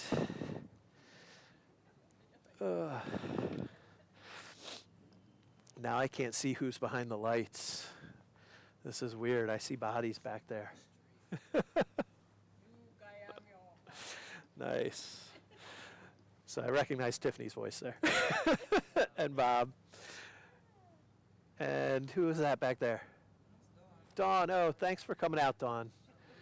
Appreciate you being here. So I know they're it's not about me, it's about the equipment.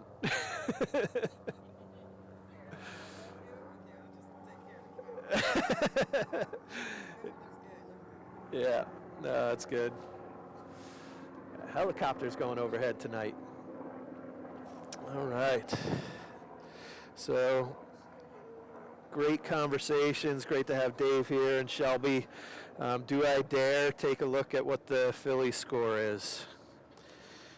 So, no more updates from Marge. She's not keeping me. I'm going to have to quick pull up my my ESPN app and hope the Phillies are still alive. Oh, I shouldn't have done it. Yeah, they're down 4-1.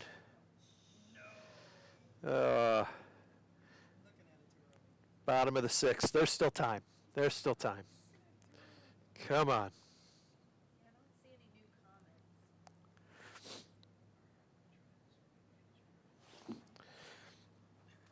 All righty. You're going to experiment something. Do I need a new battery for my? Do they provide batteries for my? Yeah, we have short leg. Okay. Okay. Just let me know when. Probably before the next visitor, whoever that may be. Yeah, Mandy is coming in about 20 minutes. I've got a little time to fill here. Actually.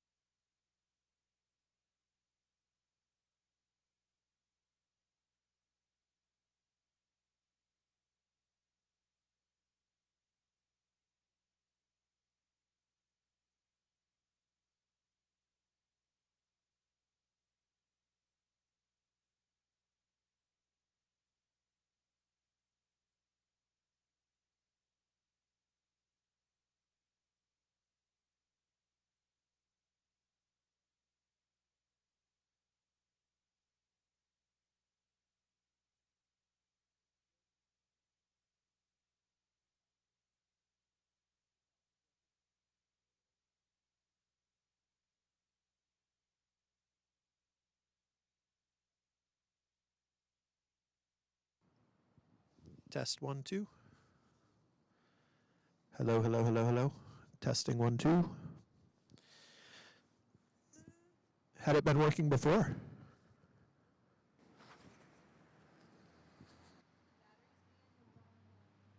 No, it's showing full battery.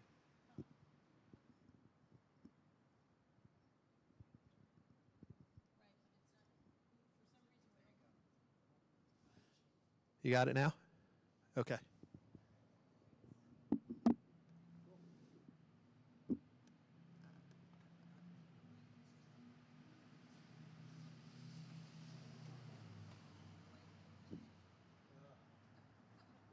The delay in their backs this whole series.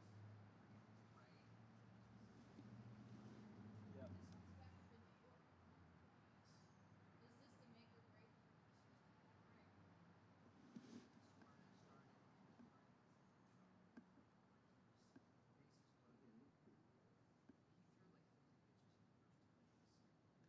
Oh, wow. Okay.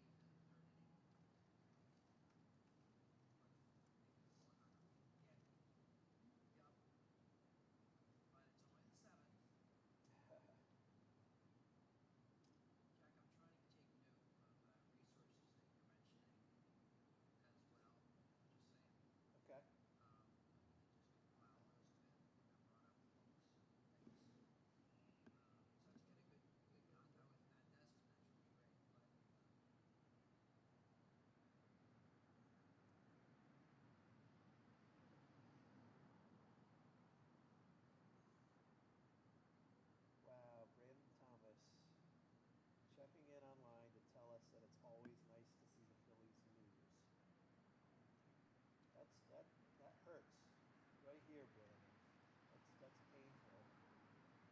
Don't appreciate that, especially coming from a Washington Nationals fan. We stole your players. They're supposed to help us win a series. So I don't know. Maybe that's an even worse reflection on the Nationals. Probably not. But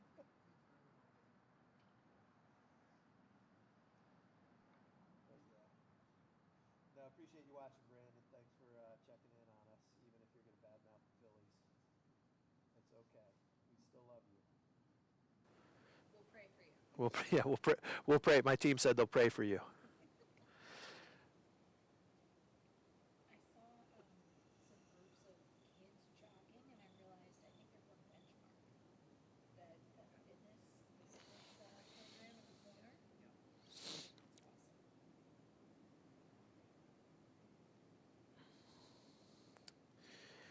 All right. Well, we got a little bit of time before my next guest arrives. Looking forward to talking with Mandy, and sounds like maybe one or two of her friends from the Homeless Advisory Board will be joining us. So David was already here. He serves with Mandy on that, and is a part of what they're doing. But that was great to have David here. Yeah, just for those of you who don't know a whole lot about Water Street, maybe I could take a few minutes to share who we are and what we do, and why we're doing this. But yeah, so Water Street, we've been around for 119 years. I wasn't here for the founding, but 1905 was when this work got started, and wasn't originally started as a ministry to homeless individuals. It was just started as a ministry. Our mission statement, our purpose statement that they established way back then was to advance the kingdom of God through the gospel of Jesus Christ by doing missionary relief and rescue work of all kinds. So that was in 1917 that they established that as their purpose statement. It's part of our charter as an organization. So 1905, it just started as a group of people who were doing Bible study together and saw needs in their community, saw the needs of their neighbors, and specifically people who were struggling with hunger. And so they started doing meals and a message, and provide a sense of community and connection to people who were going through hard times by doing a meal together and sharing the Word of God.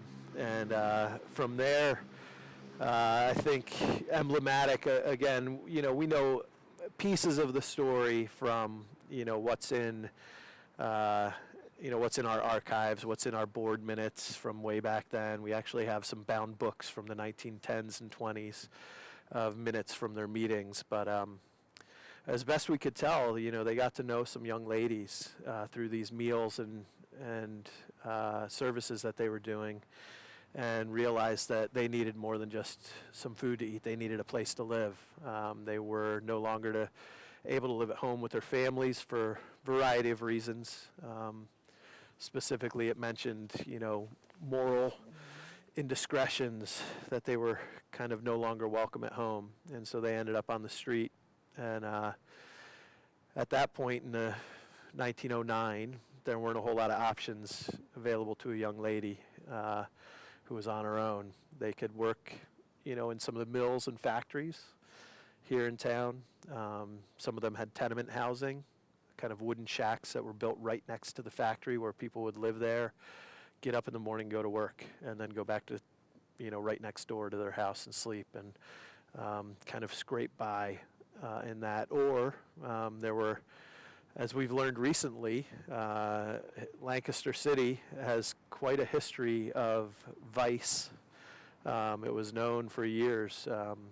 And I never knew that when I moved here. I had heard of our religious history. But apparently Lancaster City has quite a history of vice, and there were lots of houses of ill repute. So those young ladies had a choice to become prostitutes or work in in factories and live in tenement housing.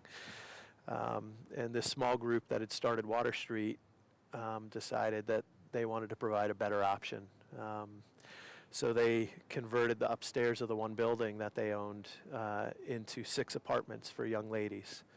And that was how Water Street first got started in doing shelter work. About 5 or 7 years later, they actually opened their first men's shelter.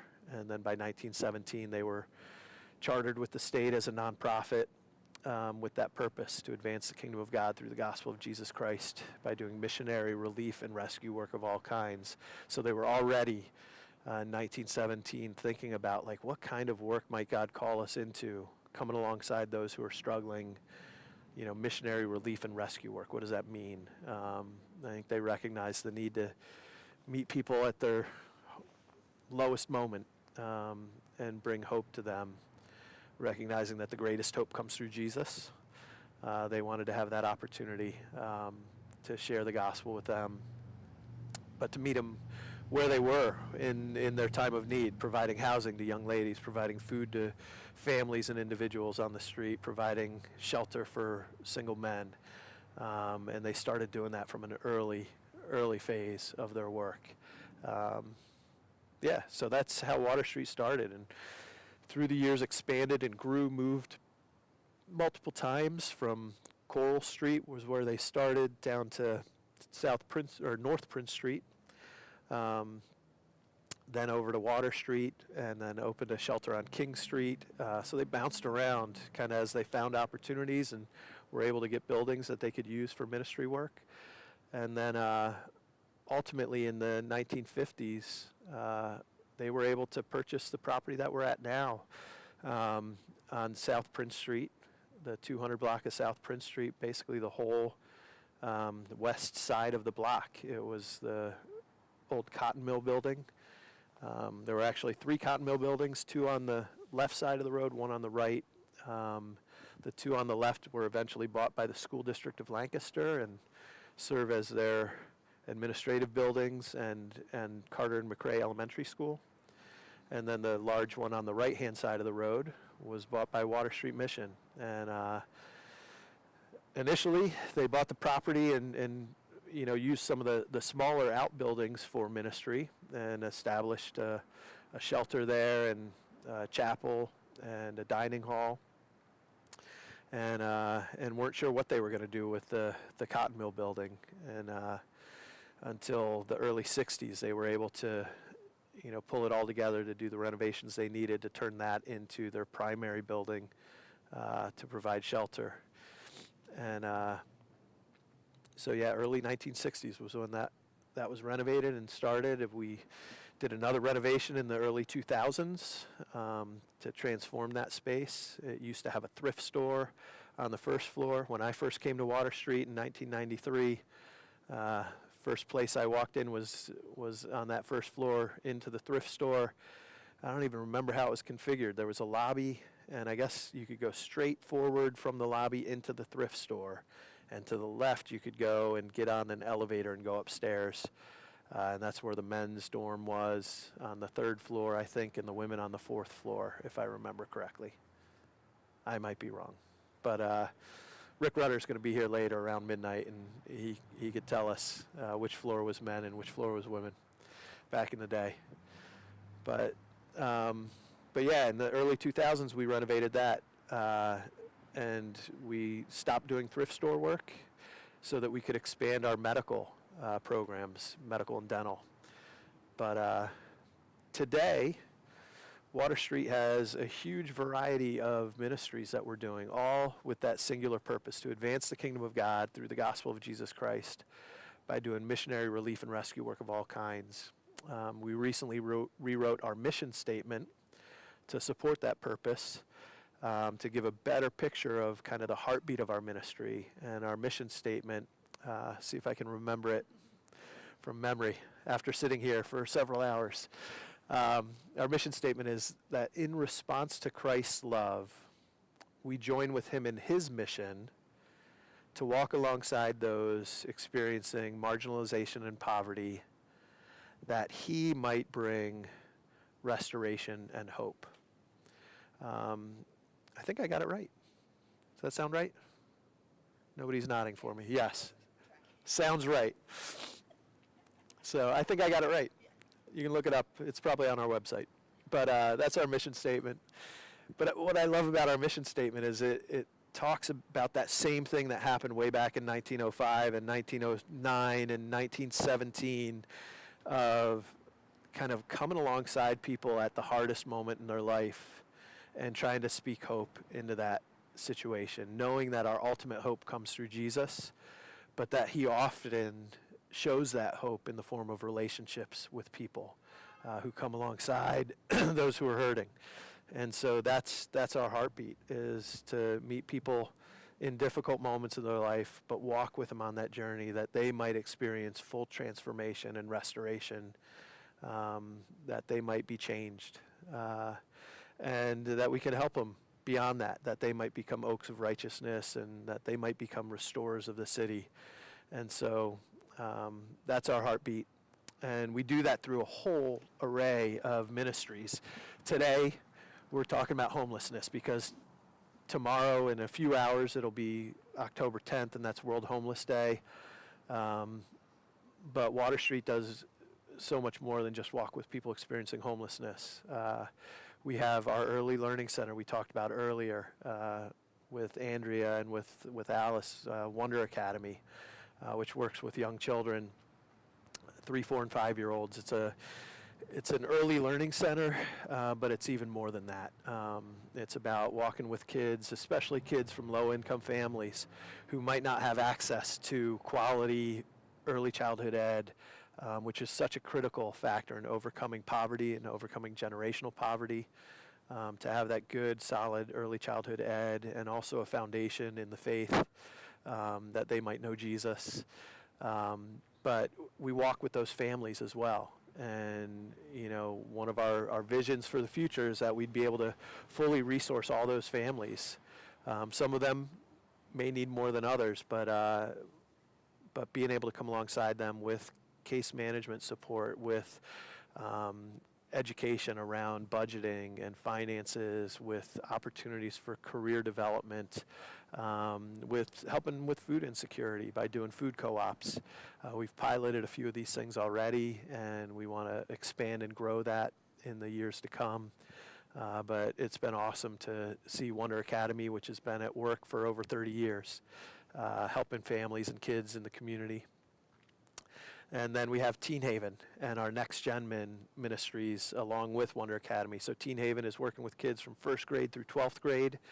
We do after-school programming for the young kids, and we do stuff in the evenings.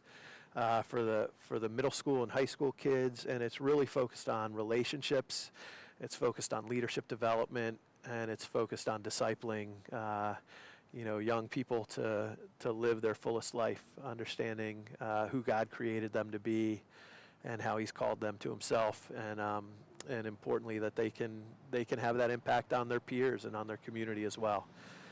We have a great team at Teen Haven. We have our own youth center over on South Queen Street, where we literally see hundreds of kids every school year involved in our programs there. And in the summer, we run summer camp programs, mostly focused on the younger kids, but our older high school age kids are the ones who help run that. They're some of our counseling staff that are running the summer camp with the younger kids. And the sign I'm sitting under right now, I don't know if it shows up on the camera, but is our Compass building.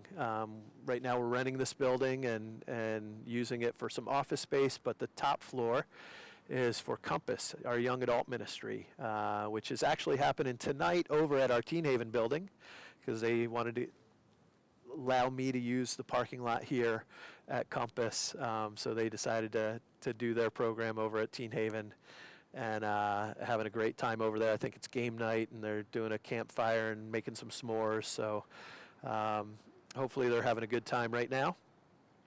And it's been awesome to see that young adult ministry just blossom and flourish. We just started it a few years ago, and there are dozens of young adults, 18 to 30 years old, connecting in, finding purpose and direction for their lives, building relationships, and growing from there. So it's been really cool to see that happening. And so that's Compass. We've got some amazing other ministries with our outreach ministries, and outreach is how we kind of connect with families in the community. Our primary thing right now is around food insecurity, so we do food bank ministry 3 days a week, connecting families. We probably have between 500 and 600 families that come to us every single week, looking for extra support with their groceries and making sure that they have what they need to make it through the week so they can focus on the other bills.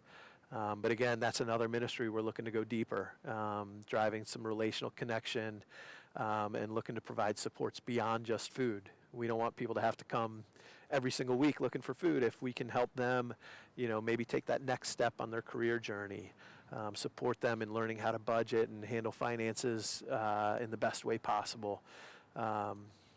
Just helping them take that next step. So that's what our outreach ministries is about.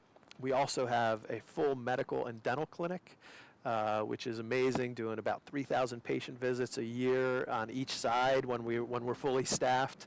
Right now we're looking for a dentist. If anybody out there, if you're a Christian dentist and you have a heart for ministry, man, we would love for you to connect with us. We see if it would be a great fit for you to join us. We have a full-time position for a dentist available for our dental program. We do have volunteers working right now, so we're still able to connect and help families in the community and our guests with their dental needs.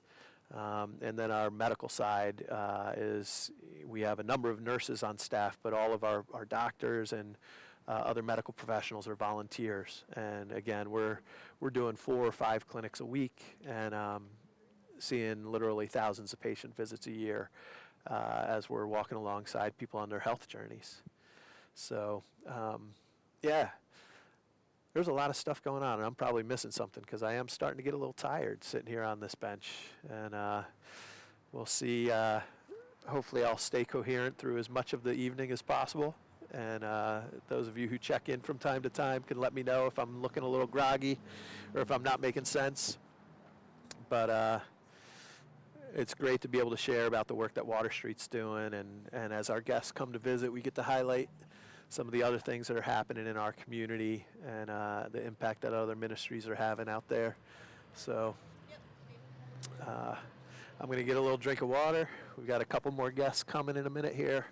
So.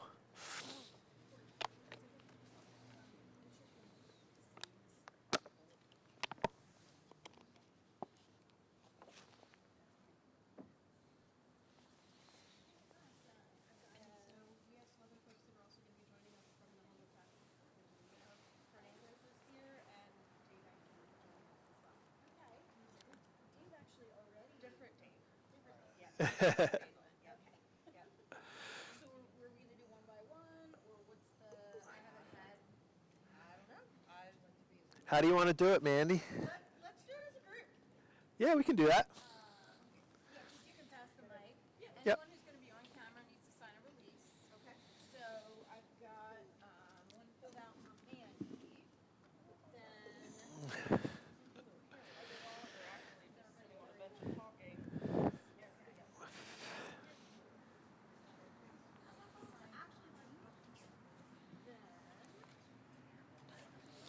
All right, stay tuned. We got some fun guests coming to join us in just a minute here.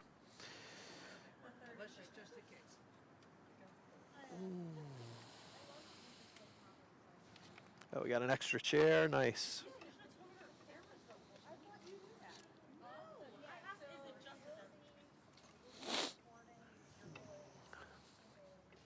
Hey. And then this is Dave Ansel. Renee is coming over as well. Okay. And if you want me to write names in, because I know names and spellings, I can do that, or hey, either way.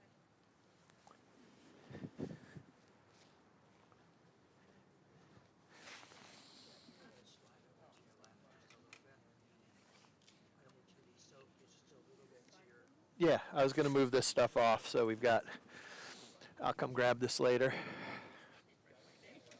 you muted? Nope. Okay. Can you mute for a second?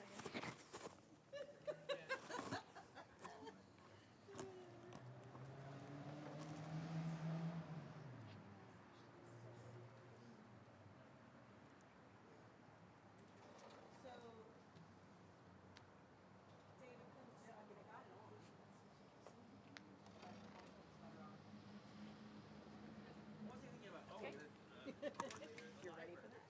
wants to build a quilt, and they want each of the people in the city to provide something that they can sew into the quilt. And they're going to store it at the So we've end got track. Mandy, we've got Angelina, and then we need Dave's release. They're going to store it at the end track. Don't get me all.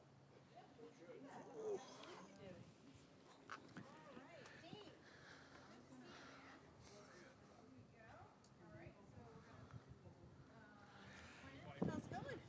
Good. Come over. Come join us. I'm going to give you that. We can pass that around a little bit and make sure we got room for everybody. Hello. Hi, I'm Jack. This is Angelina. Angelina, how you doing? And then Dave. You can get set up if you want to take a seat. Cool. You all are going to be passing the mic, okay? So that Yep. Hey, Dave. Do that.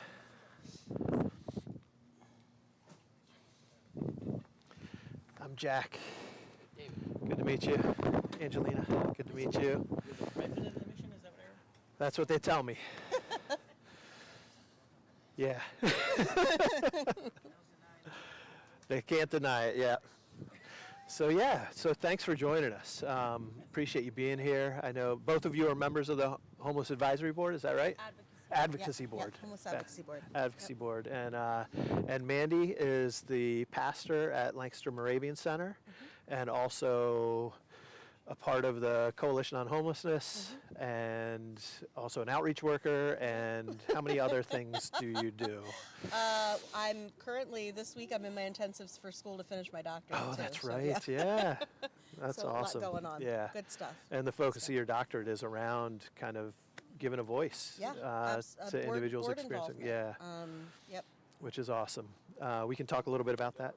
What did you say? Is a comfort in the dark. A comfort in the dark. Thanks, Dave. That's probably the best title you could have, to be honest. Yep, absolutely. So the whole point of this conversation's on a bench thing. So I'm sitting out here for 24 hours. The purpose of it is conversations. It's not to pretend that I'm experiencing anything that those who've experienced homelessness or currently are.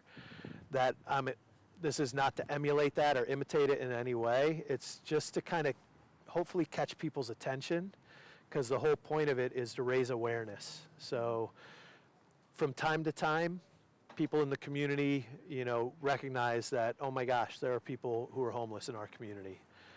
but it's very easy for the next step to be like, I really don't want to think about that, because it stinks. And if I think about it too much, I'm going to have to do something, or I'm going to have to admit that I'm not willing to do something.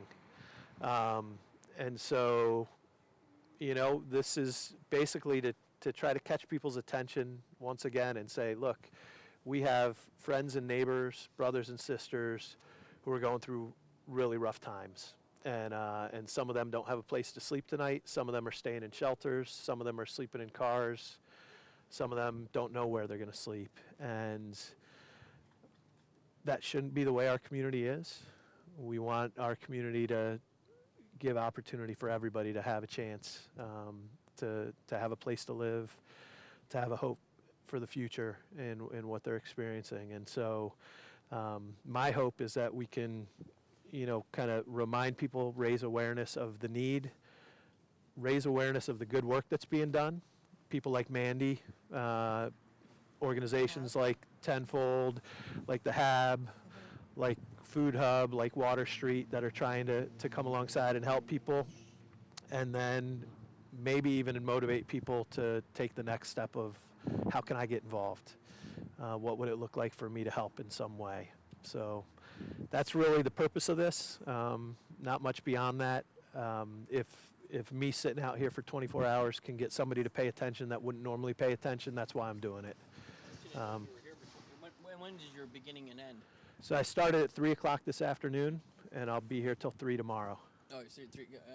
I'd love to sit out here with you, or go to a different bench somewhere that we could sit and really see what's going on. I met a man right now that's been in prison for 30 years. He's looking for help right now. He don't know where to go and what to do. Yeah. He's just starting. We don't have the shelter. Open up at Audubon, and you say, hey, well, you've been in prison for 30 years, like, whatever. But that's not how it always works. And I tell you, after you did 30 years in prison, you might change your mind. Yeah. Whatever you were in prison for 30 years. Yeah. No, that's absolutely. There's definitely needs there, and that. Better benches than here. I want to give my honest opinion. Are you kidding me? Like, I thought you were on the bench down there at the bus station. Protected, Yeah. like, what is this? Yeah. No. Well, It's not authentic. Well, that's my point. Is I'm not. As I walked up, I was like, Yeah. this is very performative and not what I actually thought it was going to Yeah. be. This is not a bench that a homeless person would ever. Right. Like, this isn't going to grab anyone's attention protected by this building here. Right. Give It's you not some grabbing idea them. what it's like out, But- Right. But it's Don't.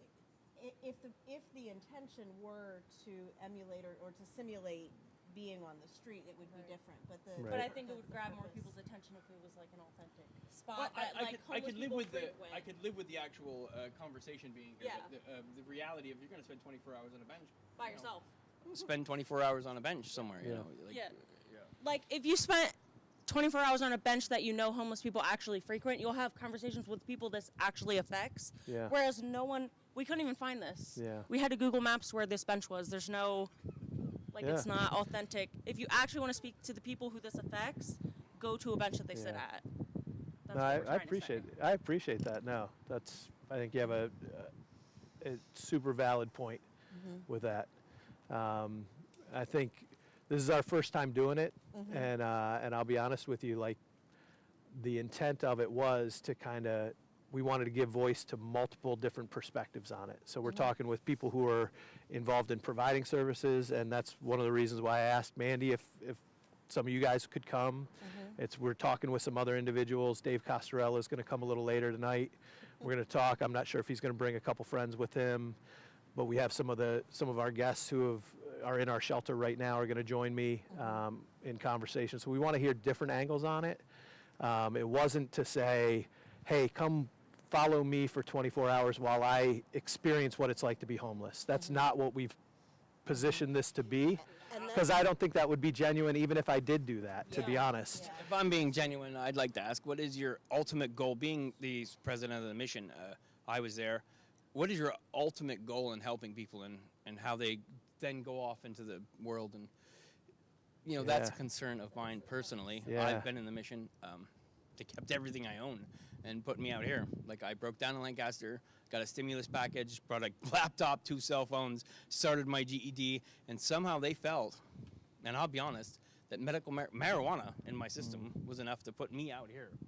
Now, I never knew anyone out here. I didn't. That's why we've created the Homeless Advocacy Board. Yeah. It's why we created the map on my shirt, Yeah. so that we can show people if the mission doesn't fail, if it fails, Right. where right, do you right, go and right. when they choose When it fails. when they choose for whatever curriculum. That 'cause I'm it's being. frontline. You asked me. I'm being. What curriculum that is there? And listen, I'm not anti-religion. So I didn't see that as an issue. And the only other thing was marijuana. And if that's a problem, well, geez, I don't even know. I think Yeah. I just want to piggyback on that. I think what he more means to say is you guys have a deadline on when people can stay there, but there's no continuum of care. People get a date when they have to leave, but you don't really assist people on where to go after. So he's like, what is your goal in giving people such a short, limited amount of time, very limited resources, and then expecting them back out? They're just going to come back. Do you know, that's kind of, and what's your goal as the owner of the mission? What is your mission? Because you're not really long-term helping people. Do you know what I mean? That's our question. Yeah, no, I think it's a great question. What did this person that put me on the streets think that was going to happen to me? Yeah. They gave me the number for Rebel Cause. Yeah. I have congenital spinal stenosis. I have a disability in my spine. Yeah. They kept everything I own. I can't speak to that moment, what they were thinking, David. I want you to think Yeah. about it. If No. anything that I come out of this conversation tonight and everything I say, I don't mean to bash you. Yeah. There's a valid operation going on there. Yeah. But I need to understand. Sometimes I need to understand what happened to me, which I'm grateful because I met Mandy and I have a life for it. Yeah.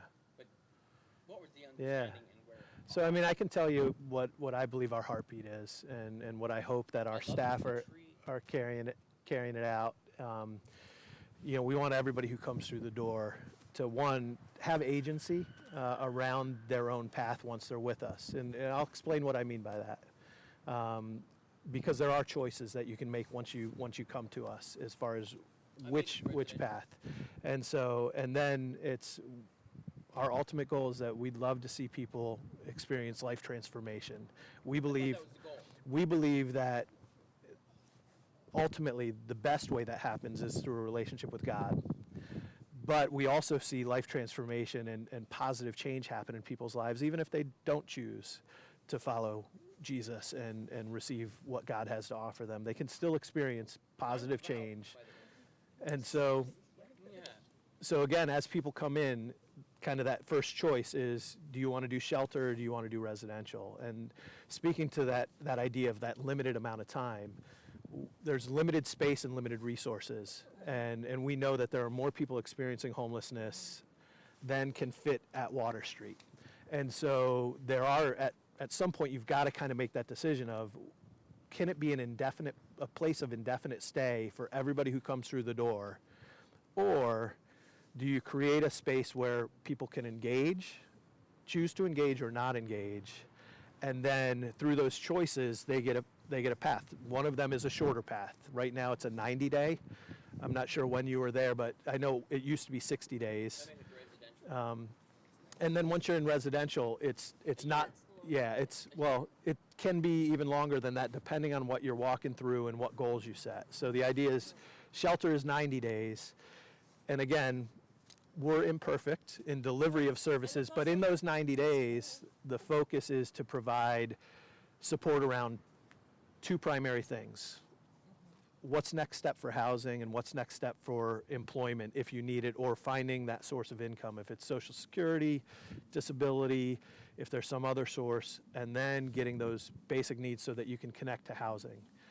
We know 90 days is incredibly hard, right? And so we could make that number 360 days and still run into problems getting people into housing. And so we've got to kind of determine what's that window that allows us to invite people to engage, try to connect them with services, try to connect them to housing if possible, but also allow for others who need help to come in so that they can't stay indefinitely.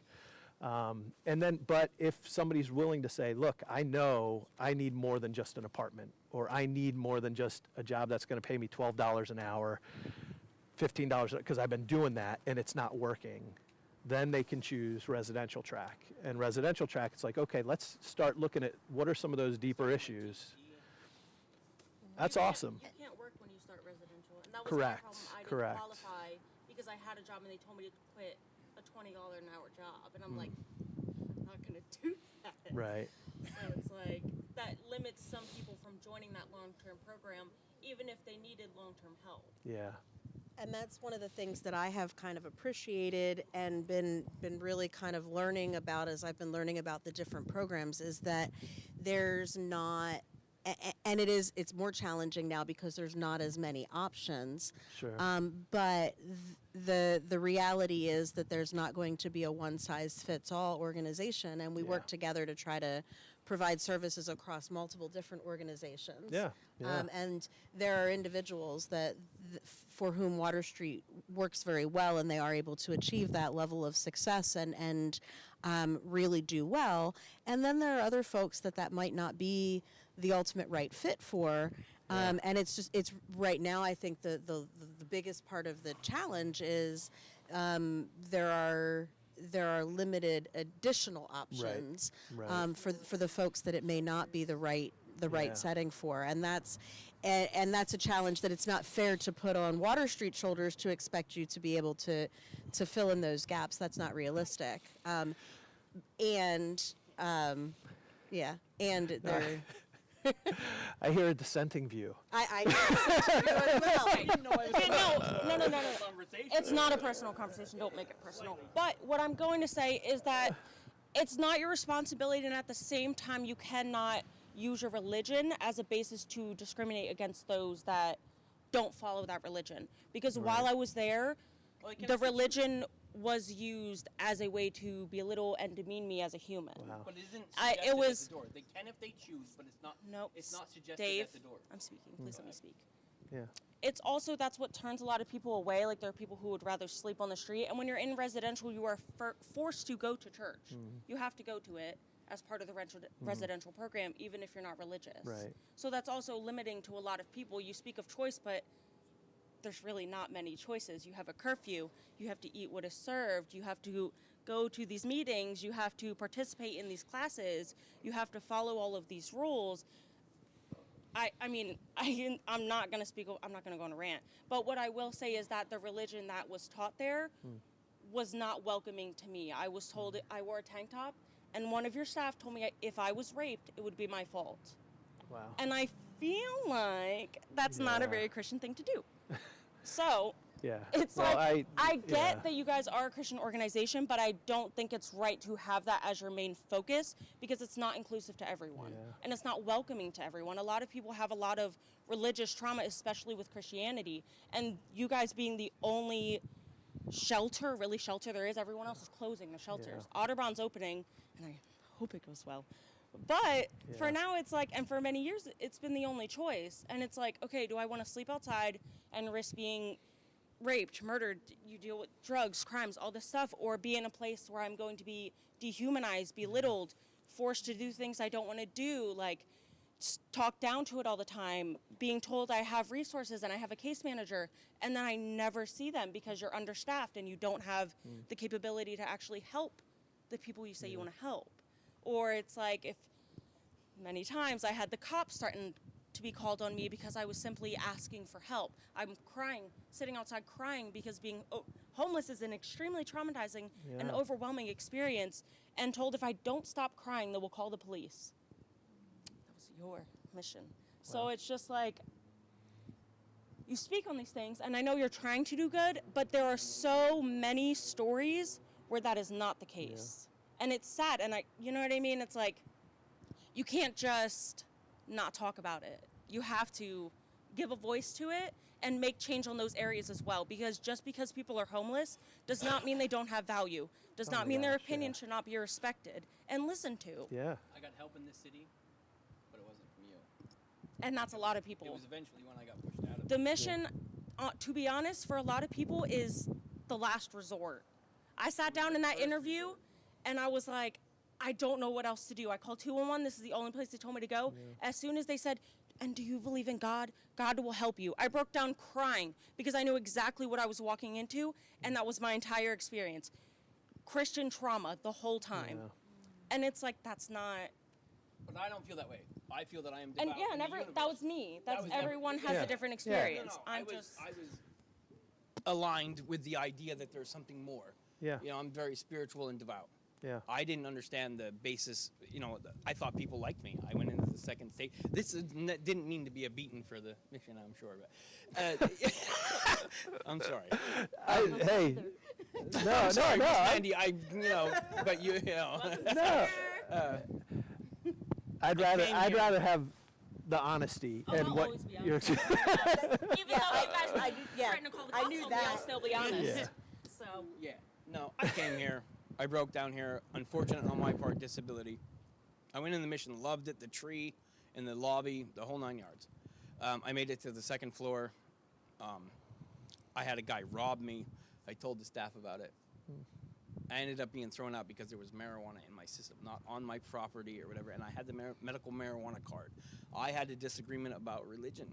There was a guy upstairs, John, I'll be blunt and straight, a guy upstairs named John that came from Africa or something, and he had a big religious belief. We have to get the program together. Whatever your choice is, whether it is religious or it isn't religious, you have to make that choice for people. Because, I'm not against the mission. That place is amazing and beautiful and been here since the 1800s, to my knowledge. The basic premises of the idea of the tree and underlining ideas, and I love the mission. Yeah. How did I not fit in? Yeah. I'm a non-felon, raised 4 daughters in college. Yeah. Where did we go with this? Yeah, well, hey, I mean, I think one of the things that I'm hearing and that you're exposing is that we have flaws. If that's how you want to word it, okay. I hear It's it. staff. It's staff. It's I staff. hear it. No, it's staff. So Absolutely it's- staff. There so- was some staff that was But totally you're on saying my it like side, it's a and there was flaw, some like you staff have that a wasn't. pimple on your face. No, it's a flaw that needs to be identified and dealt with, and I loved think what that's. you said, but the truth is, yeah. that it is staffing. It's I mean, I think that's so. When people are involved in anything, it's going to be imperfect, and I think as an organization, as a leader of an organization, my heart is that we continually identify, are we living out who we believe we're called to be? And I'll be honest with you. So Water Street is much older than I am, right? So, yeah. Well, we started in 1905. The building's way even older than that, right? But our ministry started in 1905, and it was started as a Christian ministry to do two things: to come alongside people who are going through really hard times in their life, and to share the hope and love of Jesus with them. And those two things are never going to change. We won't ever become an organization that just provides shelter and case management and classes on life skills to move people forward in their lives, because our foundational purpose, I mean, how we're chartered with the state, says that we are here to advance the kingdom of God through the gospel of Jesus Christ by doing missionary relief and rescue. So we want to help people in their moment. We also want to share with them what we believe is truth about God. And there's times where there will be conflict. Now, how we share that sounds like it needs to get way better. And I think we have staff that their heart is absolutely to come alongside and love people in those moments in a way that's not going to re-traumatize them, that's not going to, and I know full well that the church has damaged people. Mandy's a pastor. I think we could both agree that the church, right? So, but no. So without getting into the details of that, reality, not right? Dumbness that happened. Right. And so, in the midst of all that, we know that we've always got to be checking ourselves into how we're carrying this out. That at the same time that we can say, hey, we want you to experience the love of God, can we do that in a way that doesn't make somebody feel like you're going to expect this of me in order to receive services? Because that's not our intent. And so okay, so we want to get better, and so I appreciate you sharing what you did, because not all of that gets to me. I know. Not all of that gets to me with that perspective. It might come through a whole different lens. And so, and what I'm not going to run back tomorrow morning and say, who did this? And start, but what I am going to do, but what I am going to do is say, I'm a non-felon. this is what we're called to, Yeah. and we need to get closer and closer to that every day. And we need to do it better in a way that does allow, because our heart has never been the only way you can find success in life and through the services of the mission is by becoming a Christian. That is not our intent. Our intent is to walk with you on that journey. And if you choose to follow what we believe, awesome. If you don't, we still want to love you and help you take that next step in a positive way. In its name, that is Christianity. Yeah. And hang on, because I think one of the things I'll pass it I was up. going to say you were going to like that. No, you had it on. I was going to say. You go That is first. Christianity. What I was going to say, something great that our board does is that we are a partner with other nonprofit boards, Yeah. and we put someone with lived experience on the board to give you that voice of someone who has experienced these things, because you cannot make change for people who are not in the room. Yeah. So something to consider would be having someone who has lived experience Yeah. in the room. Yeah. That's what I was going to say. No, that's awesome. Yeah, absolutely. I do like that.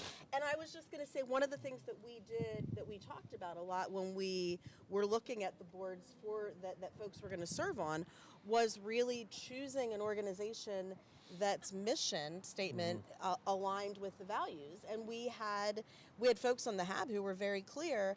I do not want to be on the board of a faith. No, that's not true. Yeah. That's not true. That's not true. I'll be on the board of the mission But personally. we did have folks who said that I do not want to choose to be on the board of a faith-based organization. I will. And I will. I can make this all right. but and that's one of the things that I'm hearing is that there is a rub sometimes of how do you live out that mission, and recognizing, that there is an expectation that this is what and how do you do that in a way that does honor that and also respect and honor the space that folks are coming from. So I just say that because I see and feel that tension, and being a pastor who also does a great deal of outreach and who wants it to make clear from go that there's no expectation to receive services. I also sometimes run into that tension, our mission at the church is also obviously a Christian mission, and the service and the outreach that we do. How do you find the balance of that? So I get that. I get that can be challenging. Yeah, it's tough, and we can get better. We can get better, and it may not mean a whole lot to you guys because we don't know each other well, and you don't know whether I'm just spewing stuff or. Let Jack finish, please. Yeah. So I hope you'll give me the benefit of the doubt that my heart is that Water Street would live out our core values, which is there's authenticity in relationship, there's grace in the way that we carry things. Our intent is not to hurt or re-traumatize anybody, and I know we've been guilty of that through the years. I've been with Water Street for 30 years in a lot of different roles, working with kids, working with families, working with the mission itself. And I haven't stayed because we're a perfect organization. I've stayed because I believe that if we can continue to move closer to what God calls us to be, we're going to help a whole lot of people. And I know along the way there have been people who have walked away or been pushed away who felt like we didn't do that for them. And that's what moves me every day to get back in and say, how do we get better? How do we create an environment? And the other piece of it, as Mandy said, is we recognize we're one entity in this community. We want to partner with others well, knowing that we're not going to be the best fit for everybody. That there are going to be people who actual overnight shelters. right now, and that's a huge challenge to us right now. And so, yeah. Well, thank you. I appreciate you guys sharing that. Let me just throw this out there as an open-ended for each of you. So there are some people watching this live stream.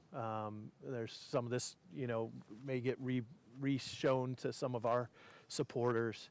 If somebody's out there saying, man, I wish I could do something to help those who are struggling right now, those who are experiencing homelessness, what would you say to them? I want to understand the changes. I want to understand. No. We are all that's obvious that we are all experiencing different changes. I want to understand the value of what services are offered to us. What do we really have to expect when we go into a place? I swear, as I live and breathe, I'm a non-felon, raised 4 daughters in Crowley. I can go on all day. Clarity from the get. Yeah, What did you really expect from me? I'm a non-felon with 4 daughters. I went in. I was in the residential program. Yeah. If it would have went better, I could have ended up better. Yeah. I think. But I'm blessed by Miss Mandy Yeah. and the city of Lancaster. I'm very. Yeah. I would like to This is what's important. This conversation will go further and be important. Yeah. I think that's what's important. Yeah. About what just happened today. Well, and this doesn't have to be the last time you and I talk, Dave. No. We have a chance to connect again. Yeah. We're gonna change. Thanks. Thank you. Moving forward.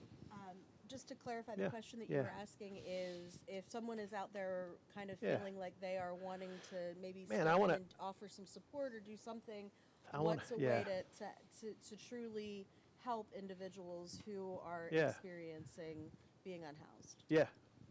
I'd say have patience, understanding. Your beliefs and your religion are the last thing on your mind. It is not something you want to bring up to someone, especially in survival mode, because when you are homeless, you are in fight or flight and survival mode all the time. Your religion doesn't help them right now. It is irrelevant. It is this unspoken thing that does not put something in their hand that is tangible, that will help them out of their situation. So pushing your beliefs and what you think is right on someone who is just fighting for their life won't get you very far. If you come with patience and understanding and respect for what they want and what they need, you'll get a lot farther. If you respect and listen to their voice as an equal instead of someone below you, you can make a lot better change and not come at it as a savior, so to speak. Thank you.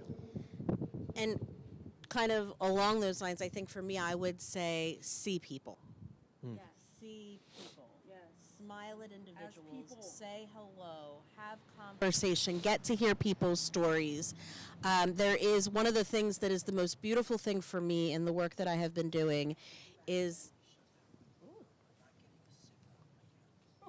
Oh no. How'd I do that? I was going to say something special.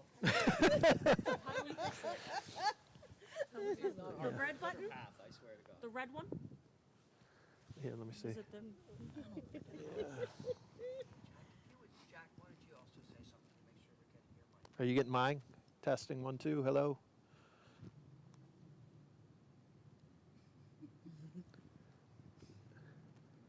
Hello, hello. Oh yeah. The joy of technology. That's to keep me from cursing too much. Hey, you know. Is it working? Hello, hello. Testing in both of them.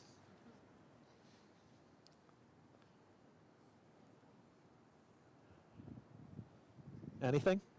Are you getting it from mine or theirs? They both dropped. But the video's still going? Should I pause the video? Does anybody know sign language? A little bit. Raised a deaf daughter. No. Wow. She told me not to teach her, not to speak to her. I mean, I'm sorry, not to learn sign language, to speak. She had a cochlear implant. Oh, okay. So they said, don't learn. So I didn't ever bother. Okay. Yeah. I had time to learn videos. I learned a Well, little bit. are we going to need to get tech on that, or? Okay, I'm sorry. You had something really profound. I was just going to say see people. Listen See, to people. well, talk yeah. to I mean people. that. I heard that. stigma I'll of- reiterate that, yeah. but yeah. And The one of the universe cool provides. things that I have, especially with the Homeless Advocacy Board, is that there is no single face to homelessness. Yeah. Oh my The gosh. stereotypes that are out there do cause so much harm because Yeah. the diversity in our group. Yeah. But thank you. Thank you so much. Thanks. Yeah. Appreciate you, Mandy. Thank you. Thank you. Seriously, I appreciate it. Nice meeting you too. Dave, thanks. Yeah. Some might feel like that is the center of the universe. Like there's an idea there. The tree, love it. We all have something.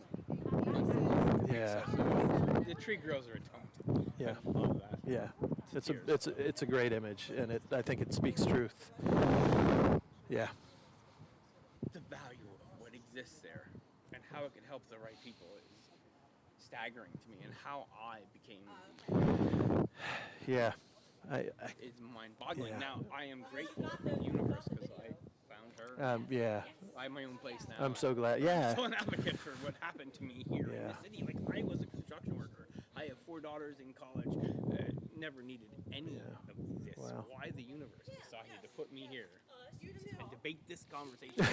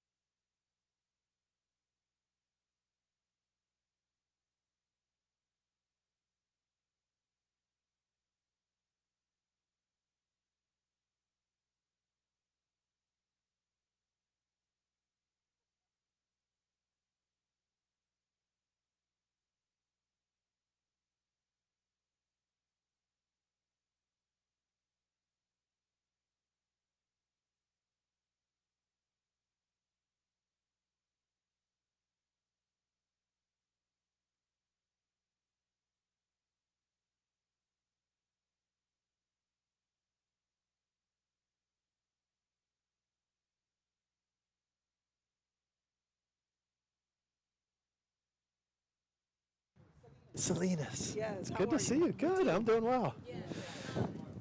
Run into Gabe all the time. Oh, Gabe. Yeah. Down the street. Yeah. She wanted to talk about neighbors in the community, what they can do. But I also interacting with folks. Is that too much of a repeat of some of our topics already? No. But I also, It's good. if I could, if I could, considering of everything that they said, I have suffered homelessness also, and of course, it was a horrible experience. But if it's okay with you, that I can share what I got out of it and the positive side of it. Sure. I almost felt like jumping out of my seat. Oh.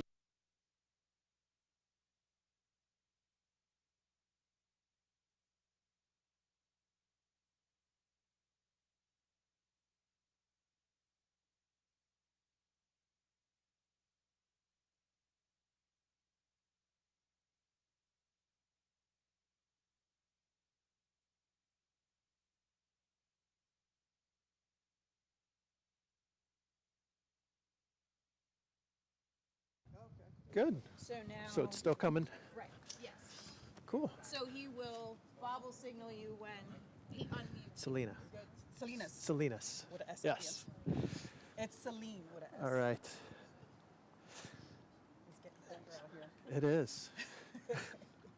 All right. So it's still running, right? Yes. We're good. Okay. Well, hey. Thanks for joining us. Yes. I was undecided Selena about coming. stopped by yes. on her own, which I'm so glad you chose to come by and talk with us. And just let me know, what do you want to talk about? Okay, so first of all, I want to talk about having I've suffered homelessness a few years ago, and I just wanted to know I mean, it's hard not to look down on people sometimes because you know of the way they look and stuff. But when I experienced it, I got myself out of it. And now I'm experiencing people in the neighborhood walking through my yard, sleeping on my porch. And how can I, as not only being a Christian, but being their neighbor, because they're obviously my neighbor, they're running through my neighborhood, because we have a church down the street, Ebenezer's Church, gives them somewhere to sleep and a meal every Okay. night. So Yeah, yeah. they're really like right in my neighborhood. I'm on Clay and Lime Street. Okay. Okay. And it's really hard not to, like, when somebody's cutting through your yard, it's like, hey, stay out of my yard, you know? And to be kind, you know, Yeah. without, like, you want to just have boundaries also. Yeah, yeah. Well, I mean, even as, like Mandy, her last comment there was about seeing people. Yeah. Like seeing them and recognizing that they're people. I think there's a part of that too, that, as people, we want to and we want to encourage respect for one another. So, like, is it appropriate for people to just come through your yard all the time and all that stuff? No, but like, how do you address it? Yeah. But not in a way that immediately it's kind of condescending, like demonizes them or dehumanizes them. Because again, it sounds like that's your heart. Like, you've experienced it. And that's not an easy answer, and I don't think I'm being much help to you. But I do think, like, if there's opportunities to see them, like, because I live in the city here, I live 6 blocks from here, right? And so, like, we experienced that too. There was one night we went out and there's somebody sleeping in our kids, the play set. Wow. And in our neighbors, and then we realized one of them was like the cousin of our neighbor, and we're like, okay, makes a little more sense, but that's scary in the moment. It is scary. People hanging out in your yard, and you're like, what's going on? And we've had others coming through, and so your first reaction is protective. That's a human reaction. Yeah. It is, and I don't think, like, is it inappropriate? Probably not. But at the same time, if you have space and the ability to demonstrate grace and say, hey, instead of, hey, get out of my yard, is, hey, what's going on? Yeah. Like, why? Like, what brought you to the point that you thought it was okay to come hang out in my yard? Yeah. Take over my space. And again, like, knowing your own boundaries and safety in doing that. If there is the opportunity to see people for who they really are as humans created in the image of Christ, and trying to demonstrate grace to them, that's not easy. But I do think the other thing too is, as they're going to be reopening. So right now Ebenezer's not doing overnight shelter, but they're doing meals. Okay. But they will be over at Otterbein, just a couple blocks from there. That's the other way, yeah. They're gonna be doing overnight shelter starting in December again there. But they have a nice, huge basement. they do, and they're renovating it to be like a really healthy shelter. And so I think that, are there ways to connect and support that? That's and true, in doing so, you actually then get to know people in that context, so that if they are, that's one of the things I've found, like, when I run into people from Water Street, same thing when I ran the youth center with the kids. Yes. Like, teenagers can be troublemakers sometimes, right?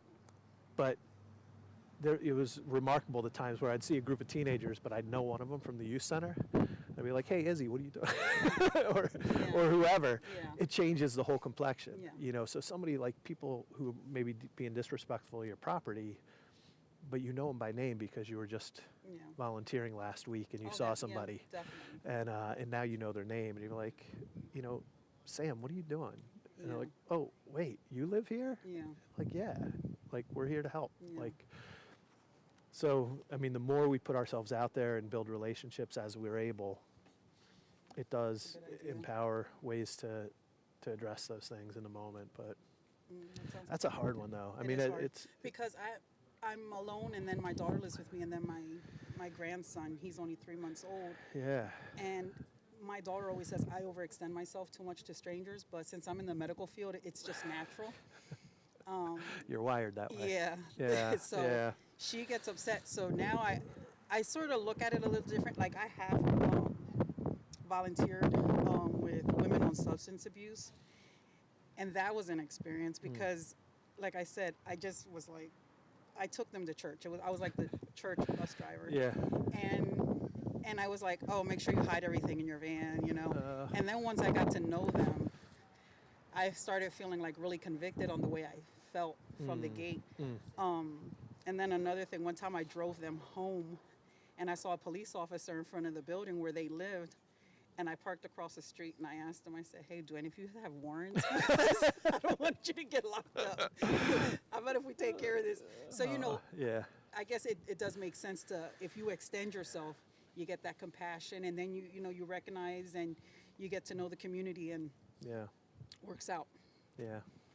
Can I tell you something? I just want to Yes. share an experience, Yeah. if that's okay with you. Absolutely. Okay, so I was homeless for about a year and 8 months, and I have 6 children, and my 2 older sons were not able to live with me at the time, so they lived with my sister, and so I had my 4 children with me, and it was a really horrible experience, and I would have to say that it was almost the equivalent of being in prison with your children, because a lot of the women that I was homeless in the same shelter, it was the Milagro house.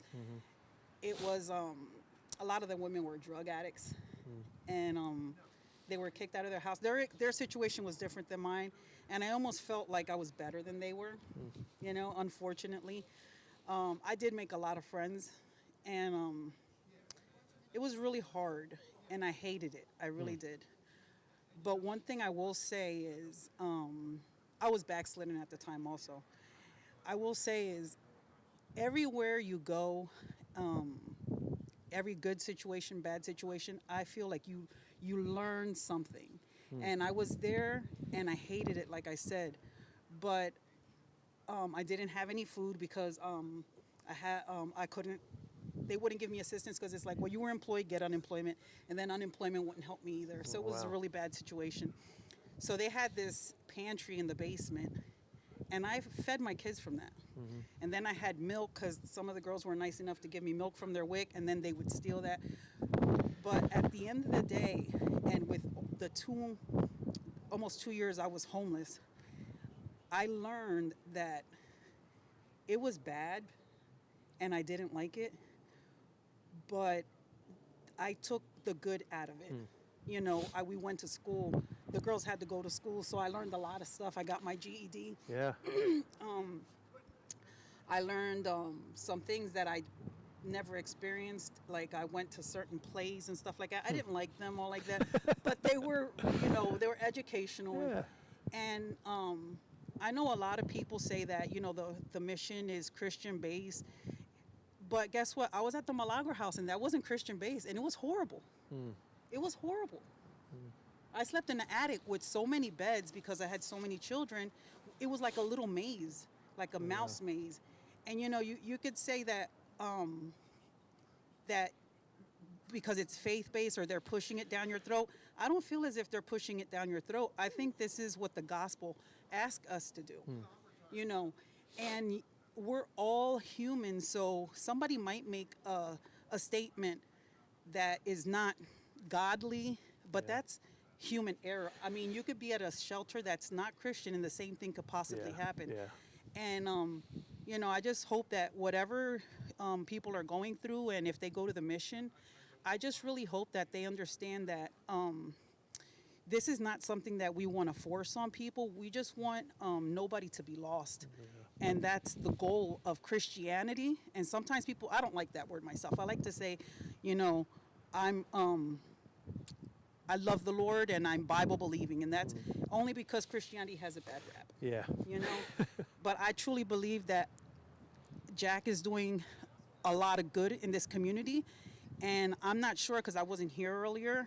I was at work. I work at the hospital. And I just hope that some people from the city council came down and presented themselves, regardless if whatever party they're in, Democratic or Republican, because this community belongs to us and we all need to be able to help the community. We have to be present. We can't just watch this on a video and it's like, oh, that was nice. We all have to be present.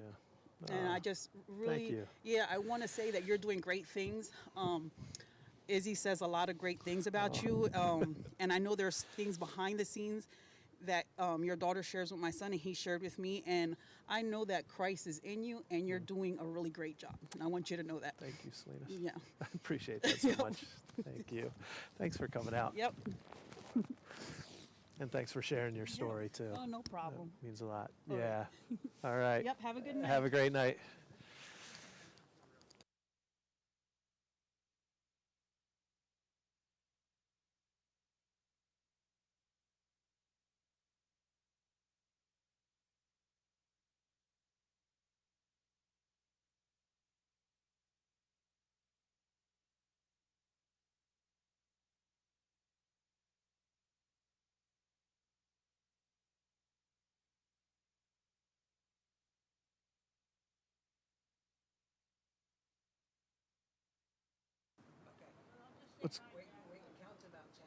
What's going on? What? Oh, yeah. You don't need to mute between. Just let it go live. That's right. Hey. How are you? Good. It's good to see you. Good to see you. Thanks for stopping in. Were you at the alumni weekend? I wasn't. No, we were visiting my daughter. That was the first time I've been in a long time. So yeah. Whether it was because of COVID. Oh, was it good? I had fun. Oh, good. That's yeah, cool. It was funny. Like I don't know if you knew Brendan Shane. I know the name. I didn't know him. Brendan always cracks me up. He Yeah. came from Iowa. Yeah. And then I don't know. At some point, his parents retired to Millersville. Oh. So he's like down there. So he's still got ties here. So I actually get to see him more. Oh, often nice. than before I moved here. Nice. So we had coffee in the morning. He had a Geo, and I had a government. And the next thing I know, we never saw each other again. Mm. So it's like I kept seeing people, and then that was the last time I'd see him. But Okay. It was a lot of fun, and Yeah. got to go out with people at the end of the night downtown. Oh, nice. That's cool. But I definitely wanted to come out and support you. I was gonna try to come later, to be honest. But once I saw Dave's gonna talk to you at midnight, I was like, no, I'm not gonna. Yeah. I thought, No. so just I don't know if you know, I was also working at shelter. Yeah, yeah. Did you want to share on camera or no? Yeah. That's Okay. probably a part of my That's life. fine. People know Yeah. about it, but to go live stream. No, that's is a bit fine. too much. Yeah, I'm totally. But like, I didn't know how you were doing things and all that. It's a great idea. It's I had a friend. He told me he spent last night in a graveyard or cemetery. Oh wow. And I listen to people, and to be honest, when I was at shelter, and sometimes at TLC, people will hear about the mission as their backup, Hmm. and then they'll be like, you should go talk to Marge because she liked Water Street. Yeah. She's positive about it. Because I hear the same thing. Yeah. That I hate it when they use the word religion, because I hear that it shoves Yeah. down your throat. Yeah. I think if you want to see that, that's what you'll feel. Yeah. Because I was pretty wary of anything that I was going to get when I was down there. Yeah. Oh yeah. I mean, at a different intellectual level. Yeah. No, I. And I didn't see that. Right. And then when I hear that woman talk about certain encounters with staff, Yeah. well, what she needed to do was get that communicated to you. Yeah. And have you, if it was that severe. Yeah. You needed Yeah. I mean, some of that. Yeah. I mean, people are going to make mistakes, but if it's that out of line with our culture, we want to address it as best we can. So. When I was at shelter, we had a guy who was an overnight. He wasn't a resident there. He got mad at me for something I did. I can't even tell you what I did. Yeah. He just kept coming back, and he's like, I'm telling the supervisor again, fire, Yeah. I'm doing this. And I said, well, look, my name's Marge. If you're going to do it right. Yeah, yeah. I'm fine with you telling my boss. Yeah. And then we never heard about it again. Yeah. But, no, so I was going to come out here and go, one of the things about shelter I couldn't stand, but I wish we could have done better.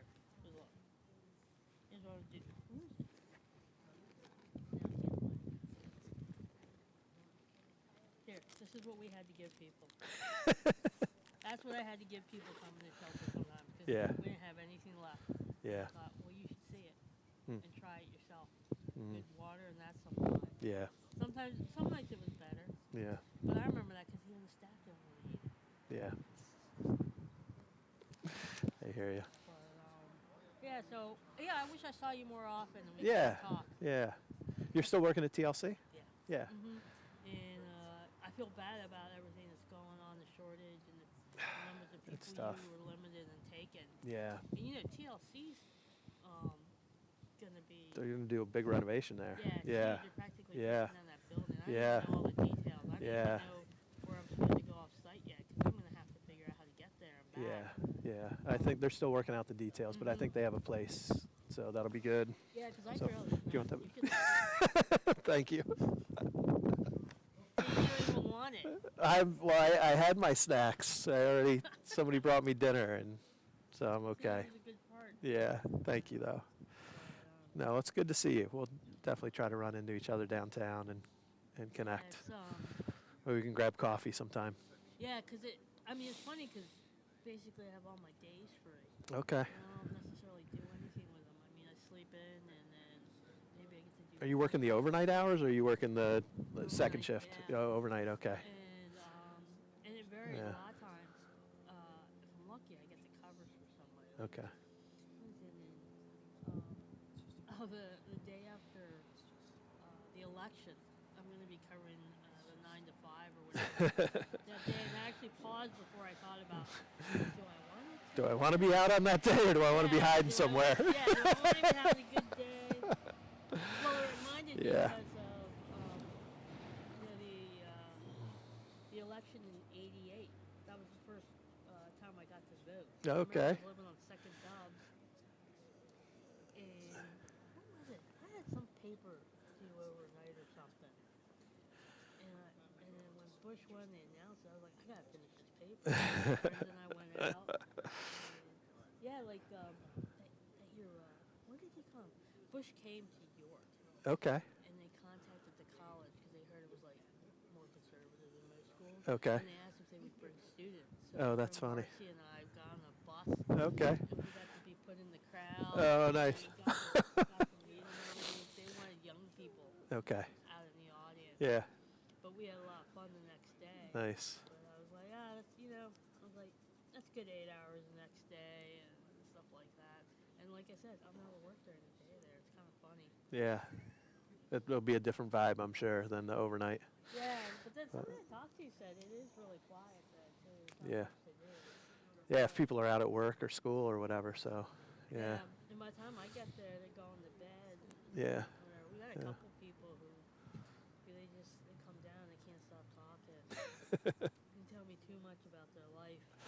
Yeah. Yeah. But yeah, so I haven't been to alumni weekend probably since my last reunion or so. Oh man, I haven't been in years. I need to get back there. There's a young guy. They invited me to come speak to the InterVarsity group, so I'm gonna go do that. Oh, And they haven't given me the date yet. So there's a kid Daniel who's a senior there who actually did an internship with us this summer. So he's scheduling it. I appreciate seeing that. Yeah. being able to support Yeah, maybe it. I'll let you know when I get the time. Yeah, Cool. Yeah, because back then I knew nothing about those groups. Yeah. Absolutely. Who was it? The pastor there, Barbara. Yeah, I was gonna say. Well, you had a connection with the chaplain there. Well, I no, thought. barely. Or after, maybe it was after you left that Well, you said you. after Yeah. Her son married my roommate. Yeah. But I met her toward So. the end when she was organizing the baccalaureate. Okay. But after that, so I knew her for like a month. Hi. And I thought, I really wish I had met her. And I totally avoided that area. Any of those connections? Yeah. That Yeah. kinda really good friends. That was my freshman year. I was the same way. I avoided everything. It wasn't until my sophomore year. And did you know Katzel Levecchia? I saw her this weekend. Did you? Yeah. Was she there? Oh my gosh! I haven't seen her in years. Are you on Facebook? I am. Yeah, I'm friends with her on Facebook. Yeah. I'll have to reach out. I saw her a couple times. Yeah. And because it was 89 somewhere, like the closest. Okay. And so I hung up with them a Okay. little bit, and she did too. And then we kept bumping into each other. Yeah. Katzel had a huge impact on my life Did at she? F&M. Yeah, absolutely. She I can't remember how we knew each other then. I feel like we've gotten closer because of Facebook. It's funny how Yeah. you make those connections. People that you knew but you didn't really, and then suddenly you've got a connection to them. Am I interfering with anybody? I think there might be somebody waiting. Yeah. Those I think folks just are thinking about it, but then they didn't want to go live stream. oh, okay. Yeah. Um, It's okay. I think Josiah might be joining me here in a minute. So. I had a Bible study last night, Uh huh. and the woman posted and asked everyone to give an example of a blessing in their life. Yeah. And I told them I managed our 25th. I always do the fundraising every year, but I do Yeah, the yeah, reunions. yeah. I actually said no because of my mom. Yeah. And then Tony, Ross, and Gretchen Peterson were the other co-chairs. I didn't know this till like recently. Apparently, when they were told that I couldn't do it, and they knew why. Yeah, yeah. They said, "Well, we won't do it."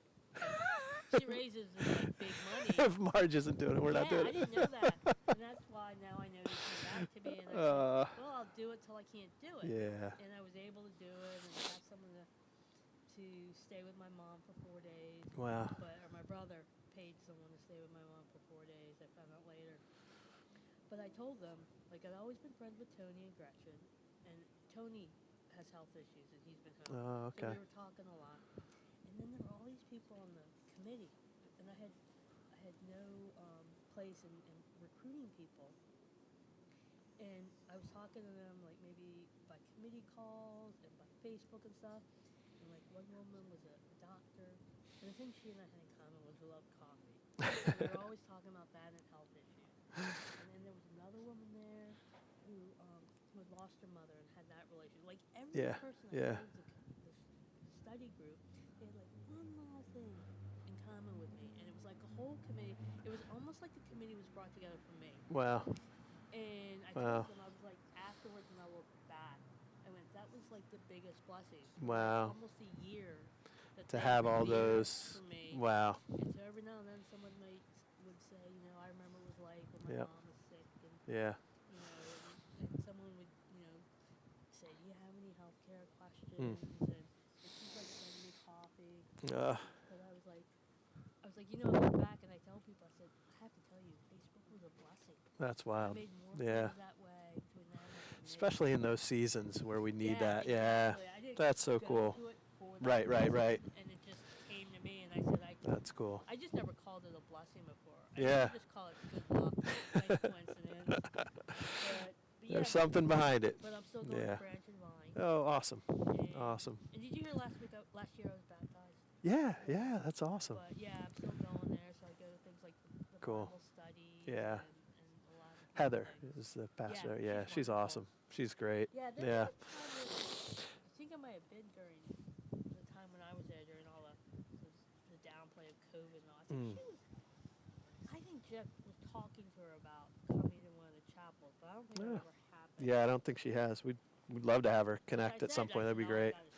She'd be awesome. I gotta be in the I think Cool. I think Jeff was a big influence on me too. That's awesome. But he was the only chaplain I ever saw there. Yeah. And I said him, and I said Terrence was a big. Okay. Yeah.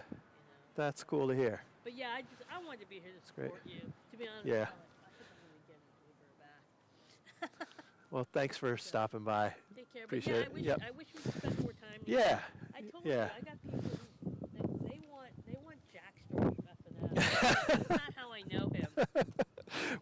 We weren't close. Yeah, yeah. But they all they crouch in really close. And they're like, "Come on, tell us." And I'm like, You can just make some stuff up. like I don't even know if there are Jack's stories. I was a good kid back I gotta then. find people who knew Jack. Yeah. It's the people who knew me from high school I'm more worried about. The pressure here. Yeah.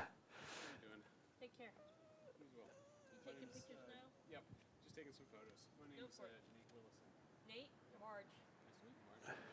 Take care, Marsh. How you doing? Nate, was it? Yep. Great, I believe my I'm Jack. colleague, Jade was here. Yeah, yeah, yep. Yeah, so I'm just checking in about 6 hours in, right? Yeah, something like that. I don't know what time it is. Little after 9. Yeah, 6 hours. We just went through a run of conversations. Hey, guys. Anybody coming to the bench? Is Josiah coming? You gonna hit the bench with me, Josiah? Come on, man. So Yeah. How are you feeling 6 hours in? What have you? Good. It's getting a little chilly. Yeah. So yeah. No. Other than that, I'm doing good. It's been great conversations. Yeah, I was watching the live stream a little bit. It seems like you've gotten a decent number of people to talk with you and have some frank conversations. Yeah. Absolutely. Yeah. 6 hours in, what do you think that you've kind of gained so far from this experience? Yeah, I mean, I think, there's so many different angles and perspectives on what the real needs are and how we can best, move forward together as a community. And,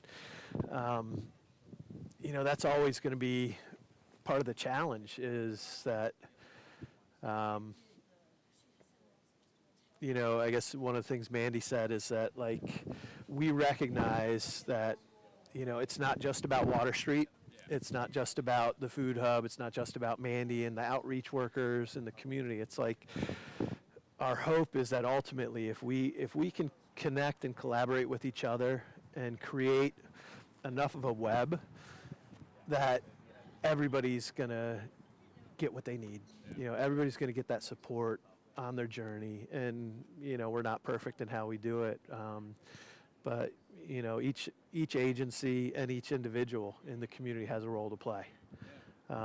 So, we want to do the best we can with what we're entrusted with, knowing that we're not going to do it perfectly. But can we get better tomorrow? Yeah. And let's continue to do that. So, yeah. Do you think it's good for Water Street to have these conversations with the community? Absolutely, yeah. Yeah, I mean, Feedback from people that have, definitely. Some of the services. Yeah. And we do that, so to do that on a live stream is a little different, right? And so you're a little sensitive of like how that's going. But it's real, and so I'm grateful for it. I'm so glad they were here. I'm so glad Salinas came right after, and she was like, she wanted to jump into the middle of that conversation and argue, and I'm like, no, that's not like, we want to hear each other out, and that's not the first time I've had that conversation, right? And it won't be the last. I know next week I'm going to have it again with somebody, and the week after that, because we are, as much as we believe that we're trying to live out what God's called us to as an organization, we're going to fail along the way. And sometimes we're going to do it exactly like we're supposed to, but people aren't going to like it. And that's the other kind of fact of it. And that's, one of the things that I wanted to share honestly with them is like, we're not going to stop being a Christian ministry. We're not going to stop making that a central part of who we are, but can we make sure that, there's a scripture that talks about, the world will hate you because they hated me. Jesus says that to his followers. He also, talks about like, you're going to be despised for my name's sake. That's okay. But if we're despised because we're being jerks, if we're despised because we're treating people in an unkind way, then that's on us. Like, and that's what's not acceptable. Like, if it's because people are like, I don't want to hear about this Jesus thing, and you guys are evil because you've shared that God loves me, okay, I'm sorry for that. Now, if it's like, you guys are evil because you treated me poorly and you did this to me and that to me in the name of Jesus, like, then that's on us. And so that's where we've got to check ourselves as an organization. And, but we're not going to abandon all of that in order to make everybody feel 100% comfortable, because it's part of our calling for who we are. And I think we can do incredible help in people's lives who aren't interested in anything we have to say about who Jesus is. We can still love them and walk with them and bring something positive into their experience in life, even if they don't want any of that. And so we want to strive to be able to do both. It's 9 p.m., sun's down, it's getting a little chilly. Yeah. It's going to get chillier throughout the rest of the year. Yeah, yeah. Do you think that the current services in Lancaster County right now are kind of prepared to handle the people that are going to need a place to stay in the next couple of months? No, I think if you ask anybody who's involved in any of the agencies, we'd say no. Our hope is that the other emergency shelter can open up. We've got 76 beds, they're full, right? And as soon as 2 come open, we've got 3 people waiting for those beds. And so we're doing the best we can to try to facilitate that, and maybe even, the way we can create more beds is as people, move into housing, as people move into our residential program and take different steps that can open up some of the emergency shelter. So we're working to do that as best we can to serve as many people as we can. But at the end of the day, we know the number of people on the street is more than the number of beds that we have. And honestly, in the short term, even when we open up the other facility up on Clay Street, when those 80 beds open, there may still not be enough beds for the number of people who need them. So that's where, the partnership with the outreach workers, trying to find other alternatives, trying to find people direct paths into housing who are ready for that. Because some people, that's what they need. They just need help getting an apartment. They don't need a shelter. They don't need long-term services. If they could get into somewhat stable housing, they have access to income and a job, and they're going to be able to maintain it. So can we identify those individuals, help them get into housing quickly? But that's done through partnership in the community. It's the outreach workers with Tenfold, with the coalition, with other individuals who can help us with that. So. I'm sure it's a lot of different factors to consider to Yeah. different organizations all cooperating together to Yeah. try to address it. It's tough. And I mean, in the long-term sustainability of the organizations that are doing the good work, like, right, could we, try to, turn our dining hall into a shelter and put 100 people in there? We could do that, and then I'd lose all my staff in 2 weeks, and then we wouldn't have 76 beds to serve the community. So it's like, there's those immediate, like, oh, the immediate reaction is this, but the short term may end up damaging the long term. So it's trying to find the right approach. And I think that's why, when the shelter closed on Prince Street, and, what do we do in the short term?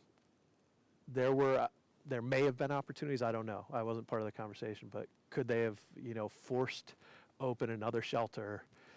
But what damage would that have done to whoever was trying to operate it on that short turnaround without the staffing, without the healthy dynamic of the space? So I think the midterm solution is going to be better having taken this approach than the short term would have been. But it hurts in the meantime. So. Well, I'm glad we can get your perspective on Yeah. the stuff. Yeah. Is it okay if I take a few photos? Yeah, that's no problem.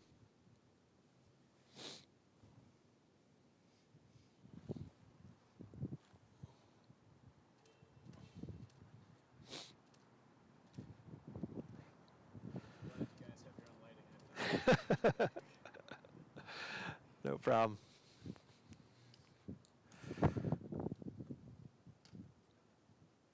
So what's the word, Josiah? You going to join me or not? Well, if you have something to talk about. Oh, I got questions for you.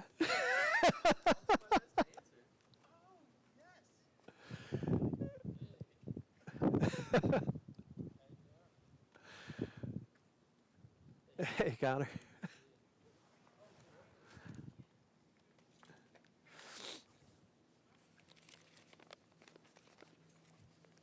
Ay.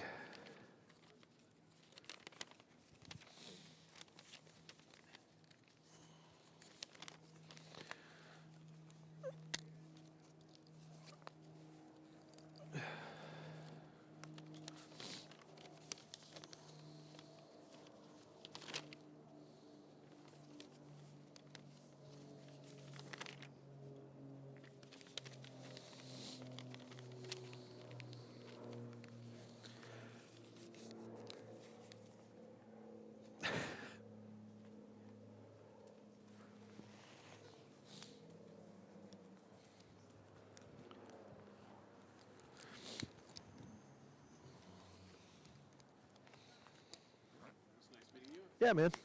Thanks for coming out. Appreciate it. Gentlemen, I'm not supposed to leave the bench, so. I do have those built in, so I'm probably in about it.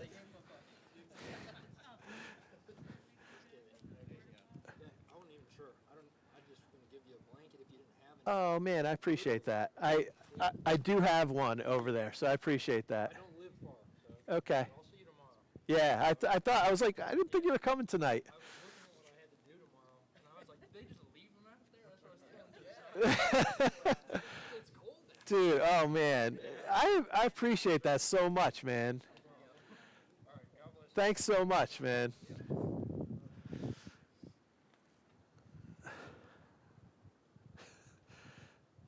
Mike didn't bring me anything.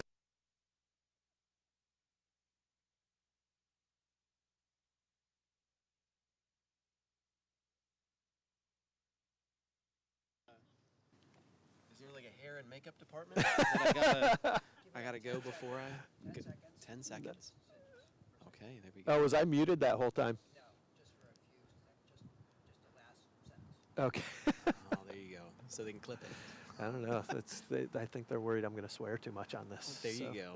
Listen, I'll add the beeps for you. There you go. I wondered if they had a little button over there. Since it's yep. tape delayed, they could be Yep. like, oh man, catch that. Bleep that out. Are we good? Yes. All right. So, Josiah, it's good to see you. Thank you. So, for those who are watching on the live stream, if there's anybody out there, Phillies, did they lose? Did we find that out? Is that game over? They're out of the playoffs. So you're done watching the Phillies and you decided to watch us. Thanks for joining us. Yeah. But this is Josiah Hoyard, and Josiah is working with the Office of the Coalition. Deb was here earlier tonight. Oh, good. Okay, so, good. Yeah, so I won't hit you with any of the big, deep organizational, Thank you, Lord, philosophical 'cause questions. that was, yes. That was, yeah, I mean, I think you guys talked a little, saw you talking to Hab earlier. Yeah. It's not a simple problem. Right? It's not. Yeah. It's not. Yeah, and you know, at the end of the day, like, I think those conversations are just as important as any other conversation that we're having on the bench here. And it's a recognition, like, all of us are doing this work, you know, desiring to have a positive impact, and we know we're imperfect. What we try to do is stay true to who we believe we're called to be as an organization, and I don't think there's anybody who runs a mission in the country who says that everybody who comes through your door is going to experience and receive it in a way that is going to be perfect for them, both because of our own human frailty and because of kind of where people are in our own journeys. And it's going to, you know, something that is intended to be positive is going to be received as hurtful. Where we can identify that we've tried to do something positive, but we've done it in a hurtful way, man, we better examine ourselves and try to fix that. And so I think that's, you know, discerning from Dave and, oh gosh, Angelina, Yep. Angelina's feedback. You know, where are they accurate in calling us out on where can we be better, and where is it kind of like they may never receive it, what we're hoping that they would experience. And so that's the challenge in all the work we do. But so, and you've got a challenging role trying to help get organizations to collaborate together, and who might even have different purposes in mind, or different missions, different angles on it. So your role, why don't you just explain a little bit of what your role is? I'm the Street Outreach and Emergency Shelter Coordinator with the Office for the Coalition, which Deb may have explained a little bit earlier, but essentially we are the oversight office that handles a lot of the HUD compliance. We do a lot of pass-through funding. And then essentially we try to provide oversight and standards and policies and procedures for the whole continuum of care, which would be anyone that's providing homelessness services. Yeah. And so there's a steering committee that sits above that, which you're a member. Yep. We have some really wonderful partner organizations that sit on that steering committee, and I think really have a vested interest in trying to make good decisions for the community as a whole, which was encouraging. I think if I can say that was one thing coming from Water Street out into the larger community. I was so very encouraged that there's a lot of good work that's getting done that's not happening at the mission. Yeah. I think that was something that just working in the shelter there, it's really easy to get tunnel vision because the need is so immense. Yeah. Right? You only really become aware of the programs that you offer because you never have time to leave. You really have no time to go and visit other organizations. Right. So that was one really encouraging thing that I've really been blessed by, is to be able to partner with a whole range of organizations. Like Mandy was here earlier with the HAB, Connor from Anchor walking. Super good dude. And yeah, I've just been very fortunate to be able to work with a really solid outreach team that I think really cares deeply for people. That's something that I've been so impressed by, that they really do care a lot. How you work with people and how you walk alongside people in the midst of great need is very challenging, right? That's something that burnout is always something that we need to be aware of, right? I left Water Street, right? I left the shelter. Not that that was my plan per se, right. But I was offered a different job, and I took it, right? Yeah. I was on evening shift, and that was a really, I think, working evenings in of itself, right? So we're looking at Otterbein, right? Right. Right. It's a really tough job. Like, shelter in of itself is really tough because you are trying to walk alongside people who are probably experiencing one of the worst times of their life. And you're trying to do that in a graceful way.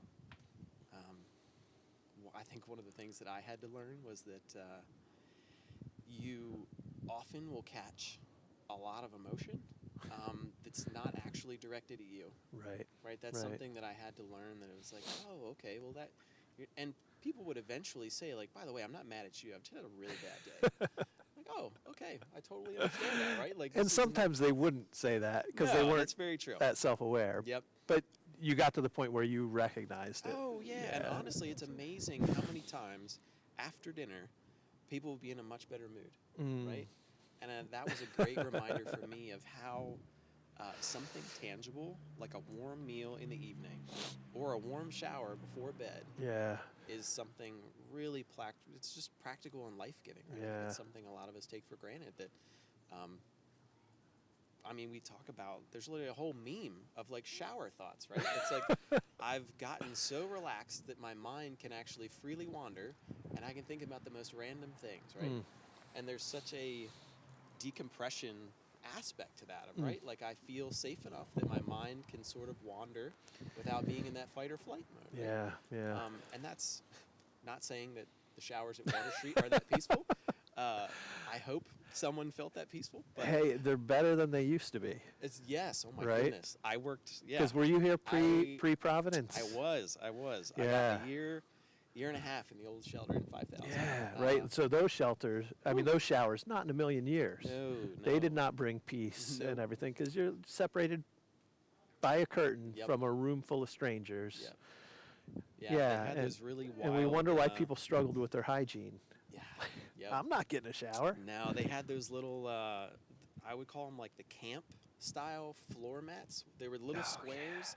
And they hurt your feet like crazy. Yeah. And we didn't really provide flip-flops, right? That wasn't like a line item in the budget, I don't think, for like Old Navy flip-flops. No. But it was something that people asked for. Right. But it was like, hey man, sorry, we don't have them. Yeah. And I remember thinking, like, oh, I remember going to camp and having to stand on those mats, and they hurt. Yeah. So it's little things along the way that you just get to, I don't know, empathize with in that moment. It's like, ooh. So for our viewers or listeners, we no longer have those kind of mats. Yes. Yep. We actually have showers in our shelter where you can close the door and lock it. Yep. For safety reasons, they are cut at the bottom so we can make sure nobody's on the floor in there, nobody's overdosed or anything, but you feel safe in a different way because you can close that door, you're in control. It's a much better situation. We were talking about trauma-informed elements of our ministry and of our facilities. And, we're not perfect. We've still got a ways to go on that. but that's one element. So Man, I it's think a whole different honestly, ballgame. moving from So. the 5,000 shelter into Providence was, I wouldn't have believed that structure would have made such a difference. Yeah. I think it mitigated a ton of behaviors because people were comfortable. Yeah. Right? Like there Yeah. was all of a sudden air conditioning. Right? Yeah. Like being in the old shelter and you have, at least we had probably 40 or 50 guys Yeah. in one room, a Yep. tight room, all bunk beds, and only 1, 2, 3 window AC units. Yeah. Trying to cool off Oh my goodness. 40 plus men. Plus all the steam from the showers coming into that room, right? It was a function, right? It worked well. I know there's a lot of people that benefited going through that shelter. Like it still was a service that was provided, and some people it really motivated. Yeah. Right? Like there were some people that was like, I am not staying here. I've got to do something. Right? Like so in some ways it really was. I'm not sure if that was an intended design feature. No, probably not. It wasn't. No, it's in one of the those plan. unintended benefits, but yeah, like how much better that we can Oh my try to create a space that treats people with dignity. Yeah. Gives them an opportunity for what you were describing before of like, okay, I can breathe. I feel a little bit safer here, whether it's the hot shower, whether it's a warm meal, or whether it's just, it's a little bit better environment. And hopefully this will open a door to some hope and a path forward. So, yeah. And I love your reflection, because one of the things we want to highlight is we're talking about Water Street, but we're talking about what's happening in the community. And so your reflection on the hearts of the outreach workers, like what another challenging job. Oh my gosh, going out there day after day, trying to connect with people on the street, out in the community, in the woods, wherever we can find them, and trying to slowly build trust and then build connection in an environment where there are limited resources to connect them to. Yep. That's got to be exhausting, and that potential for burnout is absolutely a reality. Yep. So that is, I think that's something that we have tried to talk about. I think that's something we'll need to continue to work on. Is how do we make sure that people maintain their agency in the situation, right? I think we can acknowledge there's a lot of things that we can be doing better as a community, right? We need to look at more affordable housing options. You know, one in particular that I hear a lot is 3 times the monthly rent, right? Having to gross 3 times the rent is a really steep bar. When a 1-bedroom can be $1,100. Yeah, and that's an entry barrier for some landlords and some agencies that own and manage properties. Yeah. And so that's something that I think it's fair to say the system was not designed with that in mind. Right. We have client financial assistance that we can provide first, last, and security for individuals. Right. We can foot the bill to get in the door, but that's something we're bumping into is that barrier of the income. Right. And even, for example, we do sustainability metrics. We have a whole workbook that the outreach workers use to make sure that when people are moving into housing, it's sustainable. Yeah, it's because at the same time, if they're paying 50% of their income for rent, one small disruption can end it, right? And then they're going to be back on the street again, or the landlord's going to be missing rent for weeks on end, months on end. And are they going to take a chance again? So it's the balance of the two, right? It can be too high of a bar of entry, but at the same time, it is a best practice to only be paying 30% of your income for housing expenses. How do we find the balance of the two in an environment where rents are outrageous? So, And honestly, I do want to say that I've got a little moth buddy there. There is, not to say that there is good and bad landlords, but there are some landlords that are really working well with us. And so I'm very grateful. I'll look at the camera. Thank you so much. If you're one of those landlords that's willing to work with us, thank you. Like that is, we just got a guy into an apartment this week, actually. You don't get wins very often, And that was a really good one. So that That's was awesome.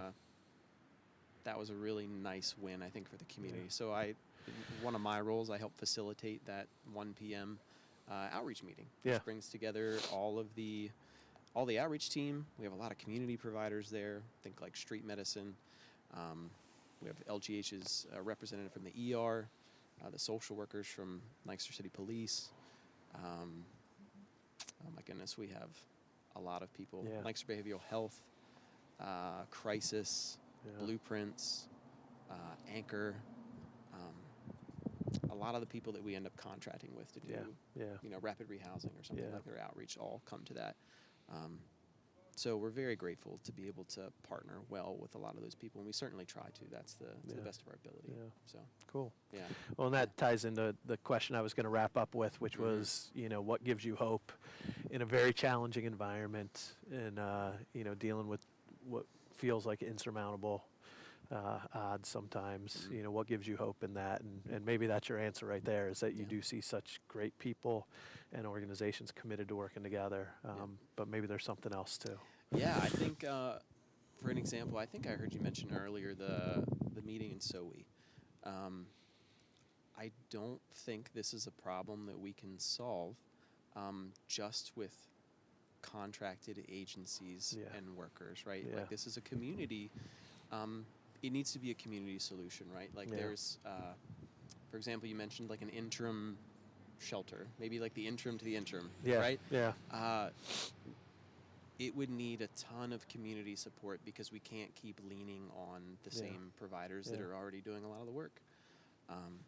So I know, for example, for Otterbein, it's going to take a lot of volunteers to get that shelter to be functioning fully. So I really hope that's an opportunity for folks to join in.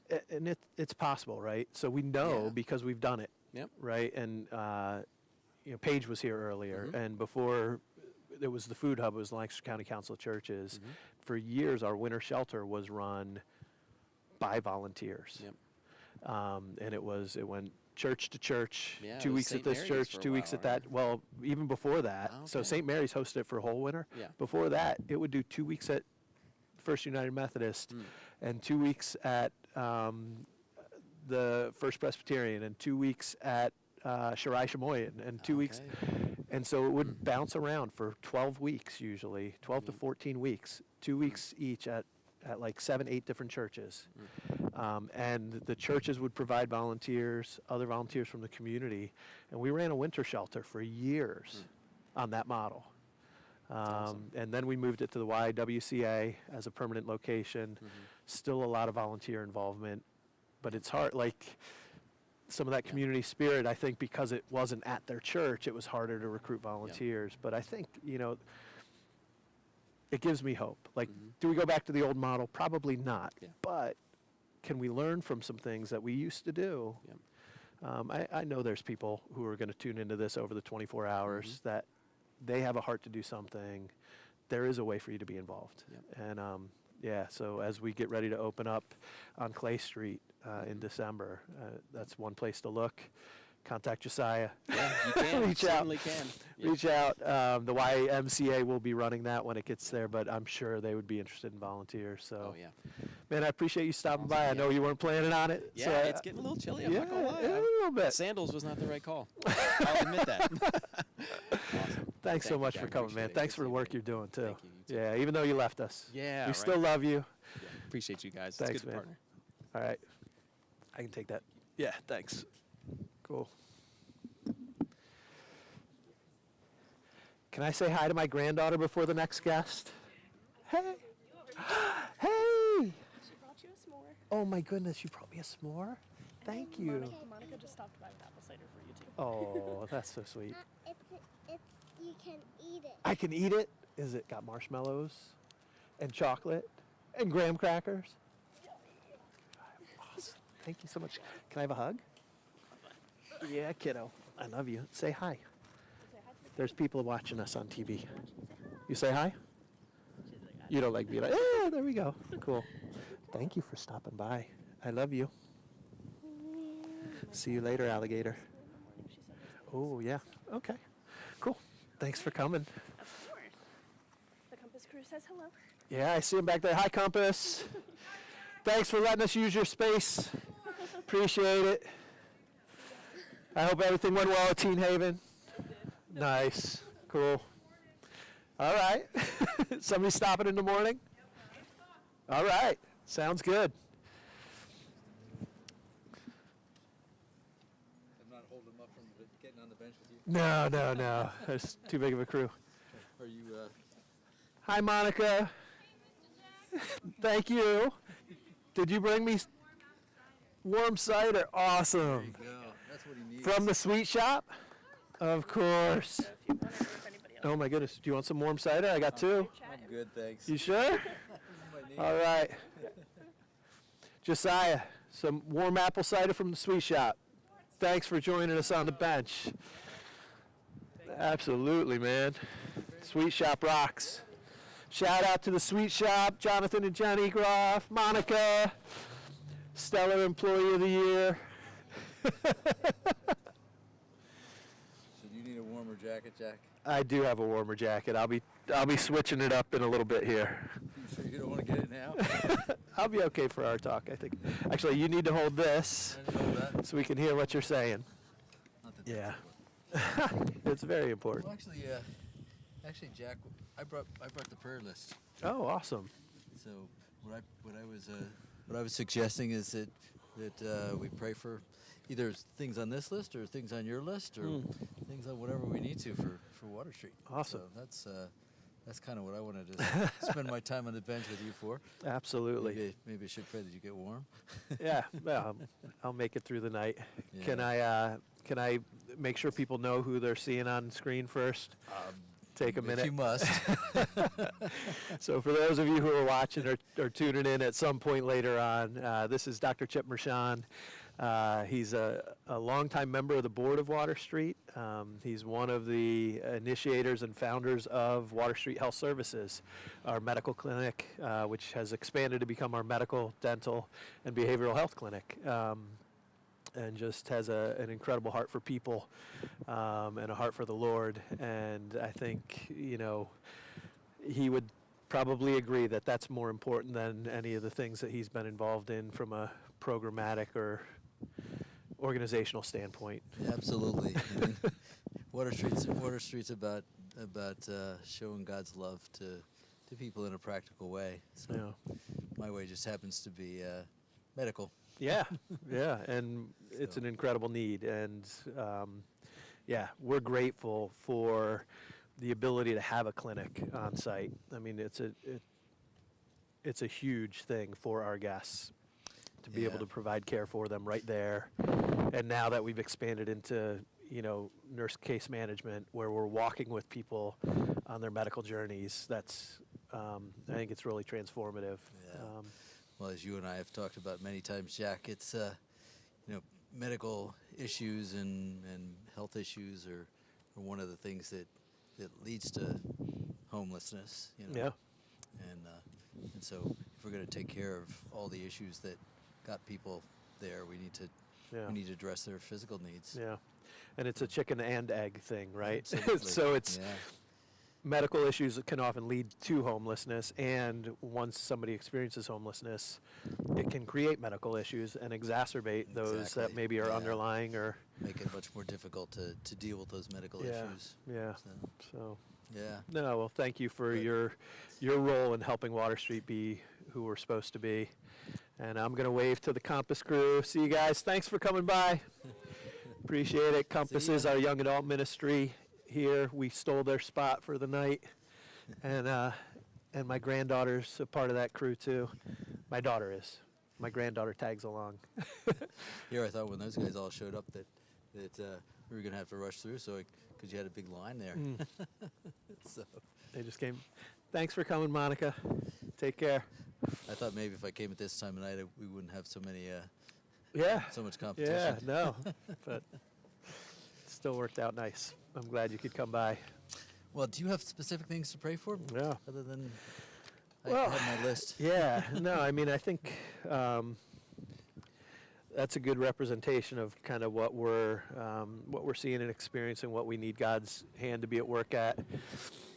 at the mission and in our staff, in our guests' lives. You know, even tonight, the conversations that I've been having, you know, good conversations, good exchange, talking about what is happening in the community, but also what's missing. You know, we're in a period right now where the supporting resources don't match the level of need in our community.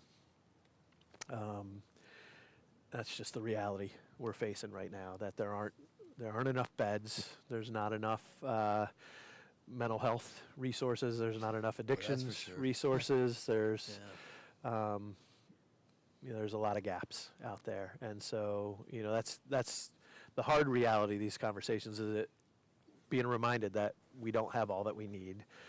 The positive is that we have a lot of great organizations that are committed to working together, even when we're not 100% aligned on the how.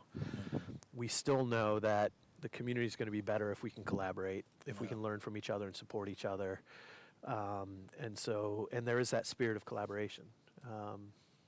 You know, and then there's individuals who are just hurting, you know, and we've had a couple guests come sit on the bench who are, you know, have experienced some really rough times and haven't always experienced the grace that we hope they would experience, even at Water Street, that their experiences with us weren't what we would have wanted it to be. Sure. And so, you know, that's the reality. I'd love if we could pray for them and for the others that have experienced the same they have. You know, yeah. Well, I think you'd agree that we try to do the best we can with the resources that we have, but there's always a need for more resources, and you know, we don't have all that we need, but the one above has cattle on 1,000 hills, so we just need a few more cows. Absolutely. So Absolutely. why don't we start with that? Yeah. If that's okay. Yeah. So, dear Heavenly Father, I just thank you for Jack. Thank you for his willingness to be out here on the bench on a chilly night that's going to get a lot chillier. And Lord, thank you for his heart for those who are experiencing homelessness, and his heart for people in general, heart for those in need. Lord, I thank you for the gifts and skills that you've given him to be able to lead and guide and direct and collaborate and to work with so many others to meet the needs, even with the limited resources, and to his work to inspire people to provide the resources that are needed. And Lord, I just pray for your blessing, Lord, your blessing on the night. Pray for your blessing on these guests that have come to sit with him tonight. Lord, I don't know what their specific issues were or what things they were disappointed in, but Lord, we are imperfect. The ministry's imperfect. We're imperfect as people. But Lord, we know that you can meet their needs and that you can minister to them by the power of your Spirit. And Lord, I thank you for that. And Lord, I thank you that you've provided for Water Street over so many years. Yes, and Lord, have continued to bless, continued to give us resources to be able to use to minister to others. And Lord, just pray that would expand and grow, that we would have wisdom to know how to use them well and use them most effectively to touch the most people for you. And Lord, I just pray that you would touch those lives directly, those who are ministering to our guests. Lord, I just pray I praise you for guests that were able to secure housing. Praise for guests that have been able to break out of that experience of homelessness. Lord, I pray for guests as we enter the fall season, and that they would feel loved and experience the love of Jesus. Lord, I just pray for good jobs for our guests. Lord, that they would be able to provide for themselves and be able to break that cycle.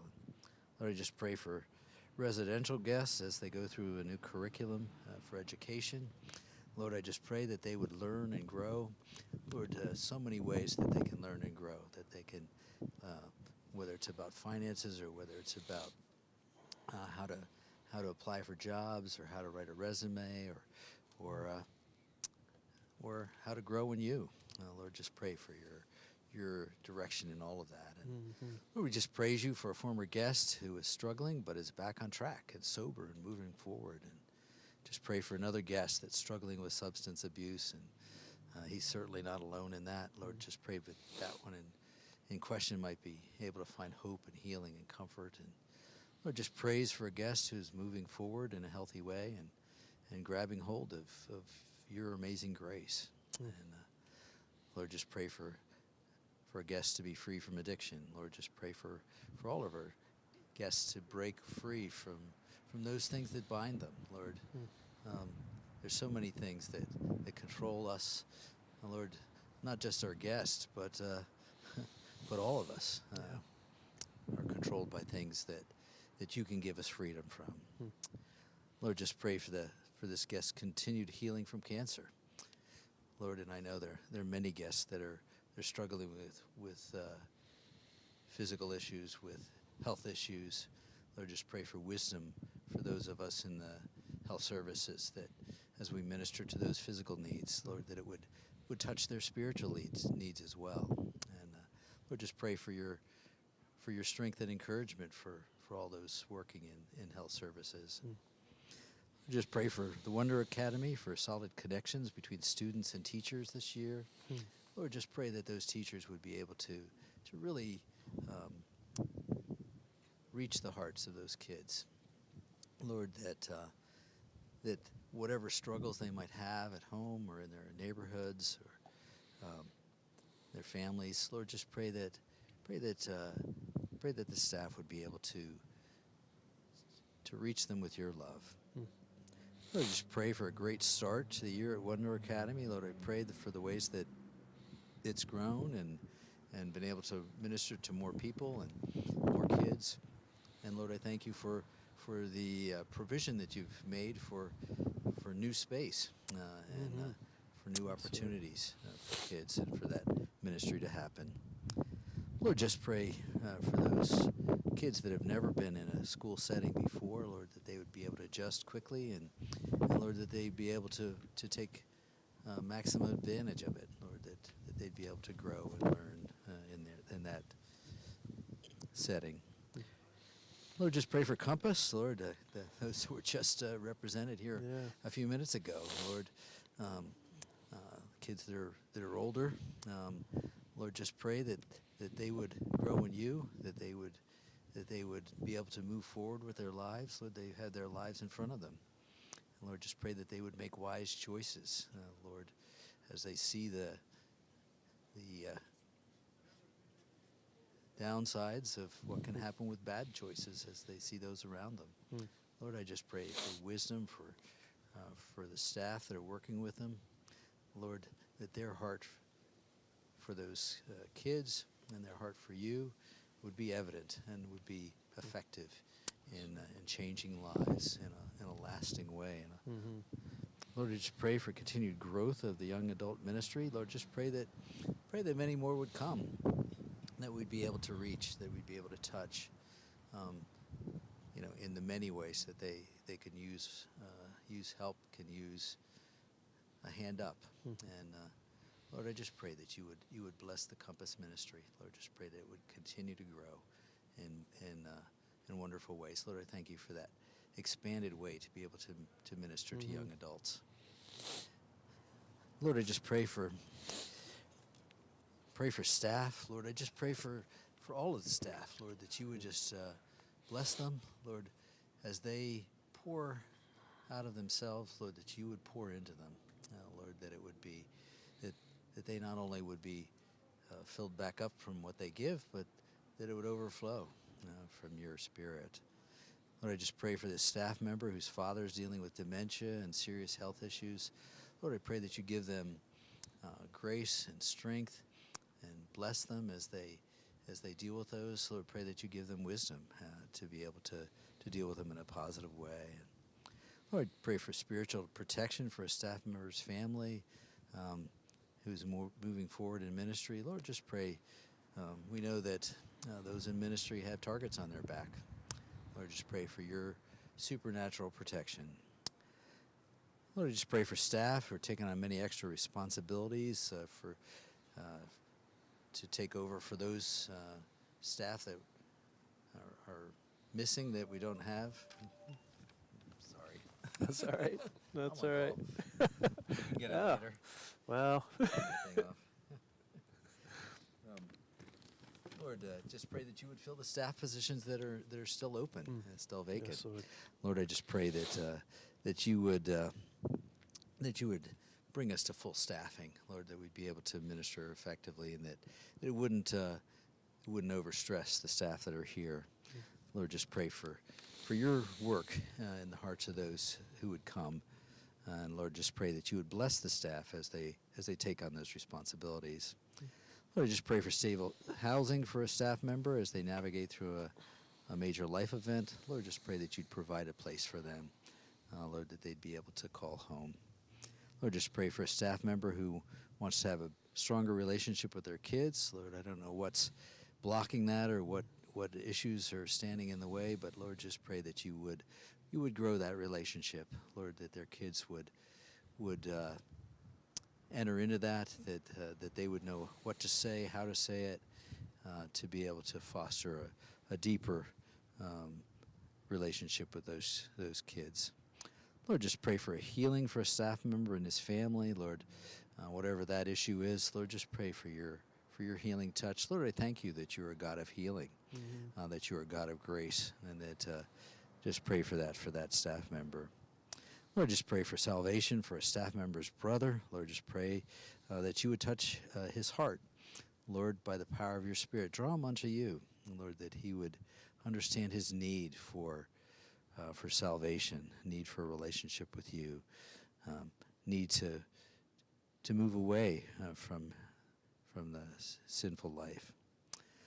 Lord, I again pray for those open positions to be filled, that we'd be able to find and hire passionate and equipped staff, Lord, not just to fill spots with warm bodies, but to fill spots with people who have a real heart for the ministry, a real heart for the clients, a real heart for those who need you. Lord, just pray for this staff member's sister who has Alzheimer's disease. Lord, just pray for the support that they need. Lord, just pray for wisdom and guidance and direction in taking care of her. Lord, we pray for the advancement team as they take care of the financial partners for the ministry. Lord, just pray that you would give them wisdom and guidance. Lord, pray that they'd be able to face those challenges and meet those needs. Lord, just pray for staff members who are experiencing various other health challenges. Lord, just pray for your health and for your grace for them. Lord, pray for a staff member who's experiencing challenges in their family. Lord, you know what those are. You know what needs there are. You know what needs to happen. And Lord, we just pray for your Spirit in that. And Lord, just praise you for the blood of Jesus and answered prayers. Lord, where would we be without the sacrifice of our Lord? Lord, thank you for that. Lord, pray that we'd be unified as a body of believers, marked by love for God, our guests, and each other. Lord, I just pray for that unity. Lord, I just pray for perseverance, Lord, in ministry that can often be difficult from day to day. Lord, just pray for God to make a way financially for a staff member's spouse to be able to stay at home with their daughter. Lord, to be able to provide for her needs. And Lord, just pray for your grace in that and your hand in that. Lord, pray for staff members' acquaintance who worked at Appalachia High School in Georgia, where that school shooting took place. Lord, just pray for the grief and trauma from that, for healing, Lord, from that event. Lord, just pray for our financial partners in the ministry. Lord, just pray that we'd be able to build closer relationships, help draw them closer to God, Lord, that it wouldn't just be about their ability to be able to provide resources, but Lord, that they would be blessed and that they would be blessed far beyond what they've given. Lord, I just thank you for a great evening at Reverberate. Lord, I thank you for that wonderful time to praise you together with so many other believers.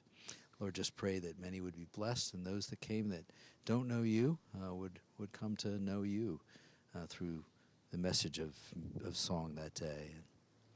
Lord, just pray for more volunteers in the Outreach Center. Lord, I thank you for that opportunity to reach those in the community, and hopefully that they wouldn't experience homelessness. Lord, to be a prevention and to be a ministry far beyond our ministry to guests here. Lord, I thank you for the new volunteer doctor serving in health services. Subbed in for me.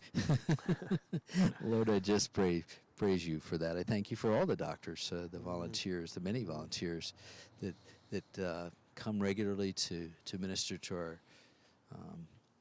our guests here, volunteer dentists, and Lord, just pray that you would send a dentist that could come full time to be able to meet the many needs for dental care among our clients and people in the community. Lord, we praise you for Wonder Academy music teacher volunteer who will be joining us this school year.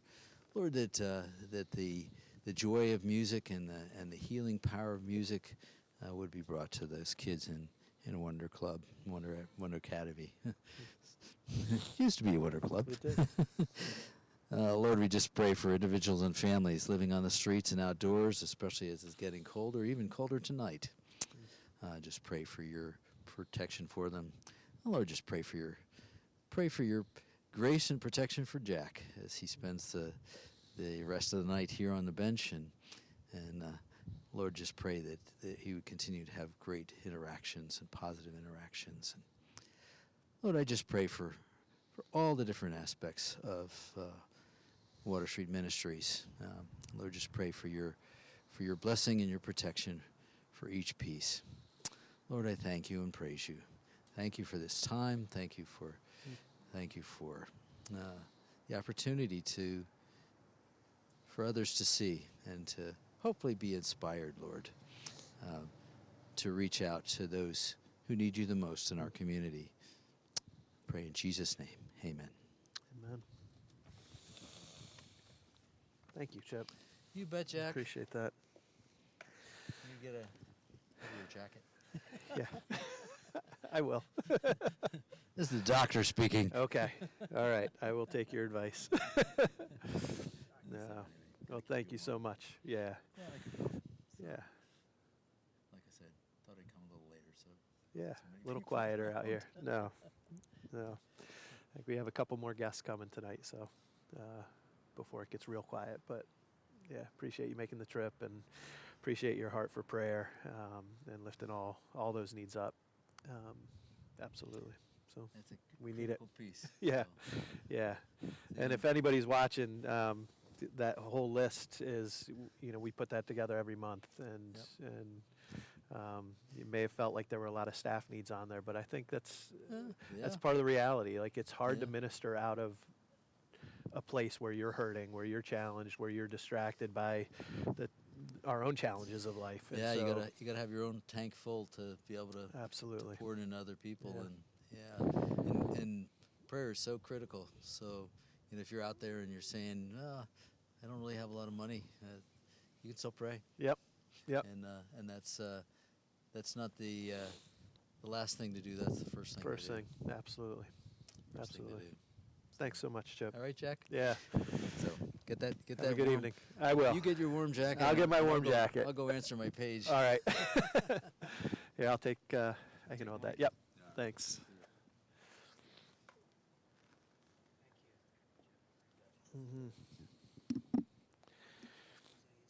Okay. Great. Oh, hey. How you doing? Great to see you, Jose. Thanks so much for coming out. No, I couldn't. Getting the late shift. I figured I needed to do this with you. We'll give you that. Absolutely. Well, have a seat. That's the concept, is we're going to have a conversation on the bench. Okay. So, Is awesome. it going good? Yeah, it's been I was going watching good. a little bit before. Okay. Oh, absolutely. Yeah. when you brought up this concept that you were doing this at our cohort meeting we had last week, Yeah. I was like, I need to participate in that. Yeah. Yeah. I'm glad you could be here. Oh, And, absolutely. Shelby was here earlier. Oh, I don't know she if you was? caught her when she was on, but yeah, she signed up right away too. And it's great to have her here. Yes. So for those of you, anybody watching who doesn't know, this is Jose Lopez. Jose is the CEO of SACA and SACA Development Corporation. And SACA has been just a presence in our community for years. Is it 40 years now? No, 51. 51 years. Oh my gosh. Led by our former CEO and founder, Carlos Guapera, who's a stalwart in this community. Absolutely. And he was there leading the organization for 50 years. Yeah. Yeah. Yeah, I think I knew Carlos as that guy walking around my neighborhood before I knew what SACA was. Sure. Because I moved here in '93 and moved on to South Christian Street in '95, and then I've lived on Locust Street. So I'm right around the corner from General Cigar Building, and not far from the old SACA headquarters at Pershing. Yep. And yeah, I would see Carlos walking around. I was like, who is this guy? I see him. He's always going in different directions all over the place. And at a community meeting, then I found out about what SACA was and who Carlos was and the impact that he's had. And that you continue to carry on that legacy. And SACA does a little bit of everything. Yes. Yes, we do. Social services coming alongside, older adults, those struggling with addictions, but just the community in general, SACA DC with the housing. Yep. But yeah, maybe let's start with just a little bit of that. If Sure. just want to share just a little bit. I can talk about all of it. Yeah. So, obviously I've known Carlos for a long period of time myself, as my family came to Lancaster in the mid-'70s. To the Pershing Green Street neighborhood, which is right up the street, down the street from our facility at 545 Pershing, which is where SACA was started in 1973.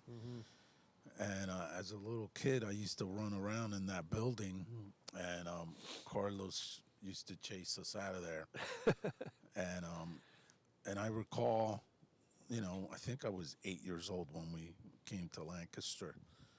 And my parents went to SACA to get help on getting acclimated to life in Lancaster.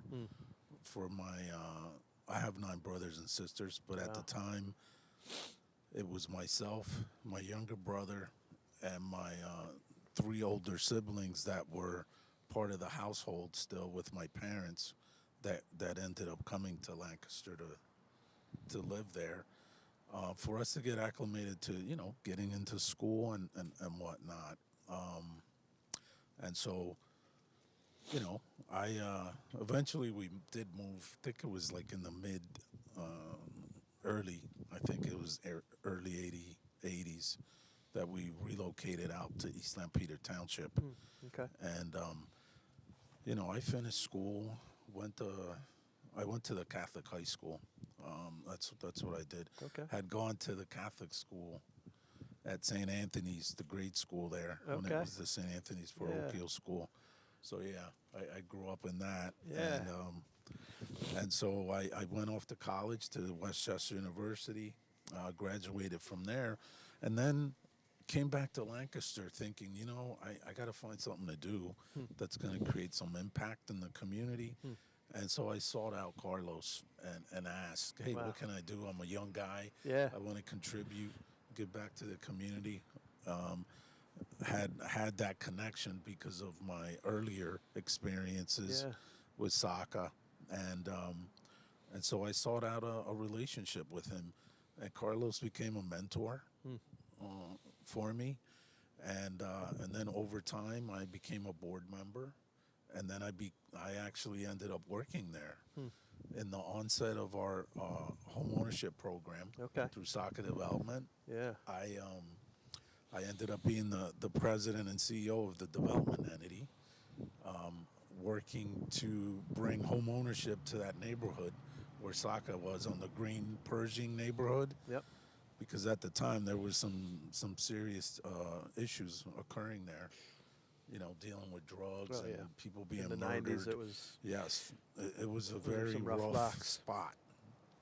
And so we sought out to create and change the dynamics of a mostly renter neighborhood, to try to do a house at a time, to create home ownership opportunities for families that excuse me, that live at were at 80% or less of median income. Yeah.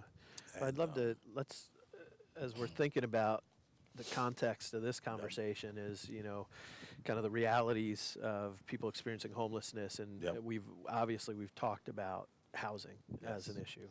It's not the only issue, and sometimes it's not even the presenting issue, but it is a huge part of the problem. It's a big part of it, and then of course, all the other issues related.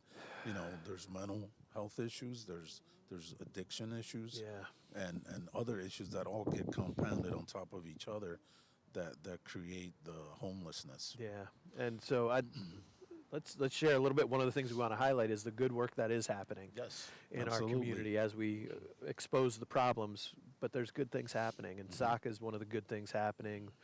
The work that you've done around home ownership, and so started with some individual houses on Green and Pershing, but you've done multiple over the years, multiple kind of concentrated developments of for sale housing, and always targeting kind of families that are at or below median income. And so how many houses? So right have now I think Saka we're. I done? was counting that the other day. I think we're at 250, close to 250. 250. Yes, I mean, but That's we've amazing. been doing this since that time frame. Mid 90s till today. And so, we've also constructed 78 brand new townhouse units throughout the Southeast in various locations. The last project was there on Chesapeake that we built Conestoga North, and that was completed last year. There was 18 townhouse units.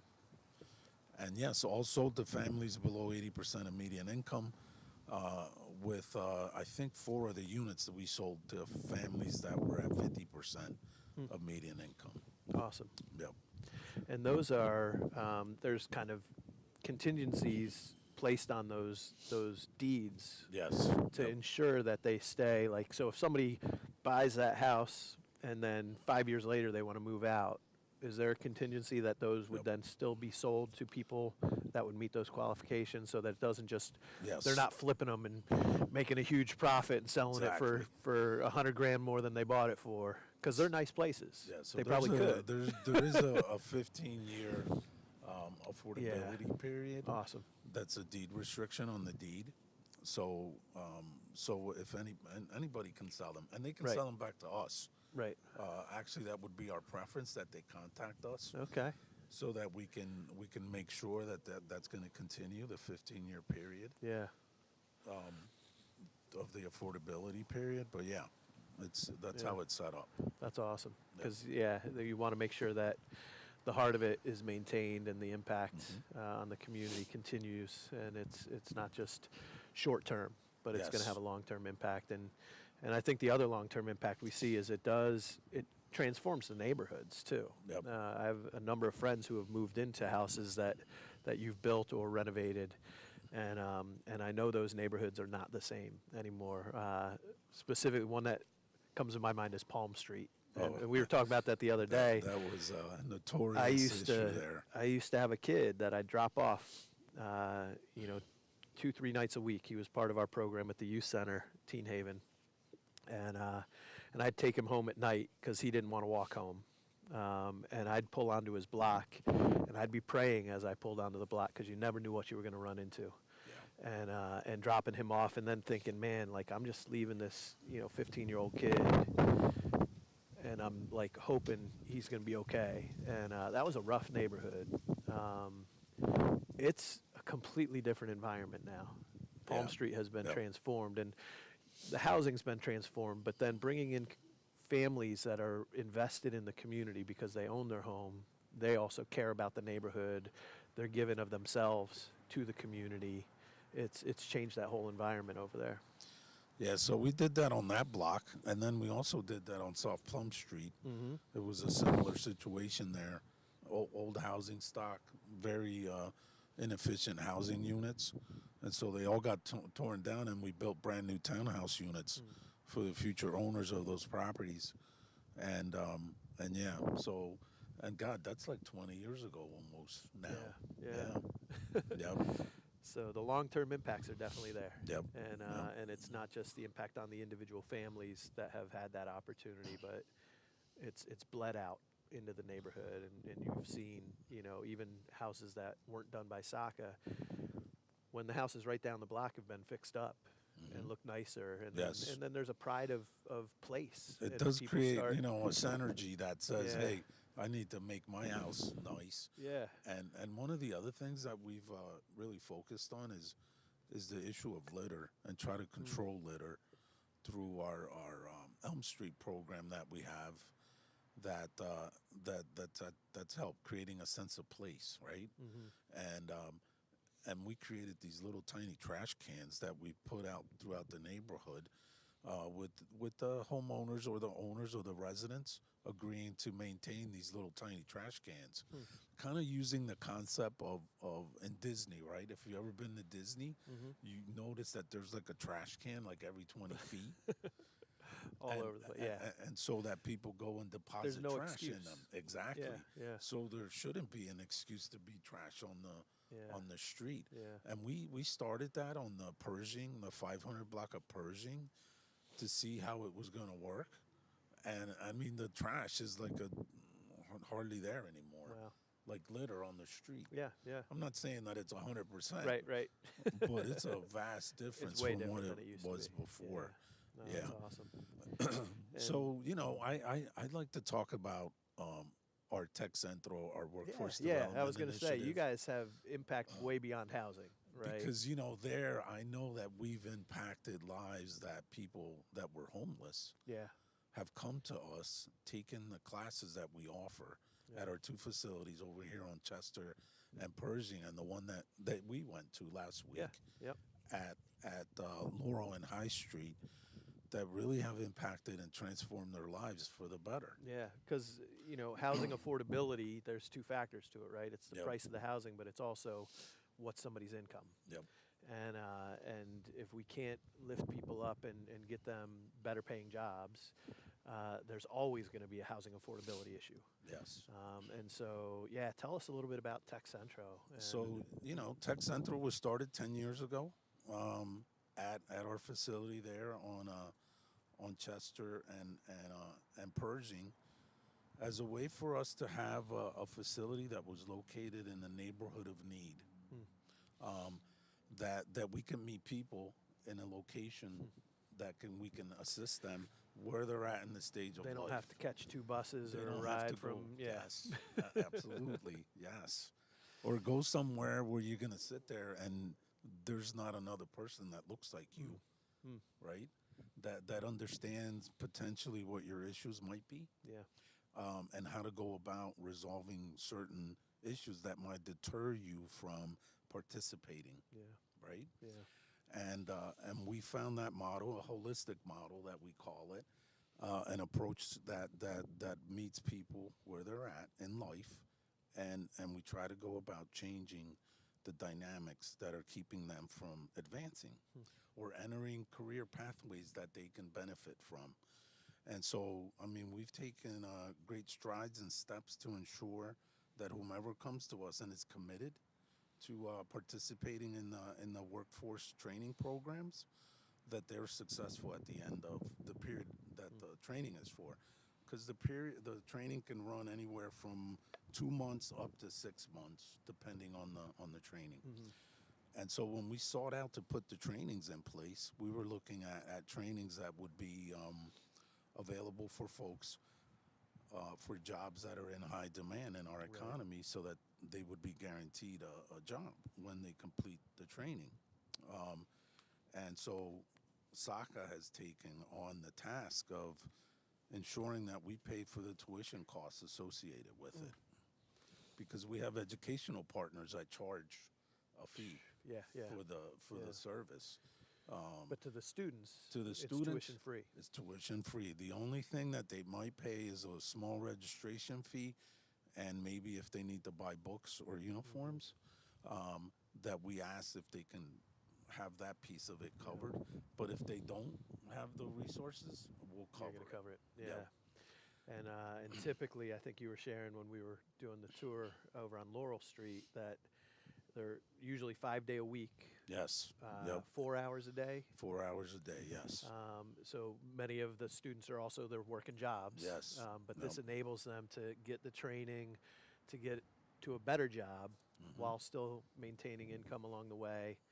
I mean, it's a phenomenal program, and they're targeted. I love you emphasize that already, but they're targeted to high demand positions. Yes. So they're going to graduate, and they're not going to be like, oh, wait, there's only one company that needs this skill. They're learning skills. They're getting certifications that are going to be translated into real jobs. Yeah. So with our educational partners, Harrisburg Area Community College, that is our main partner and instructor for the allied health programs that we offer. And also our other partner, Thaddeus Stevens College of Technology, who's our partner in our trades training programs that we have, mostly at the facility on High and Laurel. Yeah. They've done the studies that say, hey, these are long-term jobs that are available for a long period of time in high demand that pay sustainable living wages. Yeah. That if you had trained folks, they can jump into this career pathway, so that they can be successful at the end of the day. God, we have so many stories from some of the students that have come, and years later they come back and tell us the story of where they're at in life, and that's the thing. That's the gratifying thing that I get as being the CEO of this organization. That I see that, and I see the impact that we've created in changing and transforming lives of people that were at one point homeless. Yeah. And let me tell you, we had a homeless guy at the first cohort of students that we did at our facility at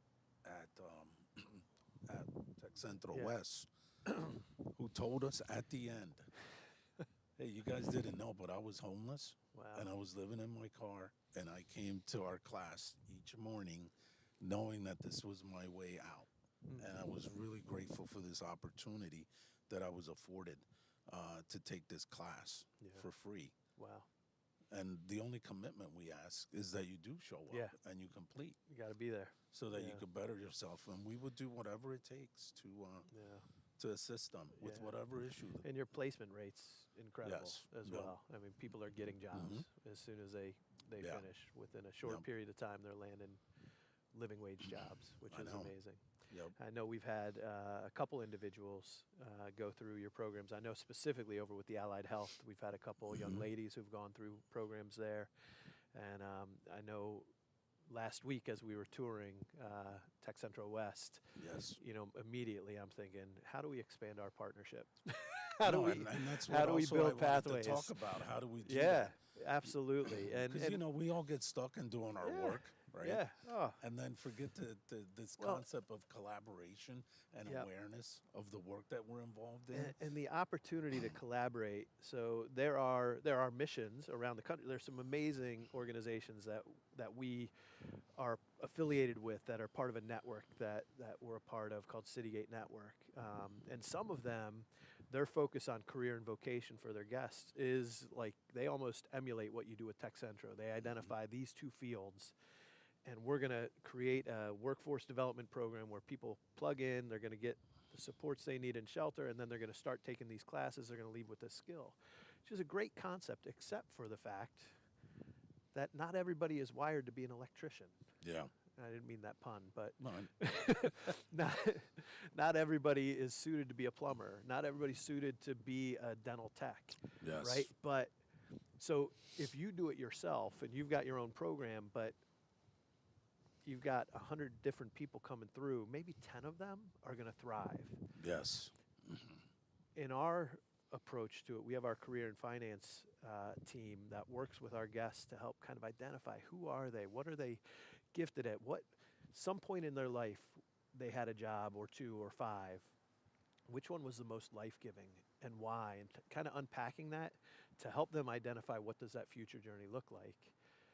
But with somebody like you in the community, with Tech Centro, with multiple pathways, multiple career opportunities, when we identify, when we walk with our guests and determine, oh, this person loves numbers, they can't stand being with people, so being in a retail job would be terrible. But if they could do something behind it, wow, maybe that could translate into some electrical engineering type stuff. They could become an electrician because it's, they're figuring out how these switches operate and making the connections. They're wired that way. Somebody else who has a heart of compassion, a CNA program would be awesome for them. We don't have to create that program in-house.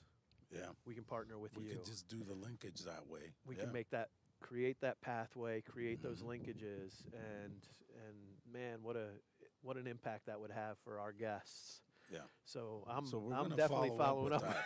No, 100%. And I'm saying it here. I'll be held accountable because people are seeing it on the screen there.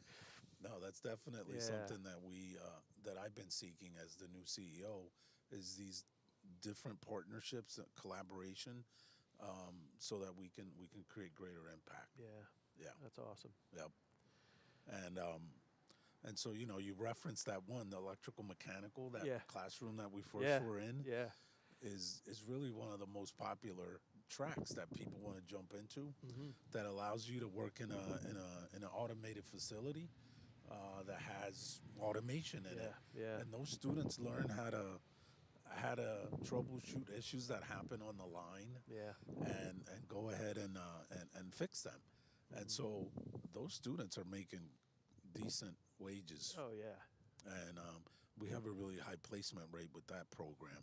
That's sure. Fantastic. Yeah. And I know you've got you're working on the basement over there, so you can start a welding program as well. Yes, a welding and metal fabrication lab. So we just had the booths that are part of the welding instruction delivered this week. Okay. Those things weigh 1,500. No, is it 1,500? Yeah, 1,500 pounds. Wow. and we were trying to unload it because High Street is an incline. Yeah. We had to turn the truck around so that we can pull them off, kind of going on a more level. Yeah. That'd be dangerous. The building. Yeah. That was a little. They have you doing the adventure. heavy lifting on that, or no. I don't even know how to drive a forklift. Yeah. Come on. I'll supervise from over here, from way over here. You guys do that. My guys that are managing the renovation project took care of it. Yeah. No, it's a fantastic facility.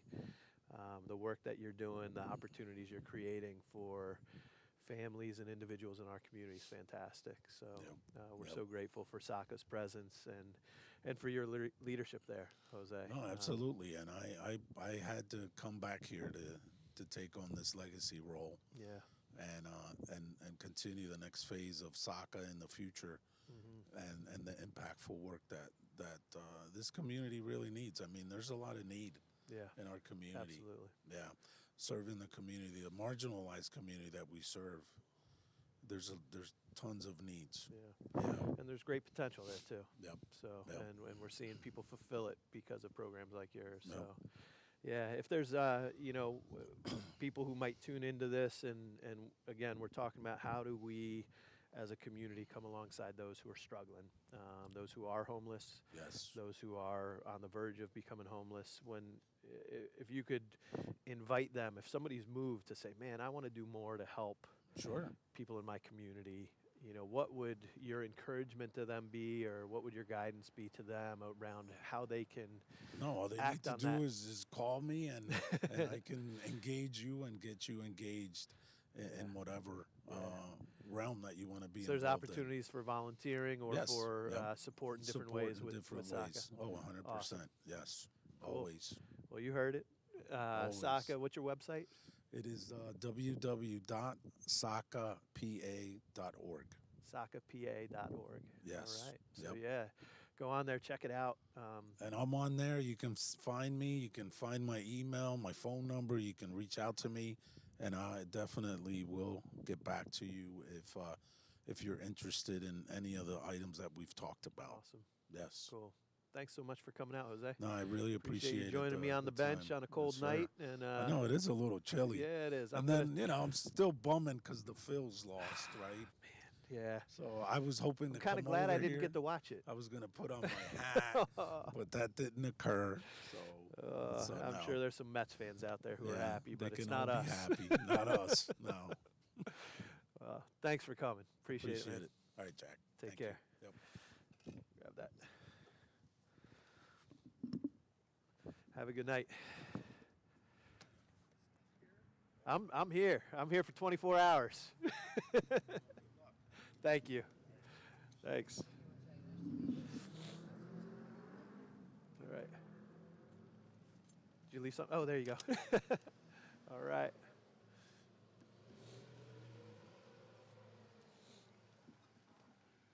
All right. I think that's Dave Costarella coming. I'm gonna take a couple-minute bathroom break.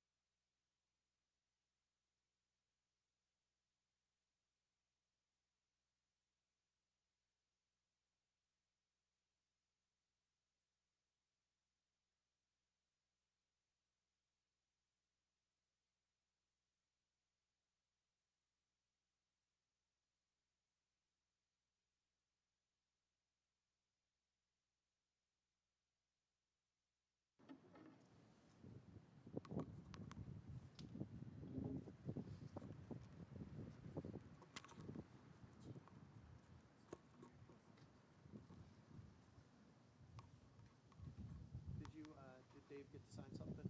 He did. Okay.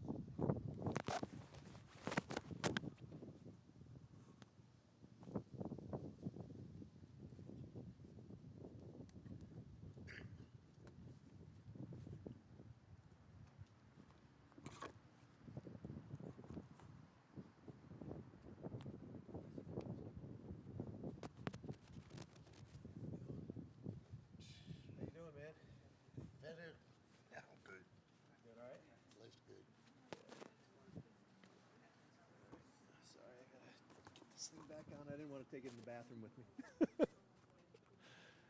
That wouldn't be. All right, come on over. It's good to see you, man. Thank you. Yeah, absolutely. Absolutely. That's for you. Just if you hold it in front of it. Sucks on this. Is it? I've heard. I've turned my computer the whole way up. While I'm Okay. talking, and you can just barely hear it. I don't know what they said. The one is it? Did you do it on Facebook or on YouTube? On your site. On our site. Okay. Yeah. Yeah, I don't know what's going on with that then, because they thought they had it working pretty well. They had a couple people checking it on their computer, so it might vary from computer to computer too. So. Okay, I sent you a text at like 5 o'clock. About that, about the sound. That, and asked you what you wanted me to bring in. Oh, Riverside was out of their soup, so I wanted to bring in Oh. soup. I'm okay. Actually, somebody just brought me some chips, bologna, and cheese. I'm good. I had dinner, and somebody brought me some hot cider, so I'm okay. I don't want to have to make too many trips inside. No, I was trying to think how I'd manage me Yeah. doing this. Yeah. No, I appreciate it. So, yeah, if you can hold that straight up. Are we on? We are. It's live stream. Shit. It doesn't.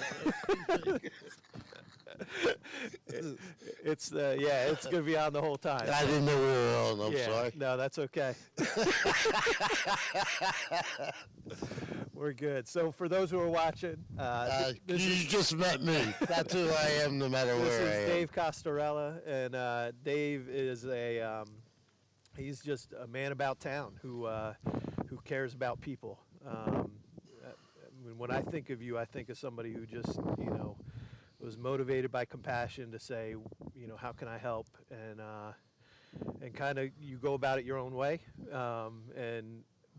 but you love people and you don't want people to suffer, and so you've tried to come alongside and help people as best you can. Also a blues musician with DC and Company. Correct. You may have seen him and his band out and about different times. I know I've seen you before, some stuff downtown, and loved the song that you wrote to honor our Just neighbor Let Me Stuart. Lay Down is what it's called. And we did a music video of it. We put a lot of people came out and put a whole lot of effort into this. A lot of hugely talented musicians. Yeah. And then I asked my people that on the streets to put their voice and face on this, just to let's fight, let's show them that we are human beings, and we have to take care of each other. We are part of the community as much as anybody's part of the community. Just because we're down or just because we're up makes us no less. We are one community, and as soon as we learn that, we will fix this. Yeah, I think we'll get a lot further. That's for sure. And that's the heart of this, is to raise awareness. We know that Water Street's one part of the community. There are many other pieces. There are many other organizations doing good work, but there's also more need than we're currently able to address. And so that's why we want people to be aware and think through, like, how might I get involved? How might I, come and help people? Maybe you could share a little bit of your story about how you first started connecting and helping people who are on the street. 'Cause I Okay. think that's powerful. Yeah, how I started, I was helping a young lady get off of heroin, and we were doing a project at the Boys and Girls Club, and they got new management and didn't need any of the services we were providing, but I needed her to be able to step outside of herself for just to get healthy again and not to dwell on. Okay, so somebody at a bar told me, yeah, I was just downtown feeding the people sleeping at Ben's Park. I said, who's sleeping at Ben's Park? He said, oh, there's a ton of them. I didn't know that. This was about 9 years ago. And I went out and looked at it, and I said, wow, there's a lot of people sleeping at Ben's Park. I said, this will be a great project for us to look into. We didn't know how to do it. We just went out with some crackers and water and let them teach us how to do it. And she was great at it. She had a nose for where to look, what to do, and after a short amount of time, they taught us what they needed and how to approach them and just how to be with them. And right after that, she graduated. She now has 2 beautiful babies that are like 4 and 7. Okay. And a beautiful family, and I'm still stuck here. She graduated, I'm stuck here. But I turned that into my people on the streets, and from December through April, I take care of the people that are sleeping on the concrete. I go out at 9:30 at night, and then I come out with food, clothing. I provide sleeping bags. But most of all, I say it's good to see you. And then I end up with a relationship with these people. They're now my dear friends of mine. And some people have moved on. Some people have gone past. Some people are in jail. Some people are raising families and doing great things. But after about 3 or 4 years of that, and then through COVID, when we were allowed encampments, I realized we can manage this. This can be managed so easily. Not easily, Right. but we have to give them we have to make this theirs. If we provide a bathroom, it's their bathroom. You take care of it. We can't say, you can use it. Right. But if we say, you can lay here, you need to keep your area clean, respect the property around you, and respect the people around you, and we can make them grow from there. But they need a spot to grow. They need responsibility. Okay, and then the city and the county kept putting in the press how they got to get rid of them. They're a health hazard. They're this and that. They never gave them a bathroom, and I don't understand why they don't realize people need to use a bathroom. But if you don't have a bathroom, I mean, picture yourself the first time that you need a bathroom and there isn't one, no matter where you're at. And the first time you have to deal with that in public. And if you're in charge of people, you need to know people need a bathroom. And if you don't know that, you shouldn't be in charge of people. And if you do know that, you should be in jail, because that's a very cruel, torturous thing to put anybody through. Okay, and so anyhow, I said a year and a half ago, April 2023, when I was done begging for socks for the winter, I started begging for $20, just so I could hand them $20, clean up this park, show them that you're capable. I know you're capable, but show them that you're capable. Show them that we're not just dirty, that we're not useless, that we are capable and we'd love to be part of this community. We just need something to do, and we need to be included in our own help. So you've touched on a couple things. You talked about like responsibility and purpose are two of the things that I'm hearing what you're talking about, that when people are at that point where everything feels like it's stripped away, and in situations where they may not even feel human, right? Like, where am I going to go to the bathroom? What am I going to do? When in your relationship, you've brought a sense of responsibility and a sense of purpose, and how that can change somebody's mindset.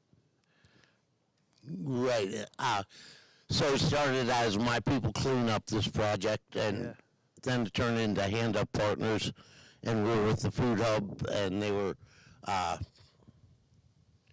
able to help us out receiving tax deductible donations. And So people can contribute to it and right. get a tax deduction. But now we just as of last week, we are a 5013 Hand Up Partners. Okay. And the bank account just got there. I just got to figure out how to deposit. And that'll happen this week. Awesome. Awesome. I have a man named Lloyd Schaefer, who's reached in so deep. He's on the board, but all the paperwork that we've done and there's a ton, and then I just realized there's a ton more. But we have a 3-person board that just had our first meeting a couple of weeks ago to turn this into a 9-person board. Wow. And we are bringing in some of the most beautiful heavy hitters, not heavy, just beautiful people Who care who care and know how to get things done. And what we just scratched at the surface at, and what I've been struggling with my money as I can make in construction, and with the donations that that people were so great gracious with. Just so they gave I'm dealing with people that don't have any money that are supporting us, and that we made it this far is a miracle. But now that we have our 501, we'll be able to, we have money waiting for us since we lost the 501. Awesome. Okay. That as soon as you have that, you'll be able to access we'll that be money. able to kick it That's in. awesome. But when I hired Michelle at Colton Park, right back here, she started cleaning up, and she was like the mother of the park. And when she started cleaning, she put some, everybody respected her and said, don't mess up. Okay, and then Amos at Zoe, he and the Parks Department contacted Jess King, who was she was with the city for a while. with the city, staff. and somebody that had my back. Yeah. Okay, and That's I miss her. I miss her strength, and I miss her friendship. But they both reached out to the mayor's office. Hey, what happened to our park? Why is it usable again? That's And awesome. Jess hooked us up together, and then so he's Amos started saying, hey, this is working. He read my booklet. He read my booklet, and he said, let's find a way for this to work. And he's been supporting it, and it is a hot mess. Parks are no place, are not the optimum place for a homeless community to be. Right. Because they're supposed to be for families, for You want to be able to take your kids to the playground and right. feel comfortable and safe. And But our mayor and our county commissioners have refused to provide any other place or put serious intent into finding a place other than that. In fact, they kicked them out of every place that provides them with some shelter and blocks them from the wind, the rain, and they have access to the resources in town. And I have nothing against any human being at all.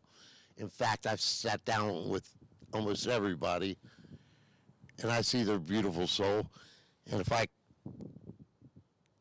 know I can lift these people up, my homeless friends, Yeah, yeah. it seems like it should be so easy to take the people in charge and make them do the most human, just be the human beings. The homeless community is the most resilient community. Like, I'm vulnerable. If I get thrown out tomorrow and I don't have a bathroom, I have dentures. If I don't have a place to glue my dentures in, Yeah. How you gonna if make I don't have my 20 minutes before before I do anything, Yeah. I'm a mess. Right. I mean, I hear you.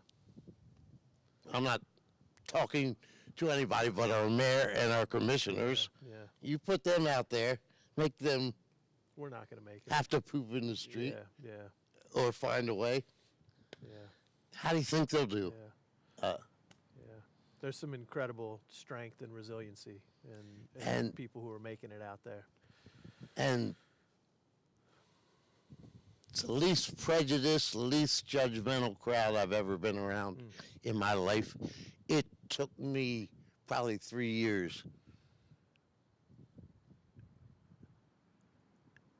to shut up and quit telling people how to be and just shut up and listen. Yeah. But I get people, there's no I. People start cleaning, Yeah, yeah. people get involved. They want more work. I don't have more work right now. I don't. We have one of our cleaners that will be on Hand Up Partners board Yeah. as of next week, Great. and he is turning into somebody. Did I hear that you're looking to expand that as well? And somebody reached out, somebody who you had connected with wants to target the southeast. 7th Ward, yeah. And start doing cleanup projects. over Yeah, there as Philip, well. he's doing a great job, and he's doing it. In fact, I'm paying him a couple days a week to do it. Okay. But he's doing it 4 or Wow. 5 days a week. Wow. Just because he sees it, Yeah. and it's That's amazing. where he grew That's up. Amazing. Yeah. We need some sponsors for it. I mean, Yeah. yeah. $20 are working an hour. Yeah. Hour and a half, whatever. They're cleaning up an area. This is making a difference in their day, in their life. Right. And as we put this board together, like we are just scratching on the surface. Just the last year I've been trying to hold this together and haven't been able to expand what I'm doing. Right, right. It is endless what we can do. As soon as I can afford an outreach worker to work with these people, Yeah. in 2 weeks after somebody starts cleaning, Yeah. all of a sudden they remember who they used to be and what they want to do, Yeah. and then that's a time that they need somebody to be there with them and say, Yeah, to help them take that oh, next you want step. your ID now? You want your Yeah. ID? You know, Yeah. it doesn't matter what level they are. I have. Well, yeah. If I'm I, can sorry. if I can just comment on that, because I think that's a key thing. Somebody might be looking at this from the outside, and true confessions. You know, when I first heard you were doing it, I was like, okay, so $20 a couple times a week, it's not going to change somebody's life, but it's not the $20, right? It's that lifting of your head. It's the hey, I had a positive impact. I earned this $20 instead of just somebody gave it to me. Suddenly that can be the turning point for somebody to take the next step, because we know like that the leap from sleeping on the streets and getting $20 for helping clean the park to getting a job, getting a place to stay, maintaining that long term, that's a long journey, but it has to start with something. And I love the fact, Dave, that you've, outside of the bounds, because that's not a traditional thing that like missions or social service agencies or government can look at it through that lens. It takes somebody who's on the street, who's walking with people and looking them in the eye to say, you know what, the first step, we have outreach workers, and I know you connect with the outreach workers. Oh, we have some of the most beautiful outreach Yeah. workers. And this adds another, so like even as you said, like some of the people on the street that you're working with, they don't even want to talk to an outreach worker the first couple times they come around. But over time, you can build that trust, build that sense of like, okay, I love how you said they remember who they used to be. And they remember what they want to accomplish. No, and we have some of the best outreach workers. These human beings are making next to nothing. Yeah. I don't even know how they can inspire. Look, you can live my life. You can get all better and live my life and not be able to afford to live it. Like, it breaks my heart.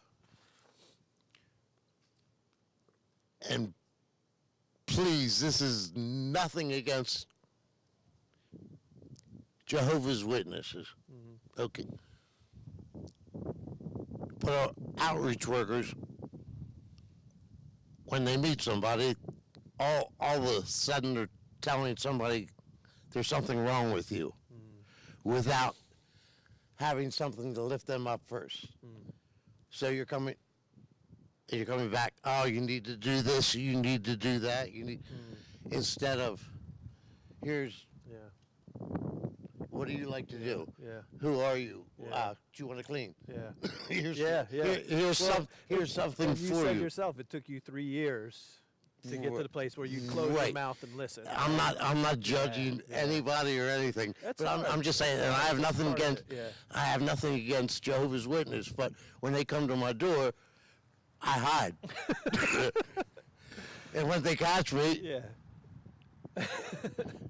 I never listen to what they say. They might be able to save the world, but I never heard them because they're telling me I'm deficient. Yeah. And there's something the matter with me. Instead of saying, God, you're beautiful. Yeah. What are you up to? Think you can clean for an hour? Yeah. And we have group cleanups right now. They're once a month. Okay. Back when we had money, they were twice a month. Yeah. And we do right now. So they have $5,000. I'm waiting for a check for because now we have a bank account. Yeah. Okay. Yeah. But what was I going to say? The last one was a couple of weeks ago. 52 homeless human beings walked from every end of Lancaster, 12 blocks, whatever, Yeah. to be here by 10 o'clock, to put on a vest and get a grabber, and then to walk 8-10 blocks cleaning up trash. Wow. Yeah. And to be so grateful. Yeah. And then some of my homeless people, I hate keep saying homeless, but that's, I mean, that's they're that's your what they friends, are. your neighbors. I mean, they're they're my people, I'd like to say, but Yeah. to let everybody, they man the grill, we cook burgers, Yeah. dogs, and we have a community lunch. sense of community that community lunch together, and the rest of the community Yeah. comes in and eats with us, and everybody gets along. Everybody is happy, and everybody is not homeless for like 2 hours, and they have $20. I mean, so they're not useless. They're not lazy. 52 people will walk that far Travel all over just to be a part of that. Yeah. and to work and to make $20. Yeah. We need to reevaluate, and that's why I'm hoping when we bring all these board members to hand up partners. Yeah. So it's not just a hand up; it'll be a ladder, a step up, and when somebody's ready. But we have people that I've known for since I started this that taught me how to provide and how to just be with the homeless people. They have mental illnesses, and as soon as they started cleaning, they did a better job than anybody. They are off their meds. They are 10 times calmer than they used to be. Change of seasons will still screw them up, and something will happen. And something, but they are 10 times better than they used to be if they had a place to lay down. Just a place to lay down. And knew their stuff would be all right, and knew they'd be all right. And didn't have to worry about that. We wouldn't even have those ugly moments. Dave, I appreciate you coming and sharing your heart and about help hand up partners. Want to get that right, so people can check it out and people can support it if they want to. That's part of what we're doing, is we want to shine a light on those who are coming alongside those who are struggling, and this is a unique way. A lot of people have heard of Water Street, they've heard of Tenfold, they've heard of the Food Hub, and all of those were all important parts of the network that's going to help. And we can't help everybody, you can't help everybody, but if we can get more and more of the community involved, that's why we're partners. It's not just us. We partner I love with. that in your name. So Hand Up Partners is intentional in your Yeah. name. Oh my God. No, I have socks from you guys to start my year out. Great. This winter. And let us know if you need more. No. we are, I'm yeah. sure you, We need more. Yeah. No, we need to be able to find our people. And can I say this? And I know this will solve it. And I've been saying this for years. If the county commissioners and the mayor's office would get past their differences, would have a joint press conference and say, hey, this is a community problem. This is real. These are our citizens. These are human beings. We need private sector to get involved. We need businesses to get involved. We need a place for them to lay down. Let's start from there. We can't handle this. They don't have to say, we don't want to handle this, but apparently they don't. All the money trickles down, but that will solve it. Once they say it's allowed to care, you're allowed to love these people, instead of they're dirty, they're bad for business, they're this. That's all they say. They criminalize them, so the churches can't touch them because they're criminals. They're not criminals. I mean, that's a symptom. It's a symptom. It's not. It's not who they are. Right. Right. I'm not saying everybody. I mean, somebody you're in a park and somebody's acting out. They kick everybody out of the park. That's like being in an apartment building and your neighbor 3 doors down is having a domestic battle out of the apartment building. Right. These are human beings that are suffering and getting more damaged by the way our government treats them. And I'm telling you, all the money comes from the county to work to provide for the homeless.